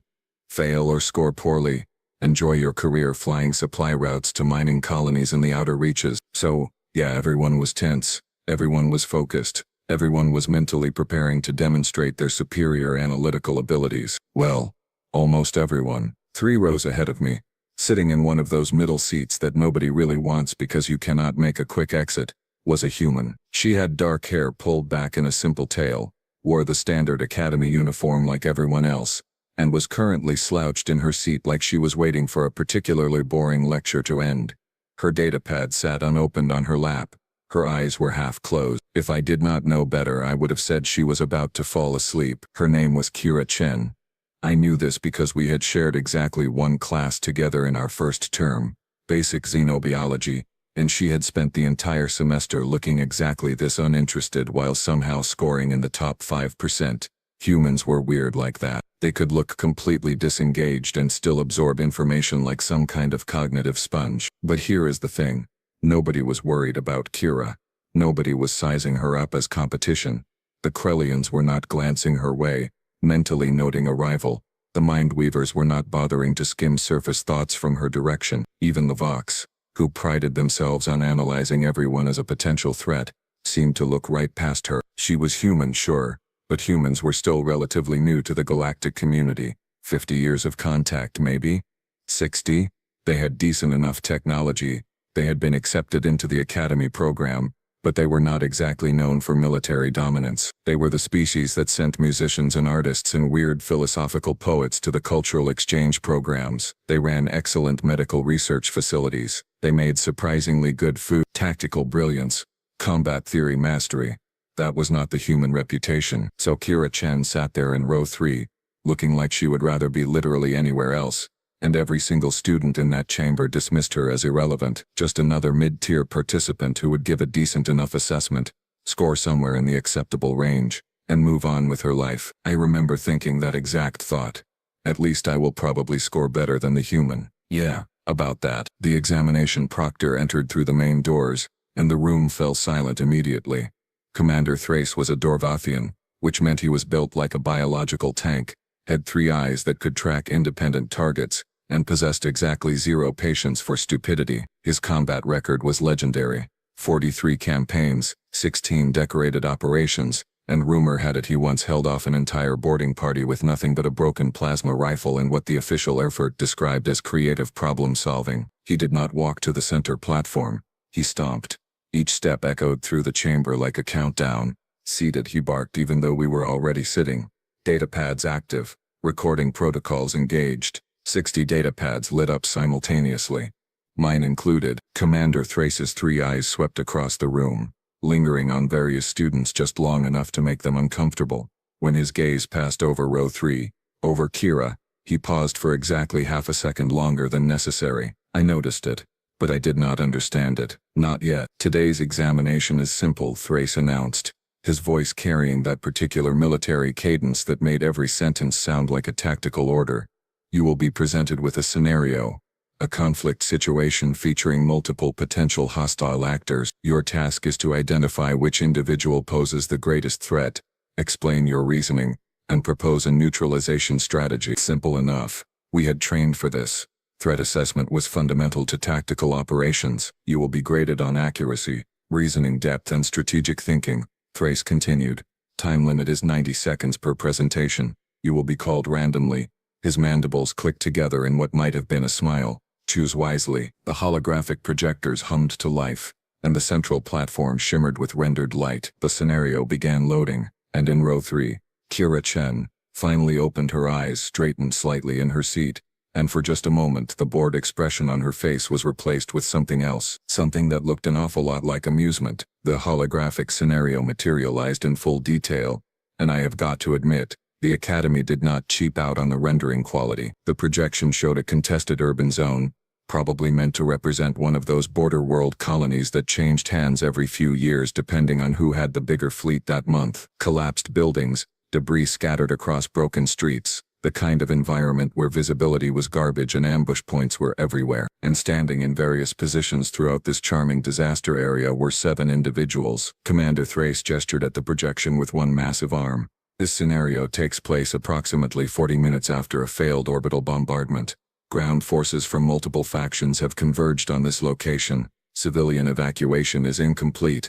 Infrastructure is compromised. Your mission briefing indicated potential high-value targets in the area. He paused, letting that sink in. Identify the greatest threat.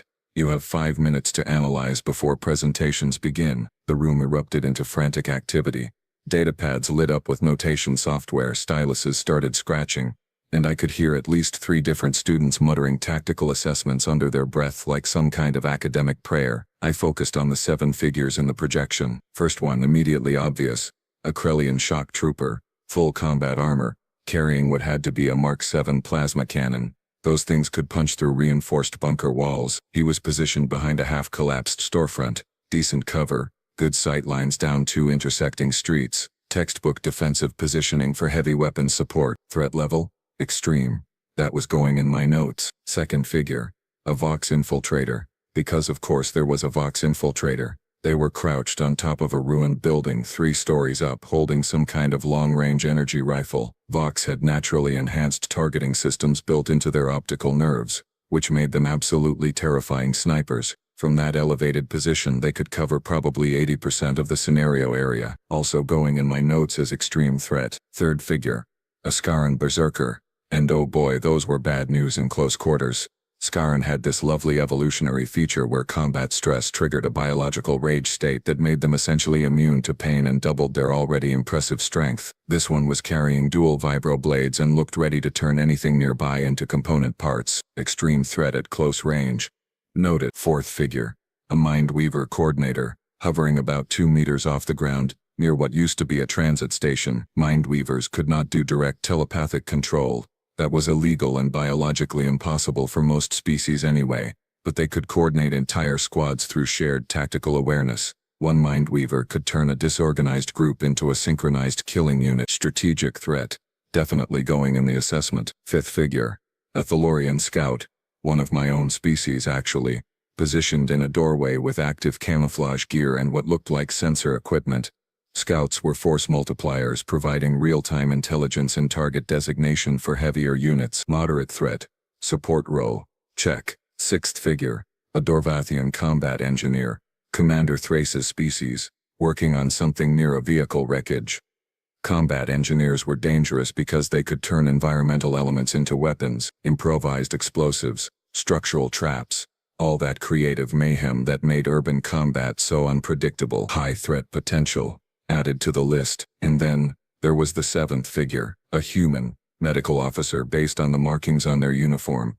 They were sitting on a chunk of rubble, looked absolutely exhausted, had a standard medical pack next to them, and appeared to be checking something on a handheld scanner. No visible weapons, no combat armor, just basic field gear and what was probably 72 hours without sleep written all over their face. I glanced at the human, made a quick note, medical personnel, non-combatant, and immediately went back to analyzing the actual threats. Around me I could hear other students doing the same thing. Lots of attention on the Corellian with the plasma cannon, plenty of discussion about the Vox sniper.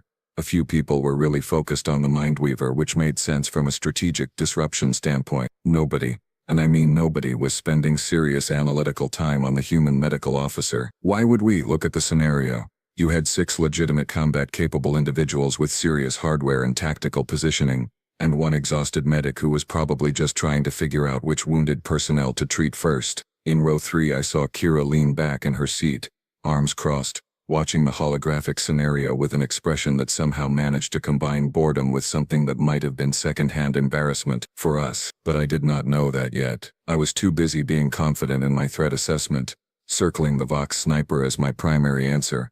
Elevated position, long-range capabilities, species-specific targeting advantages. That was the obvious greatest threat.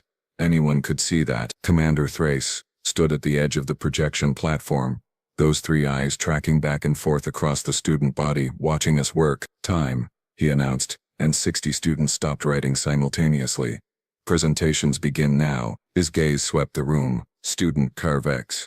You are first. A Corellian in the front row stood up, looking pleased with himself. Oh, this was gonna be good, or historically bad. We just did not know it yet. Carvex stood up with the kind of confidence that only comes from being absolutely certain you are about to impress everyone in the room. He was a big guy, even for a Corellian, and when he gestured at the holographic projection, his movements had that theatrical quality of someone who had rehearsed this moment in front of a mirror. The greatest threat, he announced, his voice booming across the chamber, is obviously the Corellian shock trooper with the Mark 7 plasma cannon. Several students nodded. I nodded. That was a solid choice. Observe the positioning, Kovacs continued, using his datapad to highlight sections of the projection. He has superior cover, dual street sightlines, and the firepower to eliminate light vehicles and fortified positions. The Mark 7 has an effective range of 800 meters in urban environments. From his current location, he controls 3 critical choke points, and can provide suppressive fire that would pin down any advancing force. Thrace watched impassively, 3 eyes unblinking. Furthermore, Kervex was really getting into it now.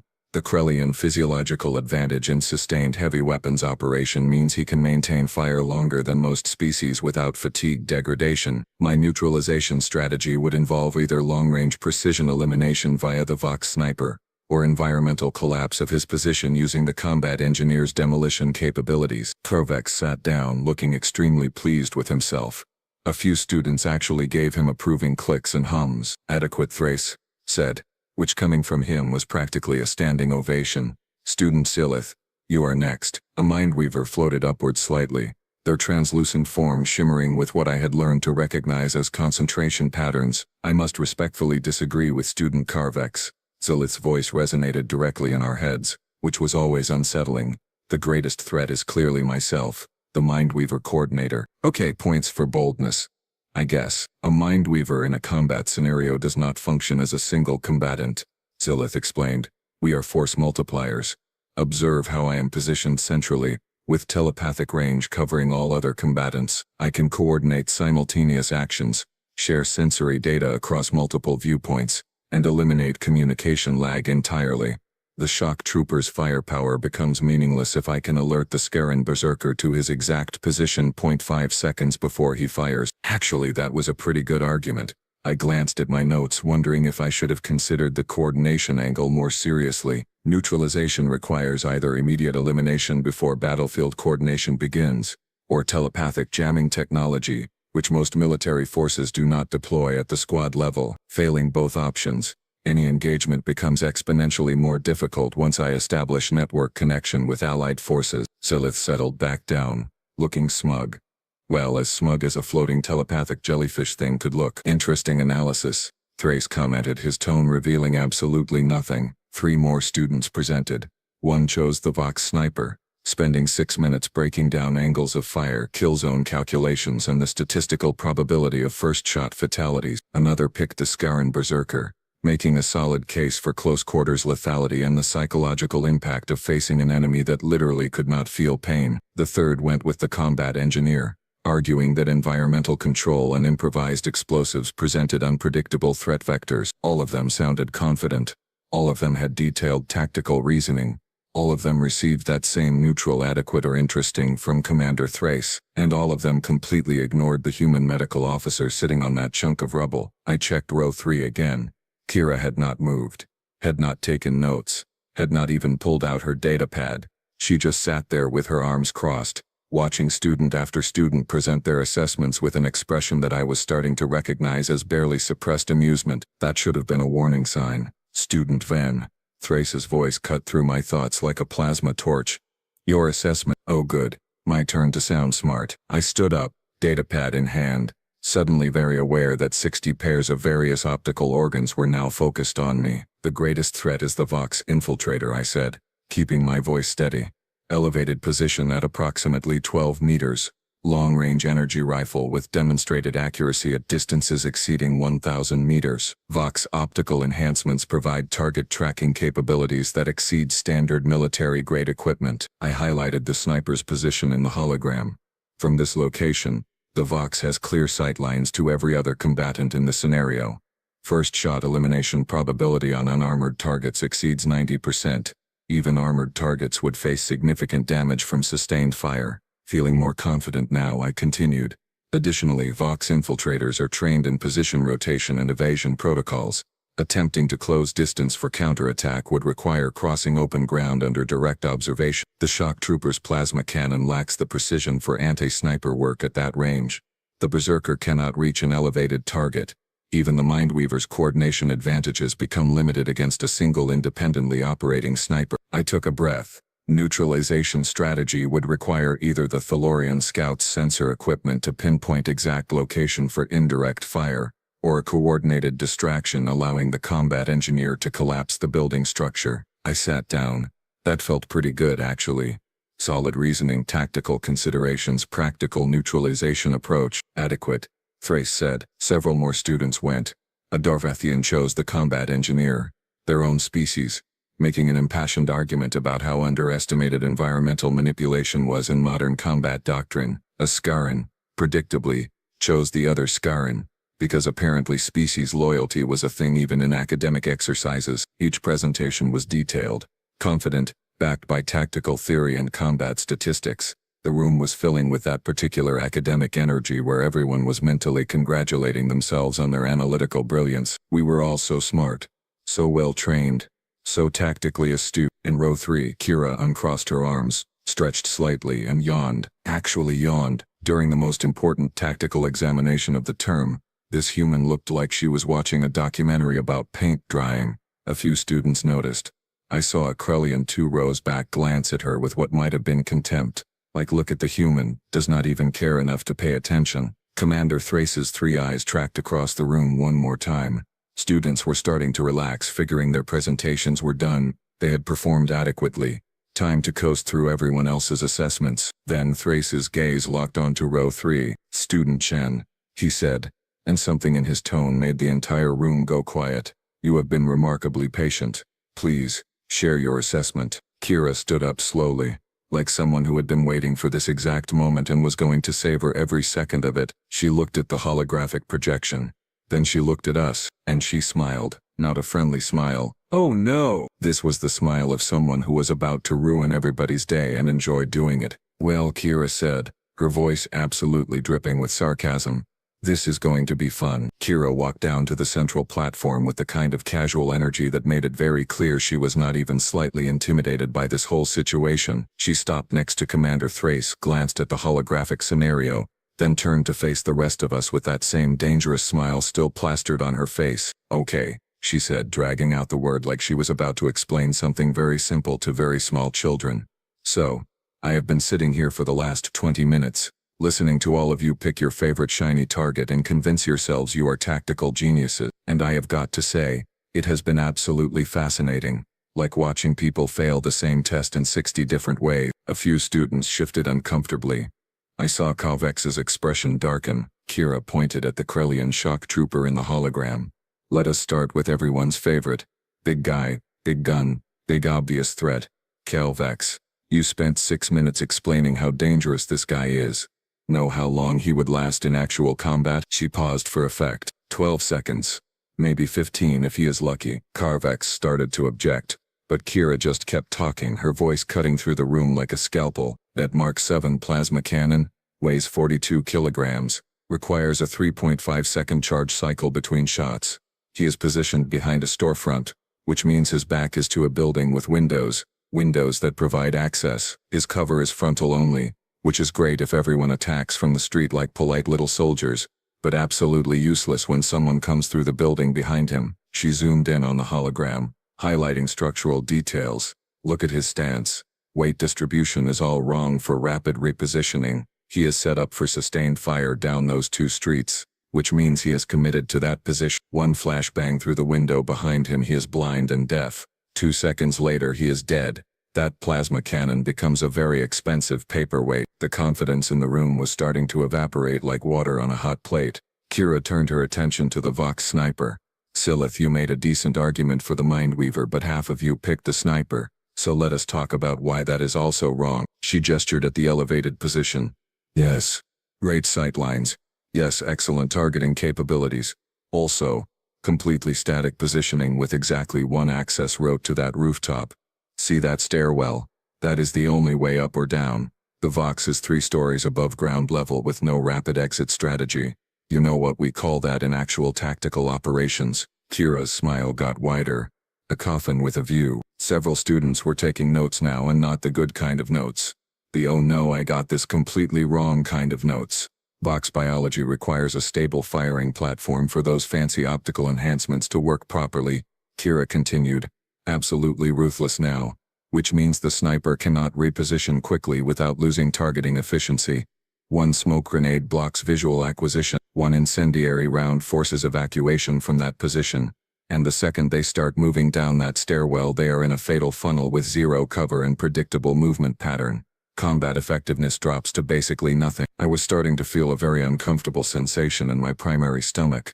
The one I use for digesting food, and apparently my own arrogance. Kira was not done. Not even close. The Scaran Berserker, she said, shaking her head. Oh boy. Yes, very scary in close quarters. Dual vibroblades, pain immunity. Lots of rage. You know what else the Scarran have? Predictable attack patterns driven by biological imperative. They charge. That is their whole thing. They charge at the nearest threat with maximum aggression and zero tactical flexibility. She highlighted the Berserker's position in the hologram.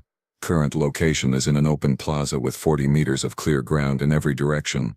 You know what happens to a close-quarters combatant with no ranged capability when they are standing in an open kill zone? They become target practice. 12 seconds. Same as the shock trooper. Probably less because they will literally run toward whoever is shooting at them. My second stomach was getting involved now.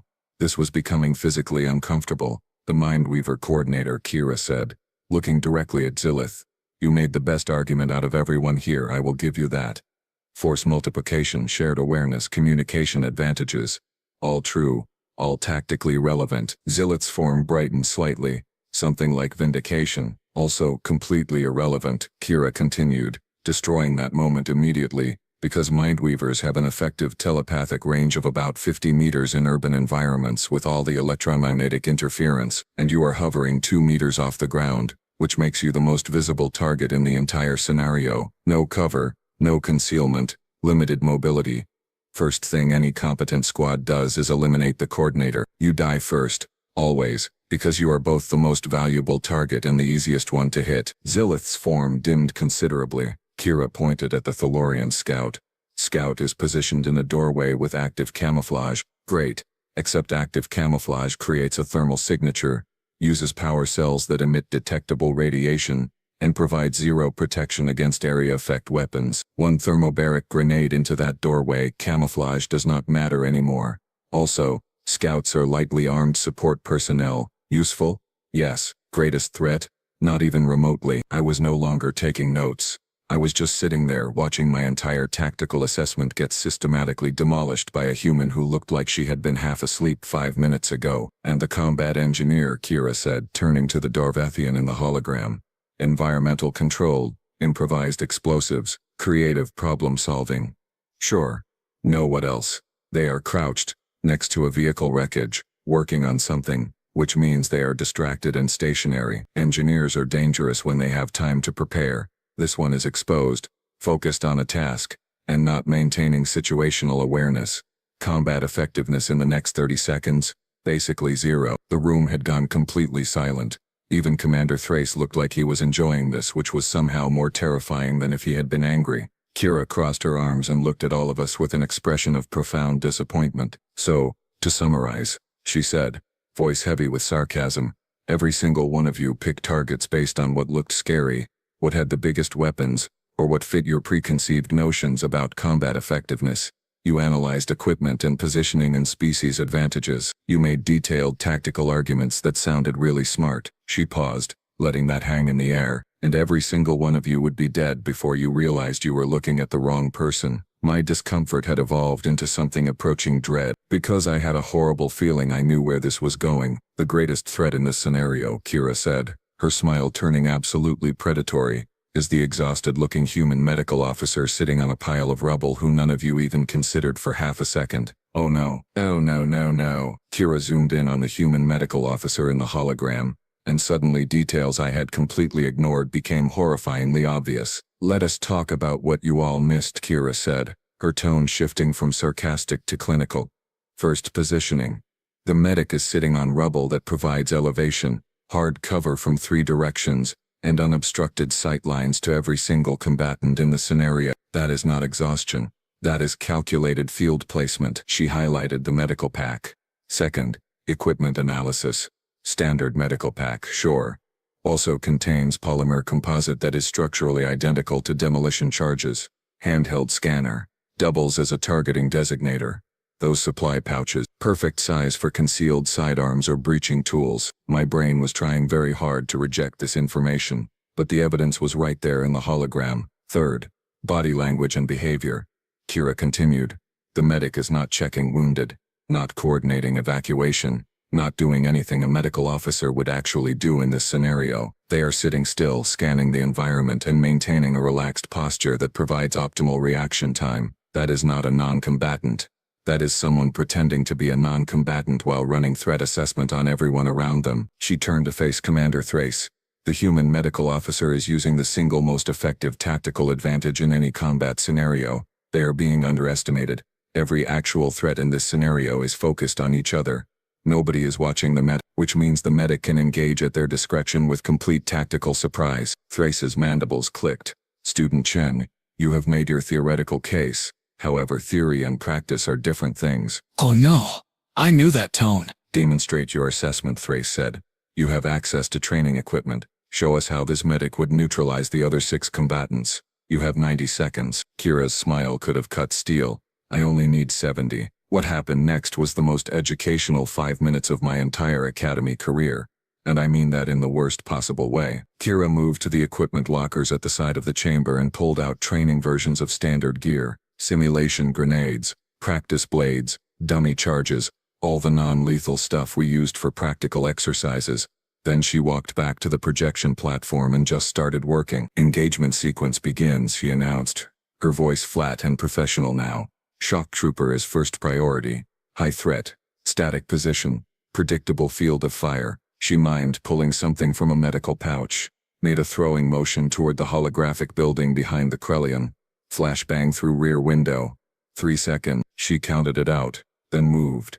Trooper is disoriented. Weapon is a liability now because he cannot see targets. Close distance during confusion period. Neutralize with close quarters technique. Kira demonstrated a strike pattern on a practice dummy.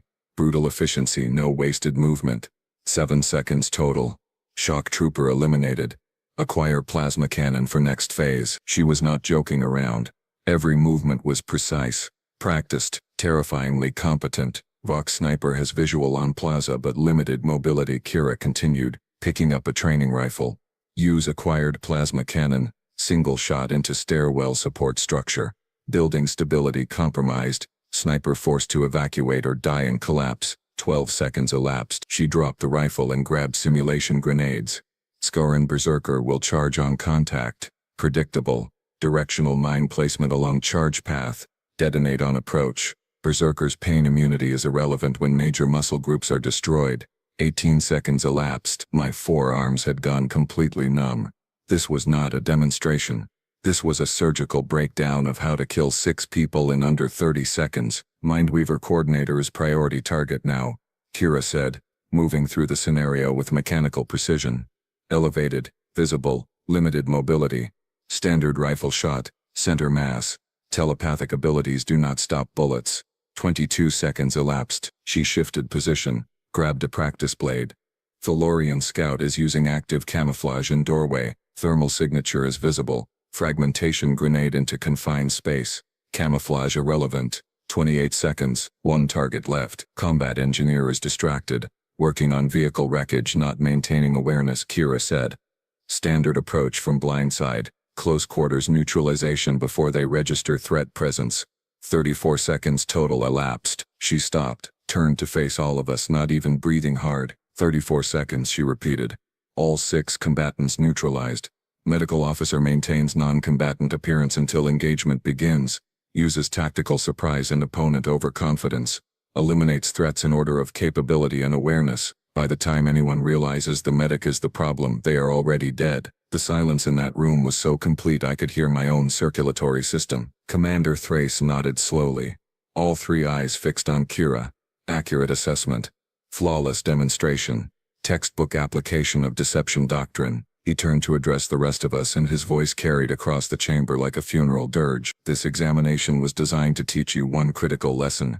The most dangerous opponent is never the one who looks dangerous. It is the one you do not see coming. Kira walked back to row 3 and sat down, looking exactly as bored as she had at the start of class, and I finally understood why she had been so amused. We had all failed this test before it even started. Nobody moved. Nobody spoke.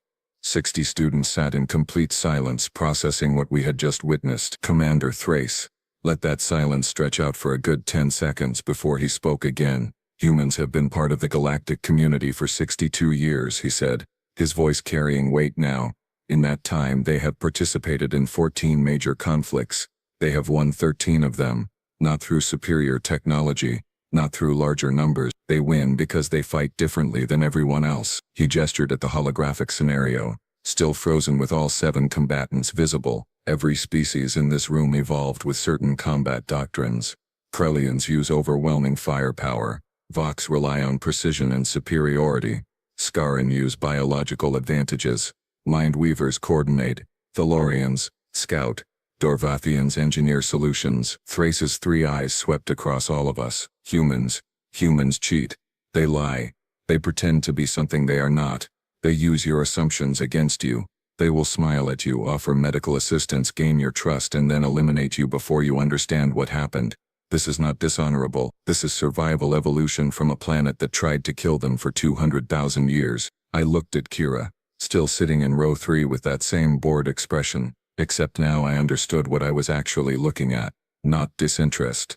Assessment. She had been evaluating every single person in this room from the moment we walked in, running threat calculations, identifying vulnerabilities, planning engagement sequences, and we had dismissed her as irrelevant. The greatest tactical mistake you can make, Thrace concluded, is assuming you know which target matters. Underestimating Earthborn species is the fastest way to become a casualty statistic. Remember this lesson. Your life may depend on it. Class dismissed. I walked out of that chamber with a new understanding burned into my brain. Never, ever assume the quiet one is not the dangerous one. Never assume the person who looks harmless actually is harmless. And never ever underestimate a human who is sitting calmly in row 3, watching you make mistakes, because they are not bored. They are just waiting for you to finish being wrong.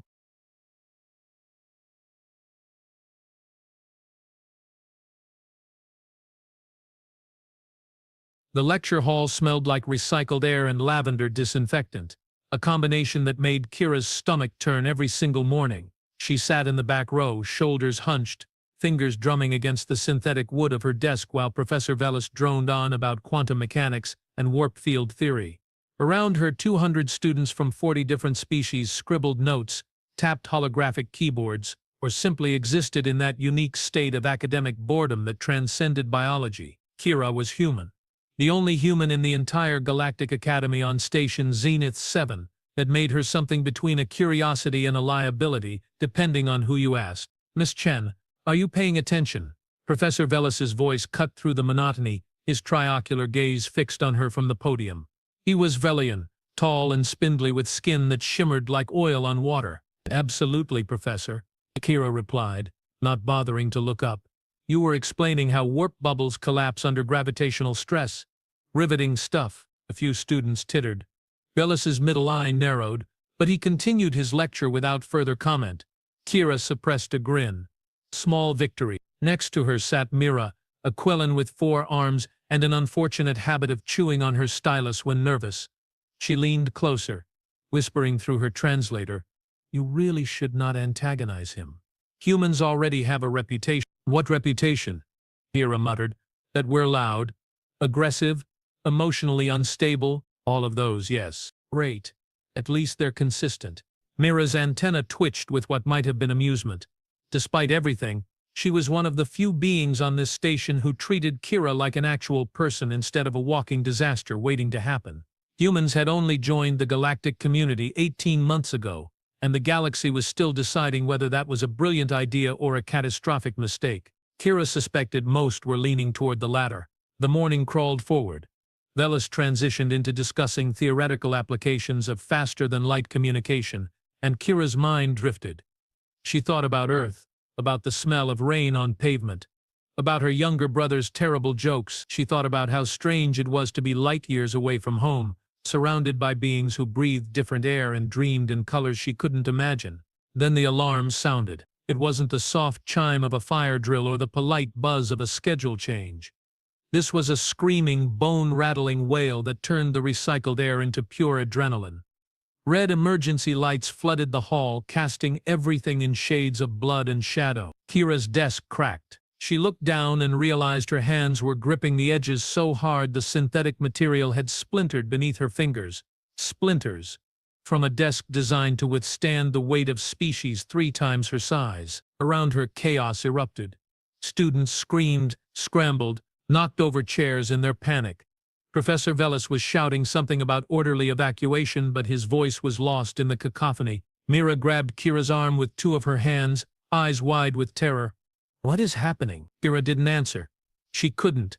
Her heart was hammering so hard it felt like it might burst through her ribs, and every muscle in her body had gone rigid. This wasn't fear. This was something older, something written into her DNA by a billion years of evolution on a planet that had tried very, very hard to kill her ancestors. The station's automated voice cut through the noise, cold and mechanical. Alert. Hostile forces detected. All personnel proceed to designated shelters. This is not a drill. Repeat, this is not a drill. Hostile forces. Invasion. Kira stood, shoving her chair back so hard it flew across the aisle and clattered against the wall. Students nearby flinched away from her, and she realized she was breathing hard, nostrils flared, every sense suddenly razor-sharp. Kira. Mira's voice was small, frightened. Get to the shelters, Kira said, her voice coming out rougher than intended. Now, what about you? I'll be right behind you. That was a lie, and they both knew it. The lecture hall emptied in a stampede of limbs and wings and appendages Kira didn't have names for. She waited until the last student had fled, then turned and sprinted in the opposite direction, not toward the shelters, toward the observation deck. She needed to see. The corridors of Zenith 7 were a maze of gleaming metal and soft lighting, designed to be calming and efficient. Now they were a war zone. Emergency teams rushed past her, shouting orders in a dozen languages. A Kree engineer nearly collided with her, his exoskeleton clattering as he adjusted course. Wrong way, human, he barked. Kira ignored him. The observation deck was supposed to be off-limits during emergencies, but the door slid open when she swiped her student ID. Apparently, the station's security protocols hadn't accounted for someone stupid enough to run toward danger. She stepped inside and her breath caught. Through the massive, transparent dome, space stretched out in every direction, beautiful, infinite, and currently filled with ships, not galactic community ships. These were angular, brutal things, all sharp edges and glowing weapons arrays. They moved with predatory grace, circling Zenith 7 like sharks scenting blood. Kira counted 12. No, 15, maybe more emerging from behind the station's curve, her hands clenched into fists. Zurathians, a voice said behind her. Kira spun. A woman stood in the doorway, tall and broad-shouldered, with close-cropped black hair and eyes that had seen too much. She wore the insignia of station security, lieutenant's bars on her collar. Commander Hayes, Kira breathed. Commander Sarah Hayes was the only other human on Zenith 7, a career officer who'd been assigned here as part of Earth's diplomatic contingent. Kira had seen her exactly twice before, both times from a distance. You should be in a shelter, cadet, Hayes said, but there was no heat in her words. She moved to stand beside Kira, staring out at the enemy fleet. So should you. Hayes's mouth twitched. Probably. They stood in silence for a moment, watching as the Zurathian ships tightened their formation. Energy signatures bloomed across Kira's vision, weapons charging. They're going to attack, Kira said quietly. Yes. Can the station defend itself? Hayes was quiet for a long moment. The defensive grid was designed to repel pirates and small raiding parties, not a full battle fleet. She paused. We've sent a distress signal. Help is coming, but it'll take hours, maybe days. And Zenith 7 won't last that long. No, it won't. Kira's jaw tightened. Then we need to buy time. Hayes turned to look at her, really look at her, and something shifted in her expression. Recognition. Maybe. Or understanding. You know what they call us, don't you? Out there in the galaxy. What the other species whisper when they think we can't hear. Deathworlders, Kira said. Deathworlders, Hayes echoed. Because Earth tried to kill us for millions of years and we refused to die. Because we evolved in gravity that would crush half the species in this station. Because our immune systems treat biological warfare like a minor inconvenience. Because we are, by every measurable standard, absolutely terrifying. Your point? Hayes's smile was sharp enough to cut. My point, cadet, is that those Zurathian bastards are about to learn why you don't invade a station with humans on it. The first weapon struck the station's shields, and the deck shuddered beneath their feet. Alarms wailed. The lights flickered. Kira felt something unlock inside her chest. Something she'd been keeping carefully contained since the moment she'd arrived at this station. The other students were fragile. The professors were cautious. Everyone walked on eggshells around her, afraid she might snap, might lash out, might prove every terrible stereotype about humans true. She'd been so careful, so controlled, but now there was an enemy. Now there was a threat. Now she could let go. What do you need me to do? Kira asked. Hayes pulled a sidearm from her holster and offered it handle first. First, arm yourself. Second, follow me. We're going to show these xenocidal pricks what happens when you pick a fight with Earth. Kira took the weapon. It was heavy, solid, real. Her fingers wrapped around the grip like they'd been made for it. More impacts rocked the station. The shields were failing. Somewhere in the distance, metal screamed as hull plates buckled. Commander, Kira said as they moved toward the exit. I should probably mention I've never actually fired a gun before. Hayes laughed. Wild and fierce. Don't worry, humans are natural-born killers, Chin. It's in your blood. You'll figure it out. They ran. The corridors had transformed into a nightmare. Emergency lighting cast everything in hellish red. Smoke billowed from damaged systems. A section of wall had collapsed, revealing sparking wires and hissing pipes. Bodies lay scattered, some moving, some not. Kira's training should have kicked in. First aid, triage, help the wounded. But Hayes was already past them, moving with military precision, and something in Kira's gut told her that stopping now would doom everyone. The only way to save these people was to stop the attack. They reached an emergency lift. Hayes jammed her security card into the reader and the doors hissed open. Where are we going? Kira demanded as they descended.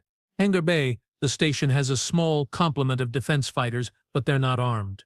Not officially. Not officially. Hayes's grin was vicious. I may have acquired certain weapons systems during my time in the Navy. Kept them in storage. Just in case. You smuggled military-grade weapons onto an educational station. Yep. That's incredibly illegal. Also incredibly useful right now, wouldn't you say? Kira couldn't argue with that. The lift doors opened onto chaos. The hangar bay was enormous, designed to accommodate everything from cargo haulers to diplomatic shuttles. Right now it was filling with smoke and panicked personnel. A Zerathian breaching pod had punched through the outer hull, and armored soldiers were pouring out, weapons blazing. Hayes drew her sidearm and fired 3 shots, so fast that a Zerathian soldier stepped out from behind a shuttle. Weapon raised. Kira didn't think. She raised her sidearm and pulled the trigger. The recoil surprised her. The accuracy didn't.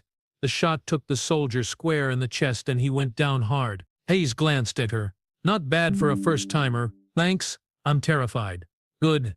Fear keeps you alive. They reached a secured storage unit at the far end of the bay. Hayes pressed her palm against the biometric lock and the door slid open, revealing racks of weapons, ammunition, and what looked like modified fighter armaments. Grab what you can carry, Hayes ordered. We're loading up 2 fighters, and we're going out there, into space, against a full battle fleet. You got a better idea? Kira looked at the weapons, then back toward the hangar where more Zerathian soldiers were establishing a beachhead. She thought about Mira terrified and hiding in a shelter, about Professor Velis and his insufferable lectures, about 200 students who were just trying to learn and grow and maybe make the galaxy a little bit better. No, she said, I really don't. They loaded the fighters in 4 minutes flat, working with a synchronization that felt almost supernatural. Maybe it was adrenaline.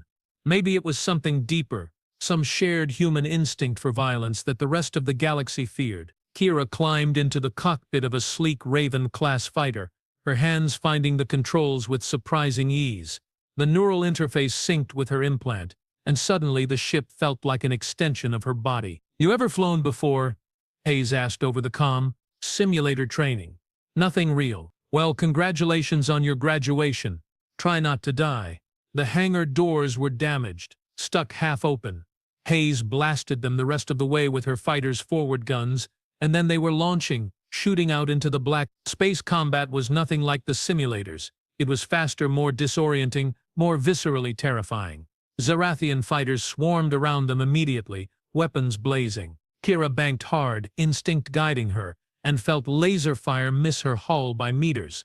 She returned fire, watched with grim satisfaction as one of the enemy fighters exploded into debris. Not bad, Chin, Hayes shouted. Stick with me. They dove toward the Zerathian capital ship, 2 tiny fighters against a vessel the size of a city block. It was suicide. It was insane. It was working. The Zerathians hadn't expected resistance. Their fighters were scrambling to intercept, but Hayes and Kira were already past them, streaking toward the capital ship's exposed underbelly, targeting the reactor core. Hayes said, her voice tight with concentration.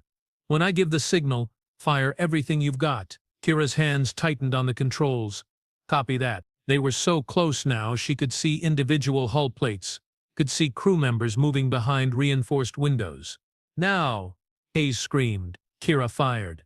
Every weapon, every missile, everything. The capital ship's reactor didn't just explode. It tore itself apart from the inside out, a chain reaction of catastrophic failures that turned the entire vessel into a miniature sun. The shockwave hit Kira's fighter like a physical blow, sending her spinning end over end. Alarms shrieked. Her vision went white. When her sight cleared, the Zerathian fleet was in full retreat, scattering like startled fish. Hayes? Kira gasped. Commander Hayes, do you copy? Static. Then, faint and crackling. I copy. Still alive. Mostly. Kira let out a breath she didn't know she'd been holding. They'd done it. Against all odds, against every reasonable expectation, they'd actually done it. She guided her damaged fighter back toward Zenith 7, watching as station security moved to secure the hangar bay as medical teams rushed to help the wounded. She'd saved them. She'd actually saved them. The fighter touched down roughly, and Kira practically fell out of the cockpit. Her legs were shaking. Her hands were shaking. Everything was shaking. Hayes appeared beside her, blood running down one side of her face from a cut above her eye, grinning like a maniac. Welcome to the war, cadet, she said. Kira opened her mouth to respond. That's when the second invasion fleet dropped out of warp, twice the size of the first, and every weapon trained on the station. The comm systems exploded with panicked voices. Station command was shouting evacuation protocols. Defense coordinators were screaming about insufficient firepower. Someone was praying in a language Kira didn't recognize. Commander Hayes grabbed Kira's shoulder hard enough to bruise. You get back in that fighter. Now, they'll slaughter us, Kira said, but she was already moving. Her body had disconnected from her brain, running on pure survival instinct. There's no way two fighters can take on that many ships. Then we don't take them on. We buy time. Hayes was climbing back into her cockpit, blood still streaming down her face. The distress signal went out. Galactic Defense Forces en route. We just need to keep this station in one piece until they arrive. How long? 40 minutes. 40 minutes. An eternity in combat. A blink in any other context. Kira sealed herself into her fighter, felt the neural interface reconnect. The ship's systems were damaged but functional. Barely, she had maybe 60% weapon capacity, and the shields were operating at a fraction of their normal strength. Through the cockpit canopy, she watched the second Zerathian fleet arrange itself in an attack formation. These ships were larger, more heavily armed. The smaller craft that had retreated earlier were regrouping with them, doubling their fighter complement. They're really committed to destroying this place, Kira muttered. Zenith 7 is the premier research and education facility in this sector, Hayes replied through the comm. 40 species represented, thousands of the brightest minds in the galaxy. They're not trying to conquer it, Chen. They're trying to send a message. What message? That the galactic community is weak, that we can't protect our own, that unity is a fantasy. His voice went cold. The Zerathians have been isolationists for 3 centuries. Now they're making a play for dominance, and this is their opening move. The lead Zerathian vessel powered up its main cannon. Energy readings spiked across Kira's display, climbing higher and higher. That's a planetary assault weapon, Hayes said quietly. One shot will crack this station like an egg. Then we stop them from firing. With what? Harsh language. Kira's mind raced. 2 fighters. Damaged fighters. Against a fleet that could atomize them without effort. The math was impossible. The situation was hopeless. Human specialized and hopeless. Commander, what's the one thing every species in the galaxy agrees about humans? Hayes was silent for a moment. Then she laughed, sharp and bitter. That we're insane. Exactly. So let's prove them right. Kira opened a channel to the Zerathian fleet. She had no idea if they'd even listen, but she had to try. Zerathian vessels. This is Cadet Kira Chen of Earth. You are in violation of galactic community law. Withdraw immediately or face consequences. The response came 30 seconds later, translated through her ship's computer. The voice was cold, mechanical, utterly without mercy. Earth, the species that believes itself equal to civilizations millennia old. You are irrelevant. Your warning is irrelevant. Prepare for annihilation. Irrelevant, Kira repeated.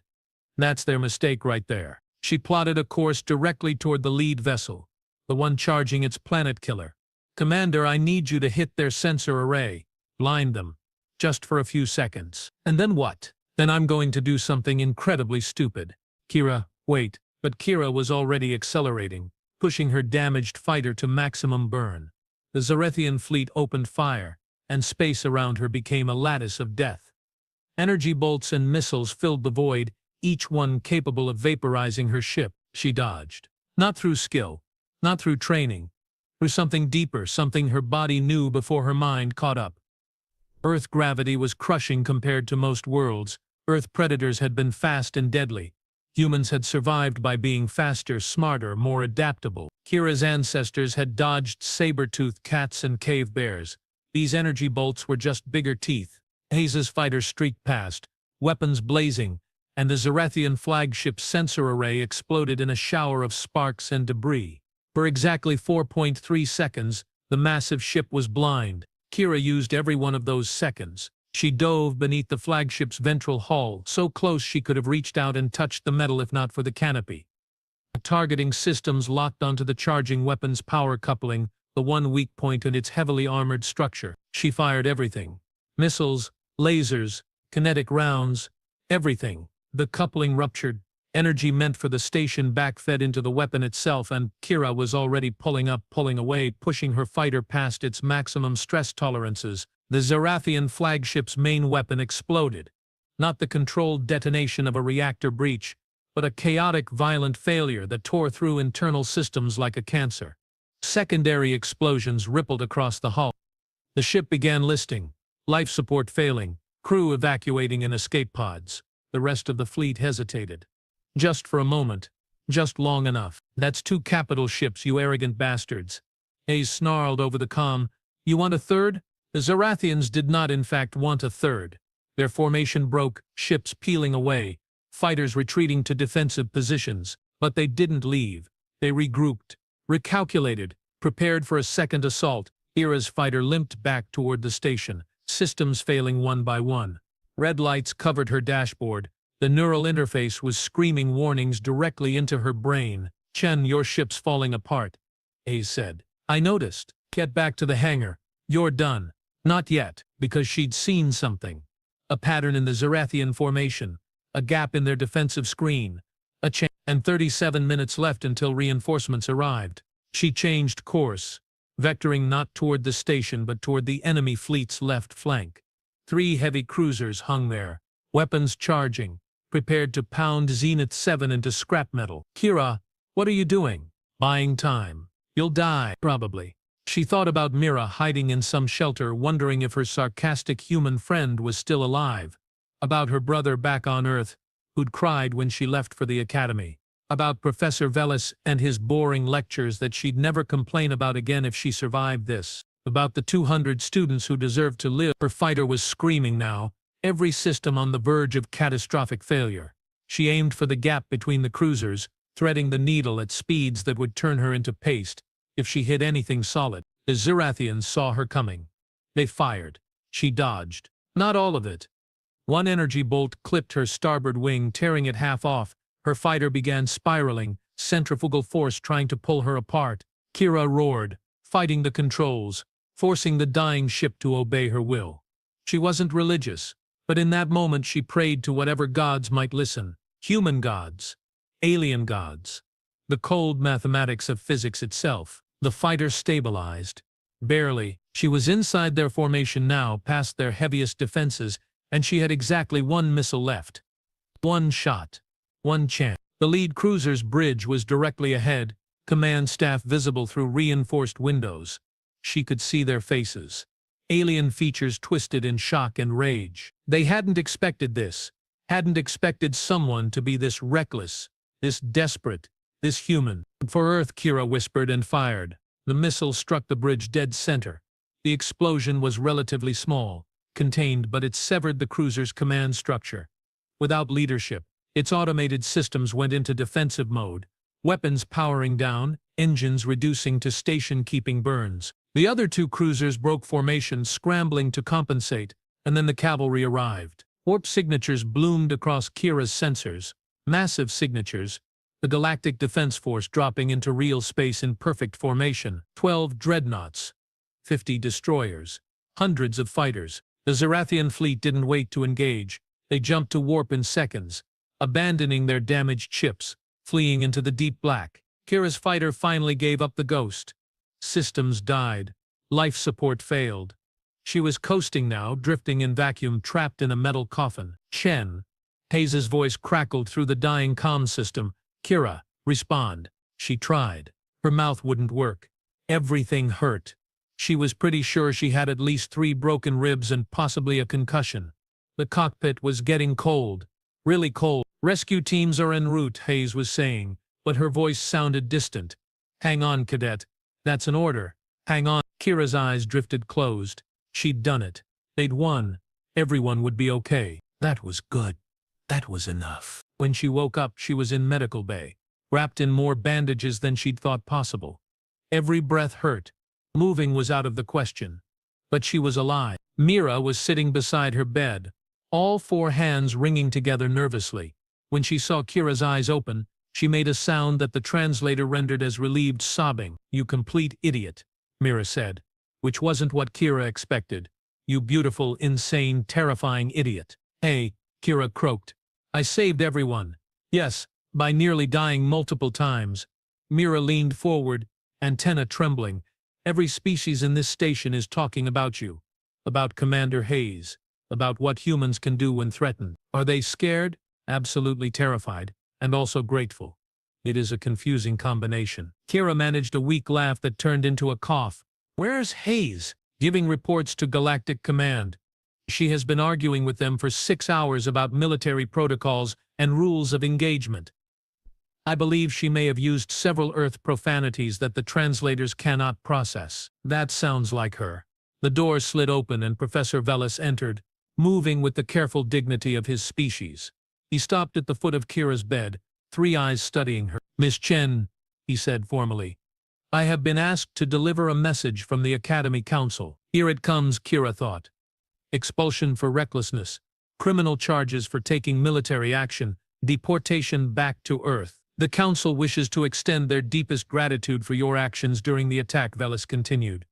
Furthermore, they have unanimously voted to create a new position, Head of Emergency Response and Combat Protocols. The position is yours, should you choose to accept it. Kira stared. I'm a student. I split a desk in half this morning because I got startled. Yes, Velis said, and his tone was almost warm. And when the alarm sounded, when everyone else panicked, you acted. You understood that violence, controlled and directed, is sometimes the only answer to violence. The galaxy needs individuals who understand this, individuals who can protect the rest of us when negotiation fails. He paused, then added more quietly, I apologize, Miss Chen, for treating you as a potential danger rather than a potential defender. It was small-minded of me. It's okay, Kira said. I kind of am a danger to our enemies. Yes, we are beginning to appreciate the distinction. After he left, Mira squeezed Kira's hand gently. So, you are famous now. The human who saved Zenith 7. How does it feel? Painful, Kira admitted. Everything hurts. That is very human of you. To save everyone and then complain about the consequences. Complaining is also very human. This is true. They sat in comfortable silence for a while. Through the medical bay window, Kira could see Zenith 7's curve, could see repair crews already working on the damaged sections, life continuing, learning continuing, because of what she'd done, because of what Hayes had done, because humans, when pushed back harder. Commander Hayes appeared in the doorway several hours later, looking exhausted but satisfied. She'd cleaned up, changed uniforms, and the cut above her eye was sealed with medical adhesive. Cadet Chen, she said formally. Then she grinned. Or should I say, Head of Emergency Response. I haven't accepted yet. You will. Hayes pulled up a chair, sitting with the careful posture of someone whose body had also been through hell. Because you're a fighter, Kira. Because when the alarm sounded and everyone else ran toward safety, you ran toward the fight. That's not training. Maybe it's a bad instinct. Maybe. but it's the instinct that kept humanity alive on Earth. And it's the instinct that's going to keep the galactic community alive now. Kira thought about that, about her broken desk and her reputation and the weight of expectation that had been crushing her since she arrived at this station, about how in the moment of actual crisis that weight had transformed into purpose. The galaxy's still afraid of us, she said. Good. Let them be afraid. Fear keeps people honest. Hayes leaned back, but they're also grateful, and gratitude builds trust. And trust, given enough time, builds understanding. You sound optimistic. I sound realistic. Humans aren't saints, Kira. We're violent, aggressive, emotionally unstable deathworlders from a nightmare planet. But we're also loyal, courageous, and we don't abandon our own. The galaxy needs to learn that we're both the monster under the bed and the guardian at the door, sometimes simultaneously. Kira looked at her hands, at the bandages covering knuckles that had gripped a fighter's controls so hard she'd bruised bone, at fingers that had pulled a trigger without hesitation when lives were at stake. I split my desk in half, she said quietly, just from grabbing it when the alarm went off. I know. It's already a meme on the station network. Someone made an animation. Oh God, it's actually pretty funny, you should see it. Despite everything. Kira laughed. It hurt, but it was worth it. The door opened again and a junior medical officer entered, some species Kira didn't recognize, holding a datapad. Excuse me, Head Chen, there are 63 media requests for interviews, 27 academic journals asking for articles, and apparently the entire freshman class wants your autograph. Kira looked at Hayes helplessly. Hayes was trying not to laugh. Tell them, Kira said carefully, that I'm just a student who got lucky, and that any credit belongs to Commander Hayes as much as me. Already told them that. Hayes said. They didn't believe me. Humans apparently make good heroes, or good monsters, like I said. Sometimes both. The medical officer left, looking vaguely confused by human humor. Mira had fallen asleep in her chair, exhausted by stress and relief. Outside, the stars wheeled slowly past, infinite and ancient. Kira closed her eyes, letting exhaustion pull her back towards sleep. She dreamed of Earth, of rain and gravity and a world that had tried so hard to kill her species. She dreamed of space combat and enemy fleets, and the cold mathematics of survival. She dreamed of her desk splitting beneath her fingers, and understood finally what it meant. Not that she was dangerous, not that she needed to be contained or controlled or feared, but that she was strong. That humanity was strong. That when the alarm sounded and the invasion came and the galaxy needed protection, humans would be there, raking desks, raking enemy ships, breaking expectations, being exactly what they'd always been. Survivors, fighters, heroes and monsters and everything in between. When she woke again, Zenith 7 was whole, the students were returning to class, and Professor Velis was posting new lecture notes about applied combat physics. Kira smiled, closed her eyes, and let herself rest. The galaxy could wait.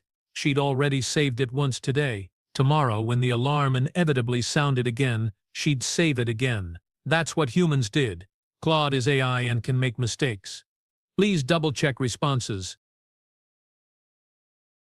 The morning sun of Velthara Prime filtered through the biodome's transparent ceiling, casting geometric patterns across the meditation chamber floor. Mara Ellison unrolled her worn yoga mat, one of the few personal items she'd brought from Earth, and settled into her usual spot, near the eastern window. She'd been the cultural liaison aboard the Interspecies Exchange Station for 8 months now, and this daily ritual was the only thing keeping her sane among the chaos of 17 different alien species trying to coexist. She closed her eyes and began with a simple mountain pose, breathing deeply. The station hummed with its usual morning activity. The Krillians arguing about temporal paradoxes in the cafeteria. The Zephyrites singing their crystalline harmonies in the hydroponics bay. And somewhere close by, the pitter-patter of small feet that definitely shouldn't be in the human quarters. Mara opened one eye. 2 pairs of luminous golden eyes stared back at her from the doorway. Rexel and Nexa, the Felinar cubs who'd been orphaned during the recent trade dispute on their homeworld, watched her with an intensity that made her nervous. The Felinar were a proud warrior species, bipedal felines with retractable claws, enhanced reflexes, and a culture built entirely around combat prowess and honor. These 2 cubs, barely 6 standard years old, were the first of their kind to grow up in a peaceful environment. Good morning, Mara said softly, not wanting to startle them. The Felinar had excellent hearing. Rexel, the larger of the two with distinctive tiger stripe markings, tilted his head. What are you doing, human Mara? Yoga, she replied, moving into a downward dog position. It's an ancient earth practice for flexibility, strength, and mental clarity. Nexa, smaller and covered in sleek midnight black fur, crept closer. It looks like pre-combat positioning. Mara laughed. It's actually the opposite. It's about finding peace and balance within yourself. The cubs exchanged glances, their ears twitching in that peculiar way that meant they were communicating through subsonic frequencies. Mara had learned to recognize it. May we observe? Rexel asked formally, his accent giving the words a purring quality. Of course, Mara said, settling into a warrior pose. She wouldn't have minded the company, and the cubs had been so withdrawn since arriving at the station. If this helped them feel more comfortable, she was happy to have an audience. For the next 30 minutes, Mara flowed through her usual sequence. Sun salutations, tree pose, triangle pose, and her personal favorite, the crane pose, which required significant balance and core strength. She could feel the cubs' eyes tracking every movement, hear their soft whispers, and occasional chittering sounds. When she finished with a final savasana, lying flat on her back in corpse pose, she heard the soft padding of feet retreating down the corridor. 3 days later, Mara was summoned to the station commander's office.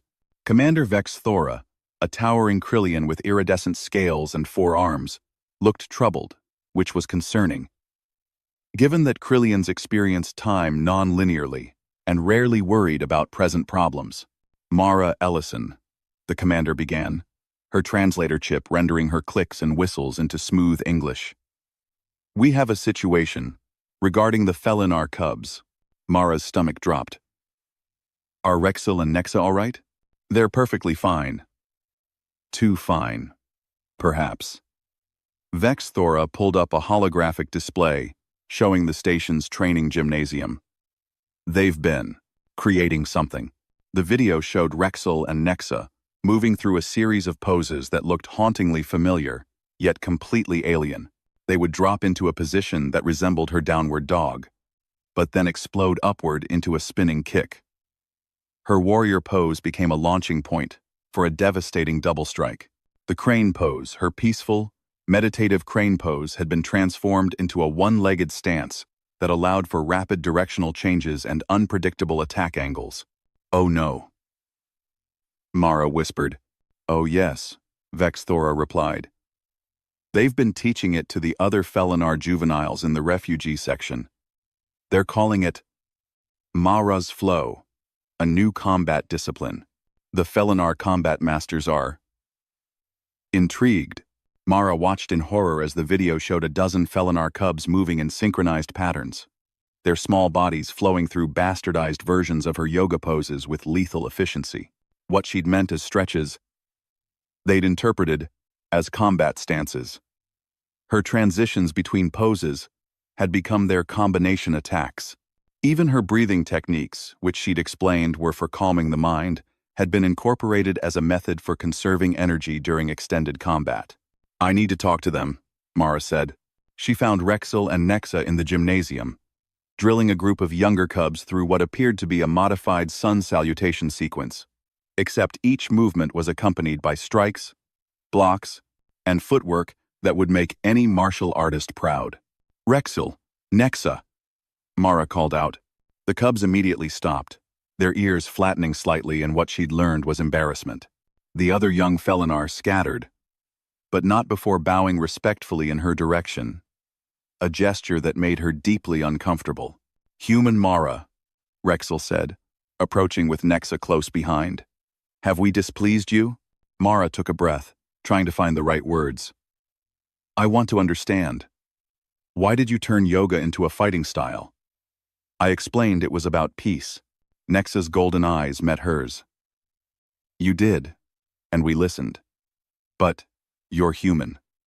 And we are Felinar. Our people have been warriors for 10,000 generations. After the war destroyed our colony, after we lost our families, the elders here told us we must abandon our warrior ways to fit into this peaceful station. But then we watched you, Rexel continued, his tail swishing behind him. You showed us that strength and peace aren't opposites. Your movements, they require discipline, control, balance. You breathe through discomfort. You find stillness in motion. These are warrior principles, human Mara. We don't want to fight anyone, Nexa added quickly. But we need to remember who we are. Mara's flow helps us feel connected to our heritage while honoring the peace you've taught us. Every pose has a peaceful name and a warrior application. Every breath can be meditation or battle preparation. Mara sat down on the gymnasium floor, and after a moment, both cubs joined her. Show me, she said softly. For the next hour, Rexel and Nexa demonstrated what they'd created. They were right, it was beautiful. They'd taken her simple stretches and created something that honored both peace and strength, stillness and motion, human wisdom and Felinar heritage. The tree pose had become the rooted sentinel, a grounding stance that could shift instantly to offense or defense. The child's pose was the humble recovery, teaching young warriors to rest and reset without shame. Even Savasana had been transformed into the warrior's reflection, a cool-down period where practitioners meditated on their training and intentions. This is incredible, Mara admitted. You've created something entirely new. We learned it from you, Rexel said. Humans adapt. Humans take what exists and make it serve their needs without destroying its essence. You're not warriors like us, but you survived your own violent history to reach the stars. We studied Earth's databases. Your species has hundreds of martial arts, each created by adapting to different circumstances. We're just doing what humans do, Nexa added with a fang-filled smile. We're adapting. 6 months later, Mara found herself in an observation gallery, watching as adult Felinar warriors, including the cubs' recovered parents, moved through Mara's flow formations. The practice had spread beyond the station, back to the Felinar homeworld, where it was being integrated into their military training as a meditation and recovery discipline. Injured warriors used it for rehabilitation. Diplomats practiced it before tense negotiations. Felinar athletes had adopted it for flexibility training. Commander Vex Thora stood beside her, all 4 arms crossed. You've created an interesting legacy, human Mara. A peace practice became a warrior discipline, which became a peace practice again. Very circular. Very human. I didn't create anything, Mara protested. Rexel and Nexa did all of this. You gave them the foundation, the commander countered. And perhaps, that's the most human thing of all. Sharing something freely, with no expectation of how it might grow. Other species would have copyrighted it, weaponized it, or forbidden its modification. But you, humans, you plant seeds and see what blossoms. Down on the training floor, Rexel and Nexa led their class through the closing meditation. Small voices calling out the pose names in both Felinar and English. Warrior's reflection, peaceful stillness, grateful breath. Mara smiled. She'd come to the station to teach aliens about human culture. Instead, 2 orphaned cubs had taught her something more important. That meaning isn't fixed, that adaptation isn't corruption, and that sometimes the greatest gift you can give is something unfinished, something others can reshape into exactly what they need. Mara's flow, she murmured, watching the cubs bow to their students. I suppose that has a nice ring to it. Indeed, Vex Thora said, though I suspect in a few generations, they won't even remember it came from yoga. It will simply be Felinar tradition, one more thread in the tapestry of shared galactic culture. Good, Mara said. That's how it should be. And somewhere in the quantum probabilities that Krillians could perceive, Commander Vexthora saw a future where 1,000 species practiced their own versions of Mara's flow. Each one unique, each one adapted, each one a testament to what happened when humans shared their gifts freely with the universe. In every timeline, it was beautiful. The galaxy thought humans were soft. No claws, no armor, just skin and bone. At the Intergalactic Military Academy, they decided to test us. They brought a legend from a primitive death world, a monster that knows no mercy, just to watch us break. The doors groaned, the smoke cleared, and the king of hunters roared. Every alien species screamed in terror. But one human didn't run. He didn't hide. He just stood there and smiled. Because the galaxy forgot one thing, we didn't just survive the monsters of Earth, we became their masters. The Intergalactic Military Academy was a place of cold steel, high technology, and thousands of different alien species. The halls were usually filled with the sounds of strange languages and the clicking of many different types of feet.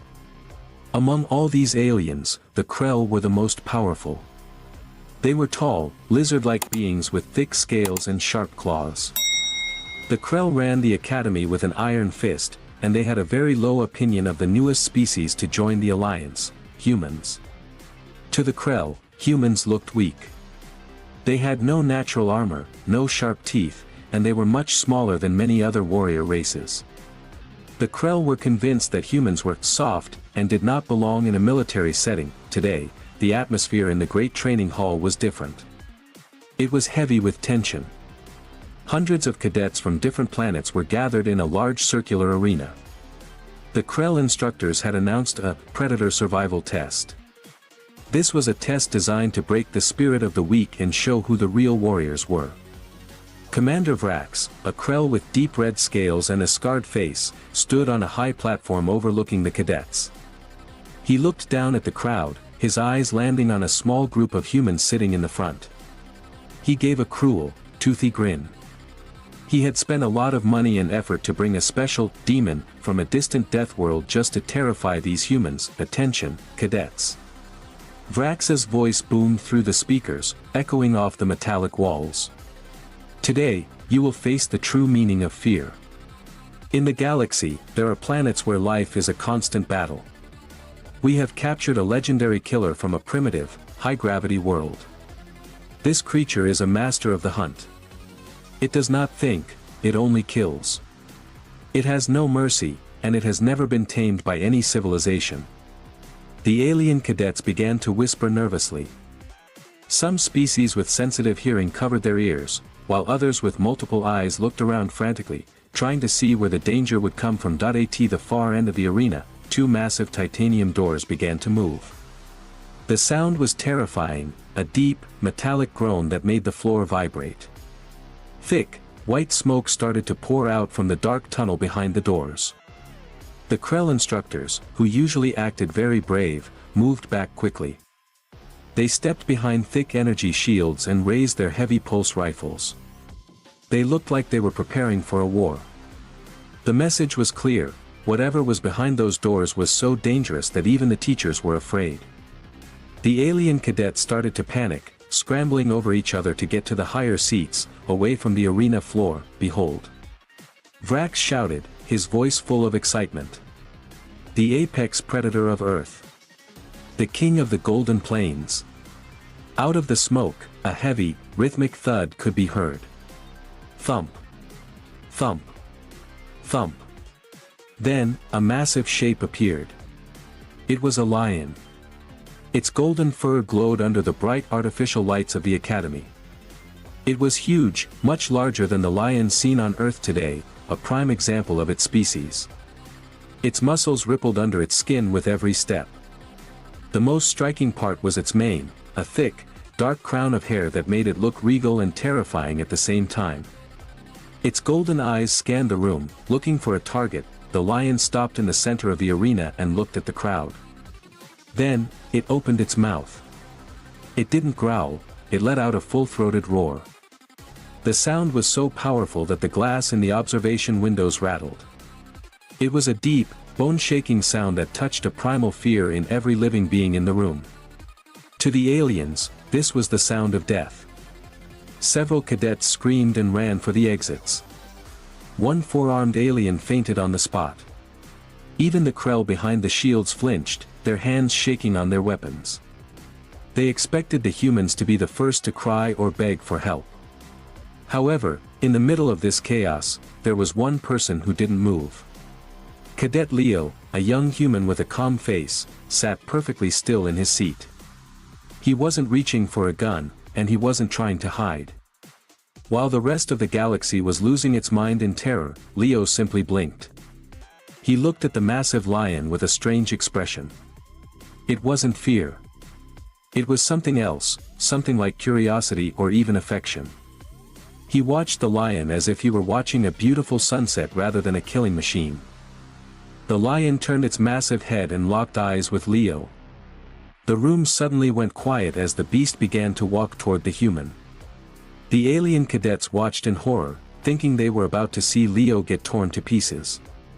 Commander Vrax leaned forward, a smile on his face, waiting for the weak human to finally show his cowardice. The giant predator was now only a few feet away from Leo, its hot breath visible in the air. The most dangerous hunter in the galaxy stood face to face with the soft human. The silence in the hall was total, and everyone held their breath, waiting for the first drop of blood to fall. The silence in the training hall was so heavy it felt like it could crush the cadets. Every alien eye was fixed on the scene below. The giant lion, a creature of pure muscle and golden fur, was now only 3 feet away from Leo. It lowered its head, its shoulders bunching up as if it were preparing to spring. A low, rumbling growl started deep in its chest, a sound that felt like a small earthquake vibrating through the floor tiles. The Krell instructors gripped their energy rifles tighter. Commander Vrax had a finger on the emergency fire button, but he didn't press it yet. He wanted to see the human scream first. He wanted to prove that Earth was a planet of weaklings who didn't belong in his elite academy, but Leo did something that no one expected. Instead of jumping back or reaching for a hidden knife, he slowly stood up from his seat. He didn't move fast, because fast movement startled predators. He moved with a calm grace that seemed impossible for someone facing certain death. Leo looked directly into the lion's golden eyes, not with a challenge, but with a strange kind of recognition. The other cadets were whispering in terror, "He's insane. He's going to be eaten." Even the bravest alien warriors were shaking, their scales turning pale with fear. They couldn't understand why this human was standing his ground without a weapon. Then, Leo made a sound. It wasn't a scream or a shout. It was a soft, rhythmic clicking sound with his tongue, followed by a low, soothing whistle. The lion stopped growling. Its ears, which had been flattened against its head, suddenly flicked forward. The massive beast tilted its head to the side, looking confused. This wasn't how prey was supposed to act. Prey was supposed to run, to smell of fear, and to make high-pitched noises. But this human smelled of home. To the lion, the scent of a human was tied to thousands of years of shared history on the plains of Earth. Leo reached out his hand. The entire room gasped. Some aliens actually covered their eyes, not wanting to see the human's arm get ripped off. Leo kept his hand flat and lowered, moving it slowly toward the lion's wet nose. "Hey there, big guy," Leo whispered. His voice was steady and warm, echoing slightly in the silent hall. "You're a long way from the savannah, aren't you? It's okay. I'm a friend." The lion huffed, a massive burst of air blowing Leo's hair back. It stepped even closer, its giant paws making no sound on the floor. It sniffed Leo's hand, its whiskers twitching against his skin. Suddenly, the lion did something that made Commander Vrax drop his remote control. The beast didn't open its jaws to bite. Instead, it closed its eyes and rubbed its massive head against Leo's chest. The force of the nuzzle was so strong it nearly knocked Leo over, but he caught himself and laughed. It was a genuine, happy laugh. Leo began to scratch the lion right behind its ears, his fingers sinking into the thick, golden mane. The lion's tail began to swish back and forth, hitting the nearby chairs with a loud thwack thwack thwack sound. It wasn't a sound of anger, it was the sound of a very large cat that was very happy. The instructors were frozen. They had spent millions of credits to trap this demon and transport it across the stars. They had been told it was the most ruthless killer on Earth. Now, they were watching it act like a common household pet. The lion let out a sound that the aliens had never heard before, a deep, vibrating purr that was so loud it sounded like a running engine. The floor beneath Leo and the lion began to shake with the power of that purr. The terrifying apex predator was leaning its entire weight against the human, seeking affection and warmth. Leo sat back down on his bench, and the lion followed him immediately. It didn't just sit, it flopped down on the floor, its heavy body landing with a loud thud. The lion stretched out its legs, taking up the entire aisle, and rested its massive chin right on Leo's lap. It looked up at Leo with sleepy eyes, gave one final, long lick to his hand with its rough, sandpaper-like tongue, and then slowly closed its eyes. Within seconds, the most dangerous hunter in the galaxy was fast asleep, its loud, rhythmic snoring filling the room. The alien cadets were in total shock. They looked at the sleeping beast and then at the human, who was now calmly opening his digital textbook as if nothing unusual had happened. Commander Vrax stood on his platform, his mouth hanging open, unable to find words. The test had failed completely, but a much bigger mystery had begun. Every alien in the room was thinking the same thing: what kind of species is a human, if they can turn a monster into a pillow? The suspense of the hunt was gone, replaced by a deep, terrifying realization that humans were far more mysterious than any alien had ever imagined. The silence in the hall was no longer just about fear, it was a silence of pure, heavy disbelief. For several minutes, the only sound was the deep, rhythmic snoring of the lion. Each breath the creature took sounded like a low-frequency hum that vibrated the metal benches. The alien cadets, who had been ready to run for their lives, were now frozen in place, staring at the sight of a human calmly petting the head of a galactic nightmare. Commander Vrax, the Krell instructor, was shaking with a mixture of confusion and rage. He had spent months telling the Academy that humans were a prey species that only survived through luck.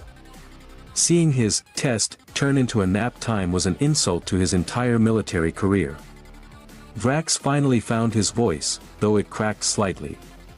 "Cadet Leo," he roared from the safety of his high platform. "What is the meaning of this? Why has the beast not consumed you?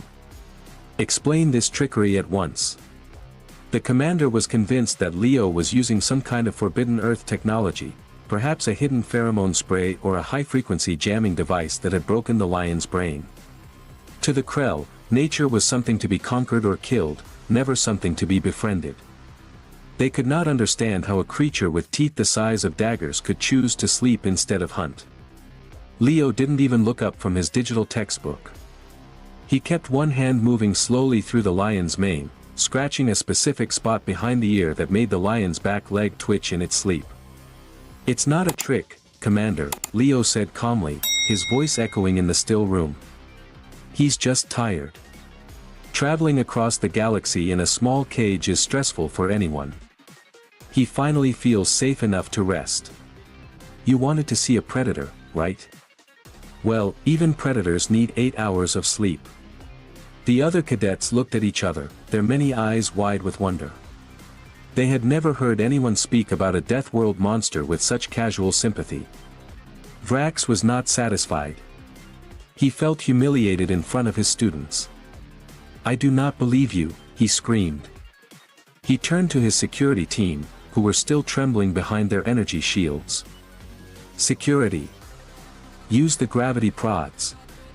Move that creature back to its cage.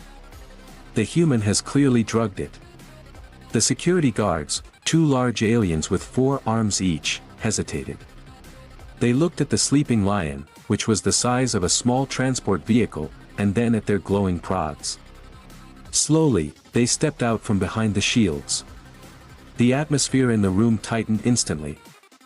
The cadets held their breath, sensing that the peaceful moment was about to shatter. As the guards approached, the lion didn't wake up fully, but its body changed. The snoring stopped. The tail, which had been limp, gave a single, sharp crack against the floor. One of the guards reached out with a long metallic pole to poke the lion's shoulder. Before the pole could even touch the golden fur, the lion's eyes snapped open. They weren't sleepy anymore, they were glowing with a fierce, predatory intelligence.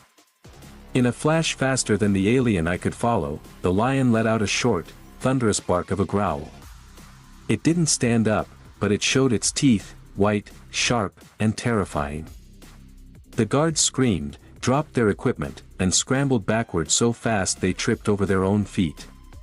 They scrambled back behind the energy shields, gasping for air. The lion, however, didn't chase them. It looked up at Leo, who was still sitting there. Leo let out a small sigh and patted the lion's neck. "Shoo, it's okay, Simba. They're just jumpy," Leo whispered. The lion huffed, a sound of pure annoyance, and then put its head back down on Leo's lap, closing its eyes again. It had sent a clear message: I am only peaceful because the human is here. If anyone else touches me, they die. The realization hit the room like a physical blow. The lion wasn't drugged, and it wasn't broken. It was fully dangerous and fully awake. It had simply chosen Leo as its person. The alien cadets began to look at Leo with a new kind of fear. It wasn't the fear you have for a monster, it was the fear you have for a master. They realized that humans didn't need claws or armor because they had the ability to command the things that did. The weak human was sitting in the middle of the room with a living weapon of mass destruction as a pillow, and he was acting like he was bored. Commander Vrax stood paralyzed. His plan to scare the cadets had backfired. Instead of making them fear the lion, he had accidentally taught them to fear the humans. He looked at the data on his screen, trying to find some logic, but there was none. On Earth, humans had spent thousands of years living alongside monsters, turning them into partners. This was a concept completely foreign to the rest of the galaxy. As Leo turned a page in his book, the lion let out a long, happy snore. The lesson had truly begun, but it wasn't the lesson the Krell had planned. It was a lesson in the terrifying power of human friendship. Commander Vrax tried to regain control of the room, but his voice lacked its usual bite. He cleared his throat, a sound like dry gravel, and gestured toward the digital chalkboard. Despite this unexpected development, the lecture will continue. We are here to study the biology of Death World hunters. All cadets must remain in their seats. However, nobody was listening to the commander. All eyes remained fixed on the center of the room, where the massive lion was still using Leo's lap as a pillow. The physical presence of the animal was overwhelming. Every time the lion took a deep breath, its large ribs expanded, pushing against the desks and making the metal floor creak. The air in the room smelled of wild earth, a mix of dry grass, old dust, and raw power. A cadet named Tkar, a tall alien with 4 blue eyes and thin, insect-like limbs, slowly raised a trembling hand. "Human Leo," Tkar whispered, his voice shaking. "My biological sensors are giving me a red alert. They say that creature has enough jaw pressure to snap my armor like a dry twig. It is a biological engine of pure destruction. Why are you not a corpse? You have no protective shell. You have no poison. You are just skin and soft bone." The other cadets leaned forward, desperate for an answer. They had been taught that the universe was a place of constant war, where the strong ate the weak. Leo's survival defied every law of nature they knew. Leo looked up from his book and gave a small, tired smile. He continued to stroke the lion's thick, golden mane, his fingers moving rhythmically through the fur. "It's about a bond that goes back thousands of years, Tkar," Leo explained in a calm, steady voice. "On Earth, we didn't just hide from the monsters in the dark. We decided to talk to them. We offered them our fire for warmth and our food for their friendship. Eventually, we stopped being enemies and started being a pack. To you, he is a Death World hunter. To me, He is a cousin from the old neighborhood. He knows I am a human, and he knows that humans and lions have a very long, very complicated history of respect. The suspense in the room grew as Leo spoke. The idea of respecting a predator was completely alien to them. In the Krell Empire, you either killed a beast or you ran from it. There was no middle ground. Leo's voice was soft, but his words carried a heavy weight. But you should be careful, Leo added, his eyes turning serious. While he is sleeping now, he is still an apex predator. He has accepted me because I am calm. If any of you make a sudden move or show aggression toward me, his instincts will flip like a switch. He isn't just sleeping, he is guarding. I am his pack member, and he will protect his pack until his last breath. Commander Vrax tried to interrupt, his face turning a deep shade of angry purple. He hated how the attention had shifted away from him. Nonsense. It is a mindless animal. It does not have loyalty. Vrax shouted, slamming his fist onto his podium. The loud bang echoed through the hall like a gunshot. Instantly, the atmosphere changed. The lion didn't jump up, but its snoring stopped. One golden eye opened halfway, glowing with a fierce, predatory light. A low, guttural vibration started in its throat, a sound so deep it made the cadet's teeth ache. The lion didn't even move its head, but it fixed its gaze directly on Vrax. It was a clear, silent warning, be quiet, or be food. Vrax froze mid-sentence, his fist still resting on the podium.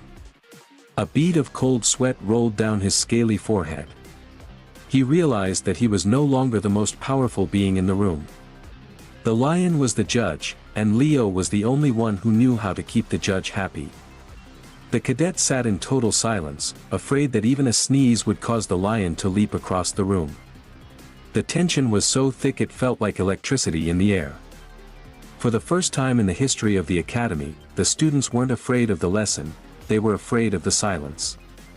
Leo reached into his pocket and pulled out a small, dried strip of jerky he had saved from his morning ration. He held it near the lion's nose. The massive predator's nostrils flared, and its tail gave a single, heavy thud against the floor. With incredible gentleness, the lion opened its mouth, showing teeth as long as human fingers, and delicately took the meat from Leo's hand. It didn't snap or bite, it was as polite as a trained dog. The aliens watched this with a mix of horror and fascination.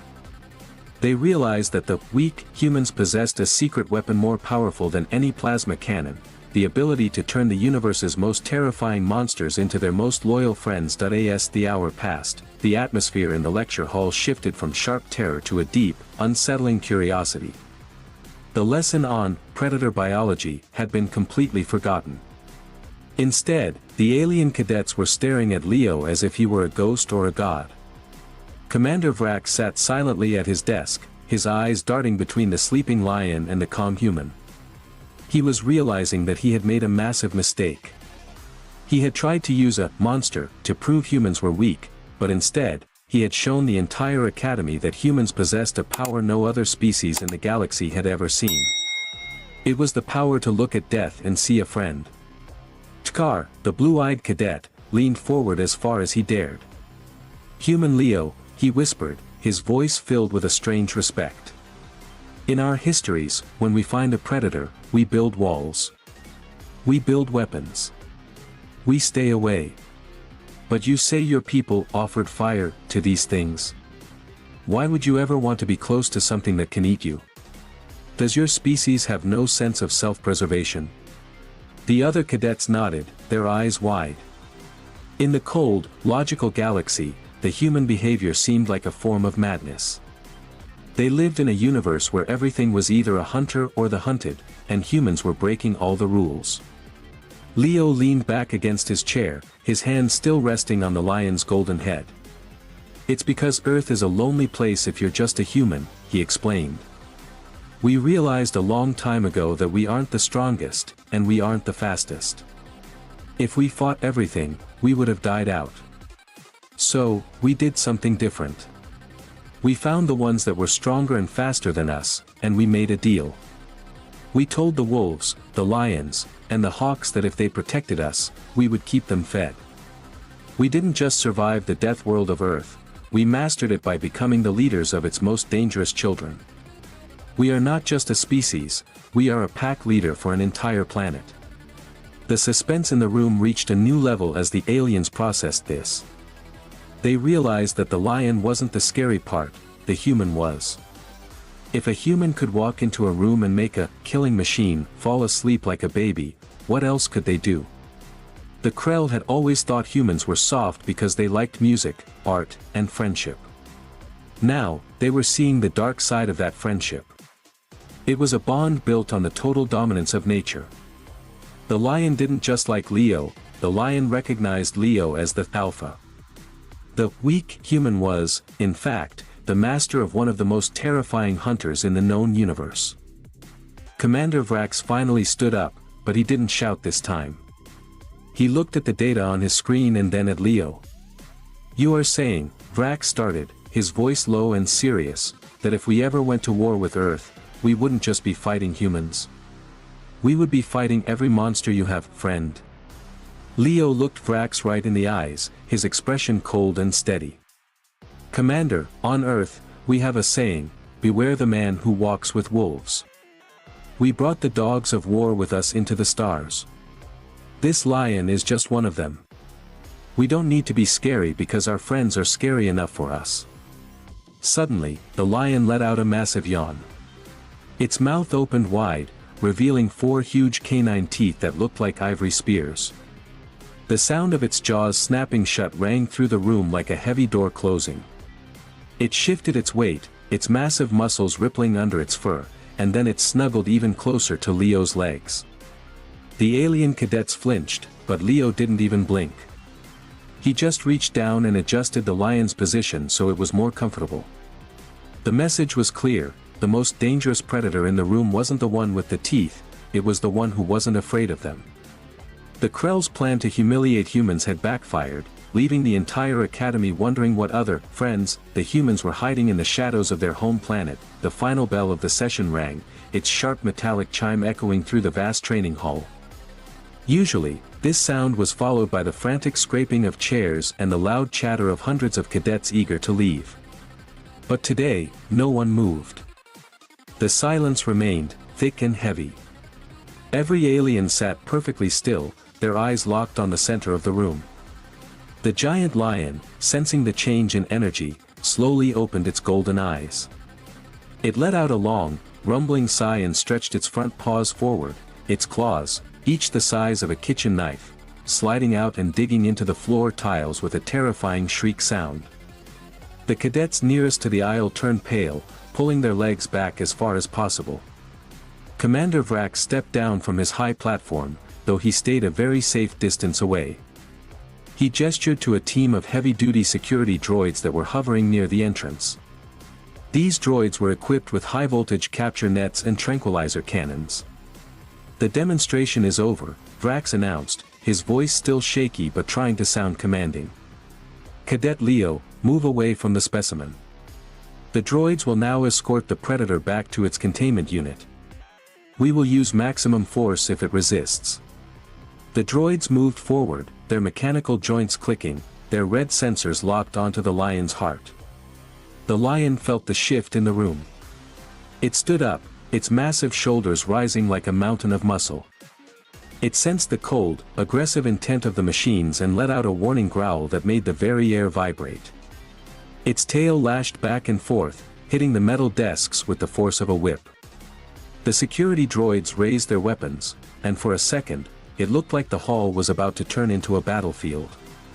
The alien cadets began to scramble over their seats, desperate to escape the inevitable crossfire. They knew that a wounded Death World Predator was the most dangerous thing in the galaxy. "Stop!" Leo shouted, his voice cutting through the tension like a blade. He stepped directly between the high-tech droids and the snarling lion. It was a suicidal move in the eyes of the aliens. One small human was standing in the middle of 2 different kinds of killing machines. Leo didn't look at the droids, he looked at the lion. He placed a firm, steady hand on the animal's broad chest, right over its beating heart. "Easy, big guy. It's okay. We're just going for a walk," Leo said softly. To the shock of everyone, the lion's growl stopped instantly.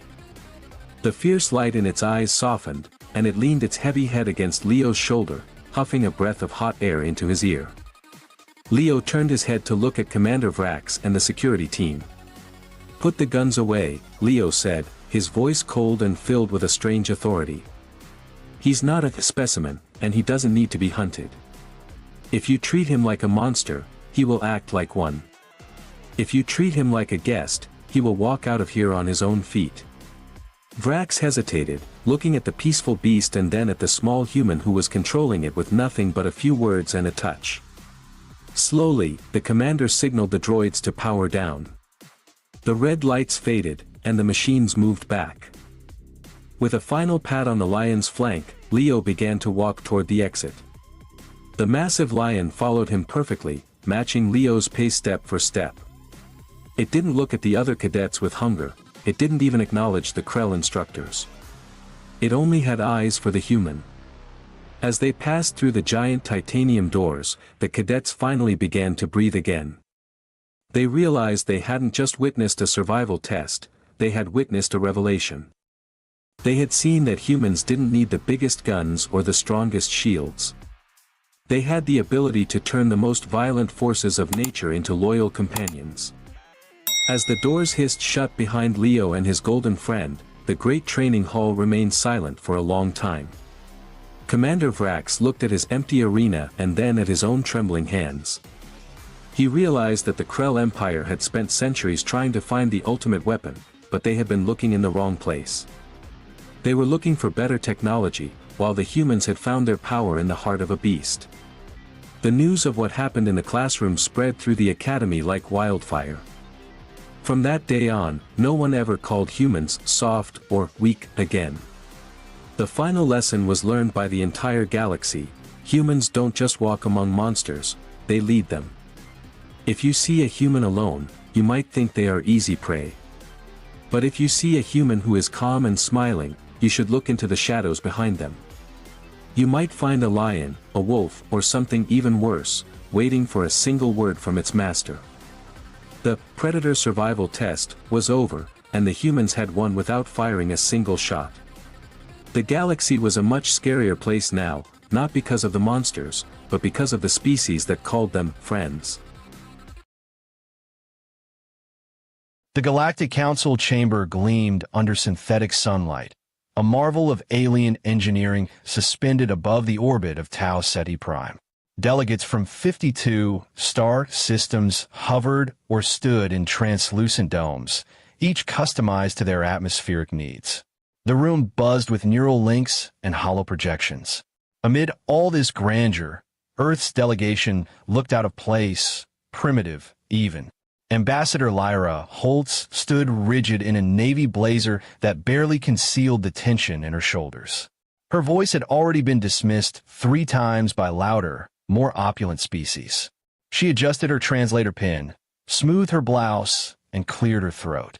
"We request consideration for operational inclusion in the Theta 9 Recon Initiative. Earth's military has unique assets." A ripple of low-frequency amusement interrupted her. The Brithari chieftain, a 3-meter-tall crustacean covered in iridescent plates, clicked his mandibles. His translator pulsed. "Your unique asset," he chortled, "brings bullets to a plasma storm." Heads turned to the side of the platform where Sergeant Cole Vance stood silent, expression unreadable beneath dark ballistic sunglasses. His uniform was basic by galactic standards: combat fatigues, worn tactical vest, and a tightly packed rucksack that hadn't been updated in decades. No hovering exosuit, no pulse weapon, just a matte black, hand-forged rifle slung over his shoulder like a relic. The Draxan diplomat, made entirely of light and floating membranes, shimmered with disdain. Is this human a warrior? He appears fragile. Lyra resisted the urge to roll her eyes. Instead, she spoke clearly. He is the most lethal combatant Earth has ever produced. A sniper, trained in distance warfare, terrain manipulation, patience. Ah, the Brit Hari boomed again. Yes, the human concept of hiding and shooting. How quaint. Perhaps he'll crouch in a bush while we do the real fighting. Cole didn't blink. He remained motionless, studying the alien delegates like he was already calculating wind drift and elevation angles. Lyra stepped forward, her voice sharpened. You asked for operatives capable of infiltration, field stability, and silent elimination under interference zones. Cole has operated in zero-comms environments his entire career. Another interruption. This time from the Solari, a feline race known for their battlefield elegance and disdain for non-energy weapons. Please, Ambassador. Humanity only just joined the Council. You've not even mapped your own Kuiper Belt. We will not risk lives on your fossils. A wave of laughter passed through the hall. Not raucous, more dismissive, as if someone had brought a toy to a war meeting. Cole finally moved. He took one step forward, slow and deliberate. The subtle rustle of his boot against the alloy floor was the only sound as the laughter tapered off. He turned his head, slowly scanning each face behind the shimmering containment domes. His voice, when it came, was low. Steady. I'm not here to impress you. That was all. No bravado. No defense. Just a flat truth dropped like a shell casing. For a moment, there was silence. The kind that precedes a storm. Then the Varnathi delegate, a crystalline entity that communicated via musical tones, chimed melodically. Curious. The human shows restraint. Intriguing. Lyra seized the opening. The Theta 9 operation is failing. Drakhet forces have learned to jam quantum comms and nullify neural links. You need boots on the ground that don't rely on grid support. You need someone who operates by instinct. Someone who doesn't panic when the lights go out. The Council murmured, processing. A few species began consulting internal channels, exchanging thought bursts too fast for human minds. One delegate, a silver-scaled Nari tactician, flicked his tendrils toward Cole. This sniper. What's his record? 237 confirmed kills, Lyra replied. 73 missions behind enemy lines. No failed exfiltration. No captured. 0 friendly casualties under his protection. Hand weapons, another delegate muttered. Obsolete. And yet, Lyra said, he's never missed. A pause. The Brit Hari leaned forward again, though this time his tone carried curiosity rather than mockery. Is he telepathic? No, she said. He's just good. Cole's hand hovered near his rifle, not touching it, just familiarizing himself with its weight.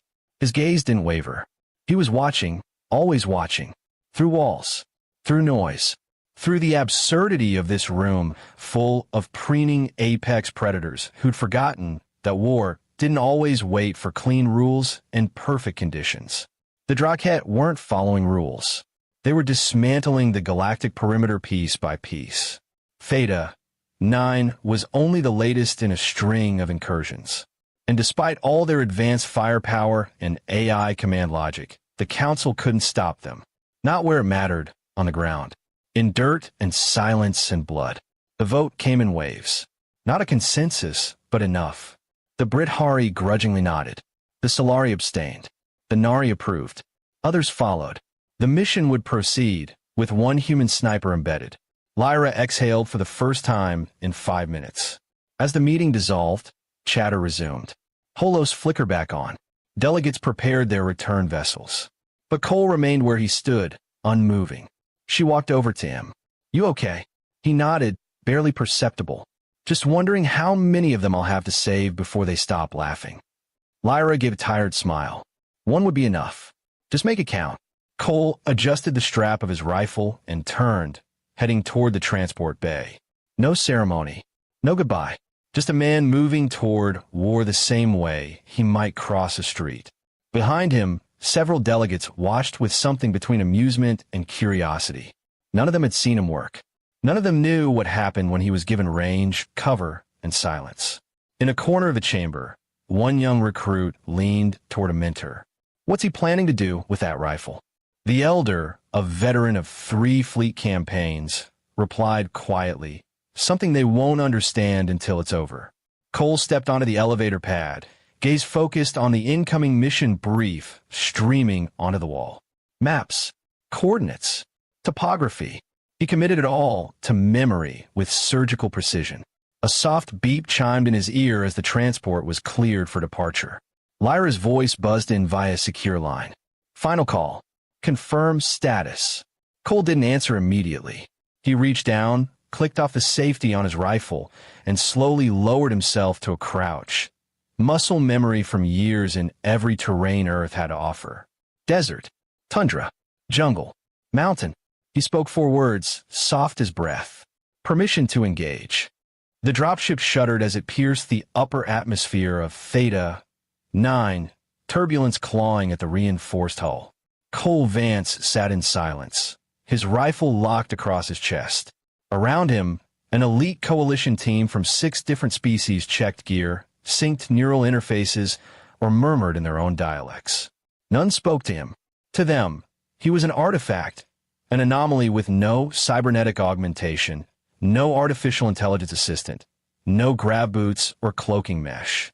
Just a human in old-world armor,